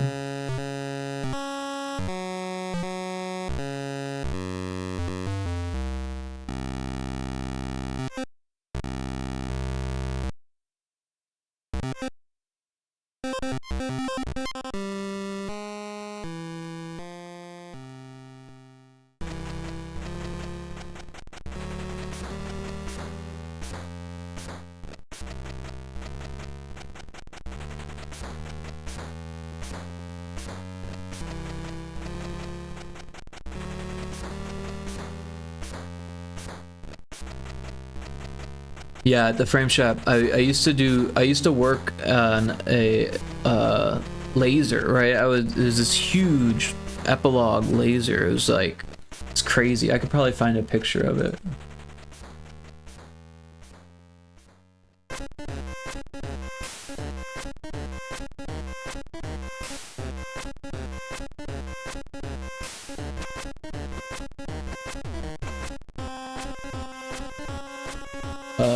Laser machines, product line.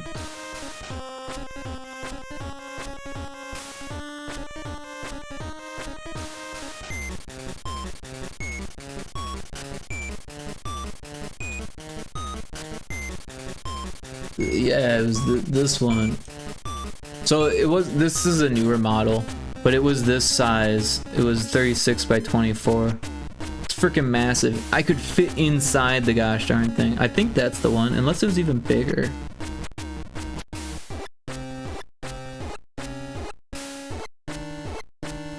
You know, maybe it was this one. I think it was this one.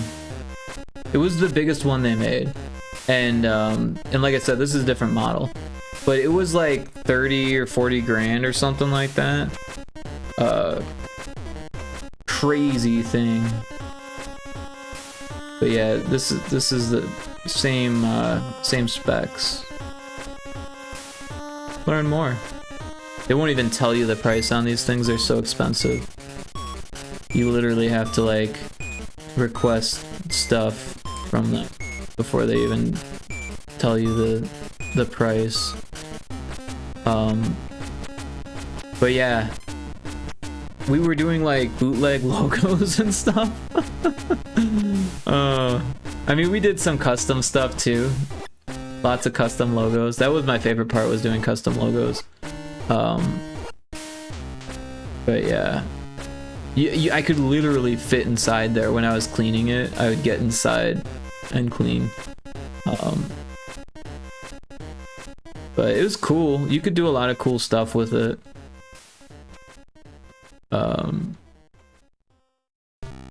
Yeah.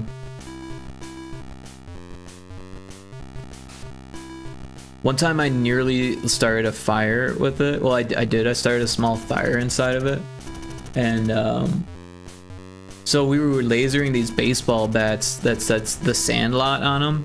and then the cast of The Sandlot was gonna sign them all, and they did. But like before I started on that, because baseball bat's not like a cylinder, right? It's like tapered on one end, and then like the base is smaller than the other end of it, right? And so I had to like figure out how to get it to spin properly, right? So what I ended up doing was taking this like cardboard tube and like filling it with like packing foam and wedging the smaller end in that one, because the tube was the same like diameter as the end of it, right? So, but I had to make sure I wedged enough packing foam in there that it didn't like get like off center, right? And then we had this like rotating tool that fit inside the laser and spun things. Like you could do like glasses, or like everyone at work had those stupid Yeti things. I say they're stupid because I had to like do things for people at work, like can you put my wife's name on her Yeti? And I think they were Yetis. I don't know. They were stainless steel hydro flasks is what they were, and they had a powder coat finish of paint on it, and the powder coat lasered really well. So it was actually a pretty easy job because they're cylindrical and stuff. But yeah, we would use that same tool to do the baseball bats, and so I had it going. It takes like fucking 30 minutes to do one of these baseball bats, right? So I had it going, and I'm watching it. I'm like, okay, this looks good.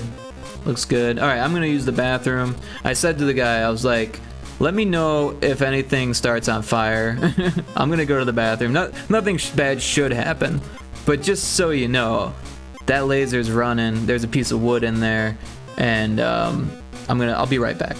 So I go to the bathroom, I come back, and sure enough, the fucking baseball bat's on fucking fire. It stopped spinning and was just lasering the same spot over and over and over. It was like a raster laser where it like just over and over and over on the same spot, because usually it's supposed to spin the bat, but it was just digging this big hole into the bat. But it was the test bat, so like, you know, it wasn't the ones that I had painted, or the ones that were gonna get painted. Yeah, because it was really weird. They were the finished product was like these black bats. We lasered off into the wood, like pretty deep into the wood, and then I had to like, because first I taped them with painter's tape, and then we lasered through the tape into the wood, and then because they had the tape on there, we could actually kind of sloppily paint the silver into the inlay, right, where the hole was, right, and then you just peel off the tape and it looked great. But yeah, I had to make like 10 or 15 of those, and it turned out fantastic, but the test the test bat caught on fire. But everything was fine.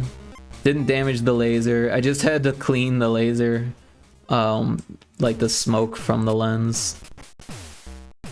But you gotta do that shit every day anyways, so. And then we also did like baseballs. Oh my god. Baseballs are leather, and leather smells like complete ass when you fucking laser it, or just burn it in general, right? Because it's like flesh. Oh man. It was gross having to do the baseballs, because that smell would get on your hands, and it was in the laser, it was in the air. We had ventilation, but like that burnt leather smell, like that gets everywhere. That was an interesting job though, like trying to get it to work on the laser, or on the ball, because what I ended up doing was I made a jig that held the ball in place, and then I would just do a vector drawing, like instead of a raster drawing, I would do a vector drawing on it, and it actually turned out really, really well. Like they wanted me to do the raster on it, and I was like, you know what, I don't think that's gonna be the best way to do it. I tried both on the test ball, and the raster one looked like shit compared to the vector, so they're like, yeah, you're right, do the vector. And that's what we did. But yeah, same kind of thing. Laser a baseball, give it to some famous guy to sign. I actually met like 4 different celebrities at that job. You know, I actually met Dennis Rodman. I got to hang out with Dennis Rodman at a party. How freaking crazy is that? There's a picture of me hanging out with Dennis Rodman. I even spoke to him, and he responded. It was crazy. But yeah, the other ones I don't really remember. Oh, you know who else was cool? What's his name? I can't remember his name, but he played the Fonz, right? Henry Winkler, that's his name. I met Henry Winkler. I got a picture with Henry Winkler.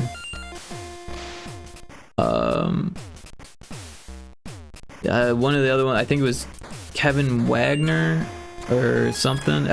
I think it might not be Wagner. Maybe it's something else.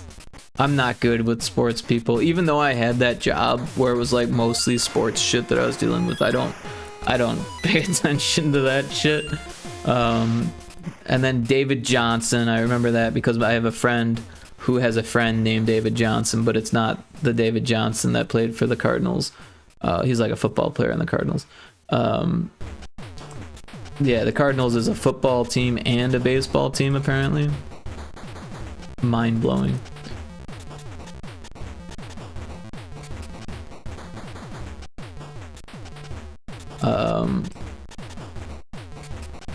And then I can't remember who the 4th person was. Or no, that was all 4.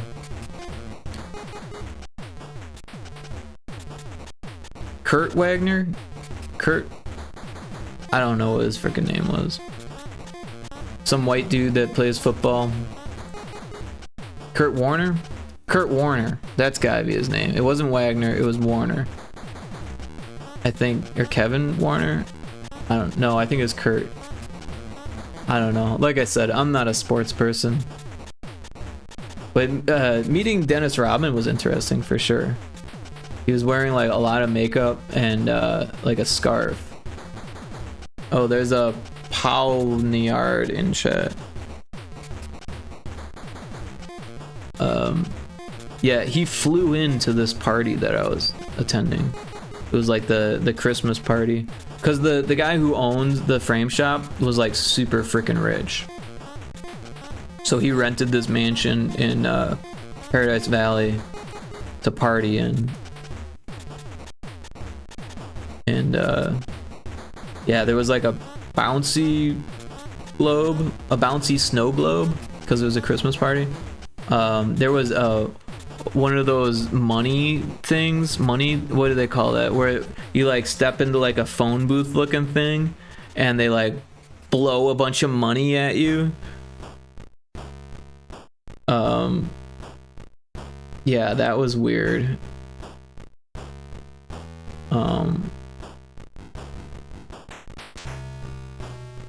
There's definitely a strategy to those things, by the way.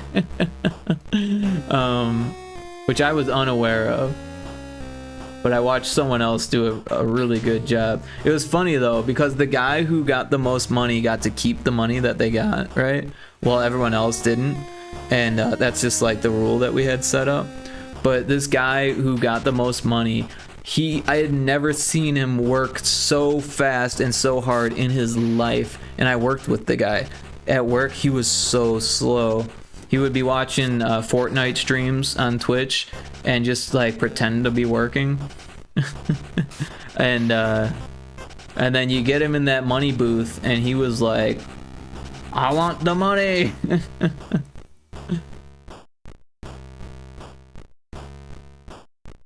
He was a big guy too, so like watching him move that fast was like, it was a spectacle for sure.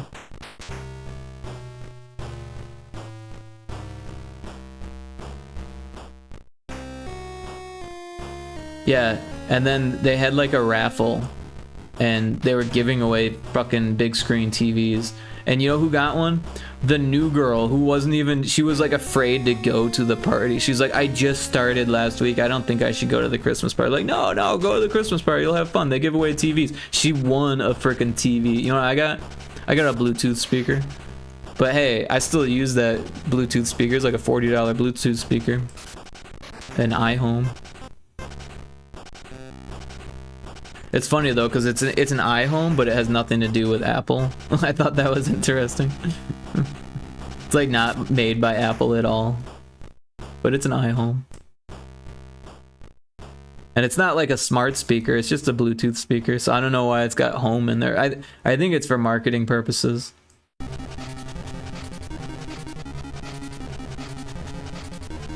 Alright, so we got knots on the wood. We've got the wood, we've got the rocks, we've got the weird thing, we've got the fire, we've got the lava, we've got the grass. I think it might be time to call it a night. It's already 11:39. Looks like Infinite Metal is streaming, so he's probably a good person to raid. I don't think I've raided him before even. Maybe I have. I don't know. Raid. I don't have a command for that. Wait. There is the raid message. Oh, I did it again.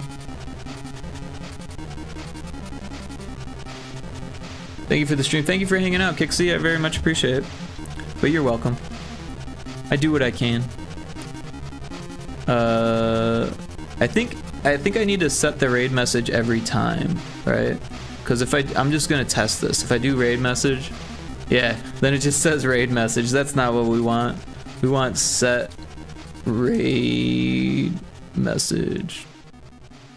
Oh, but then I gotta type something. I fucked that up too. I'm too tired for this. Set raid message. What should the raid message be? Just wave raid?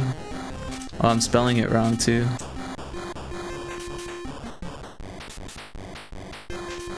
Unless you got something you want to say to Skelly.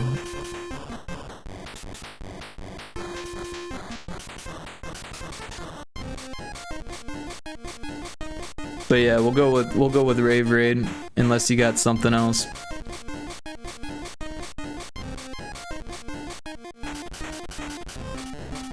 You make boring raid messages? At least you make them. I am not good at raid messages at all. The only one I use is the one that you made and the one that Cryptic made, which is get raided. So there's our raid message. And oh yeah, you're getting the hang of things. I need to make sure I copy this on the right computer here. Cool. Well, thanks everyone that lurked, everyone that was hanging out and chatting. The new follows. Someone followed actually right before I went live, which was a little weird. But yeah. Everyone who dropped in and all that stuff, everyone who's watching and appreciating, I appreciate you. So we're gonna raid one of our good friends, Infinite Metal. He dropped in earlier. He does retro stuff. He's playing a robot named Fight, and it should be lots of fun. So gotta remember how to do this now. How does this work? Pretty much. What am I even doing here? Forgot how things work. Alright, so we've got this. This does this thing. Following.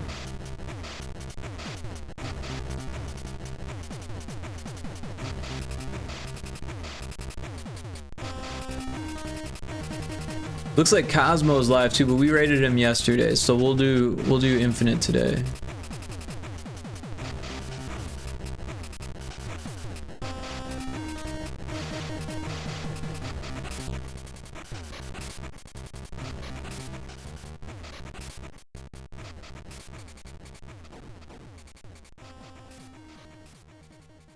All right, everyone got your raid message. We're gonna head over there. Oh, I gotta make sure my audio is cool. I always do this thing where like Twitch is muted and then I go there and I'm like, oh, I can't hear what they're saying to me. They're probably talking to me. I just raided them.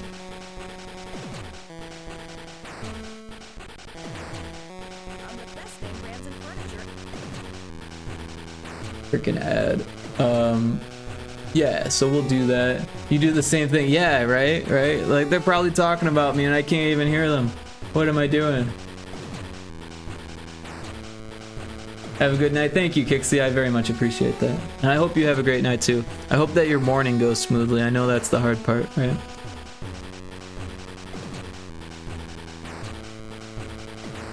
Alright, yeah, I'm gonna hit the button. I'll see you there.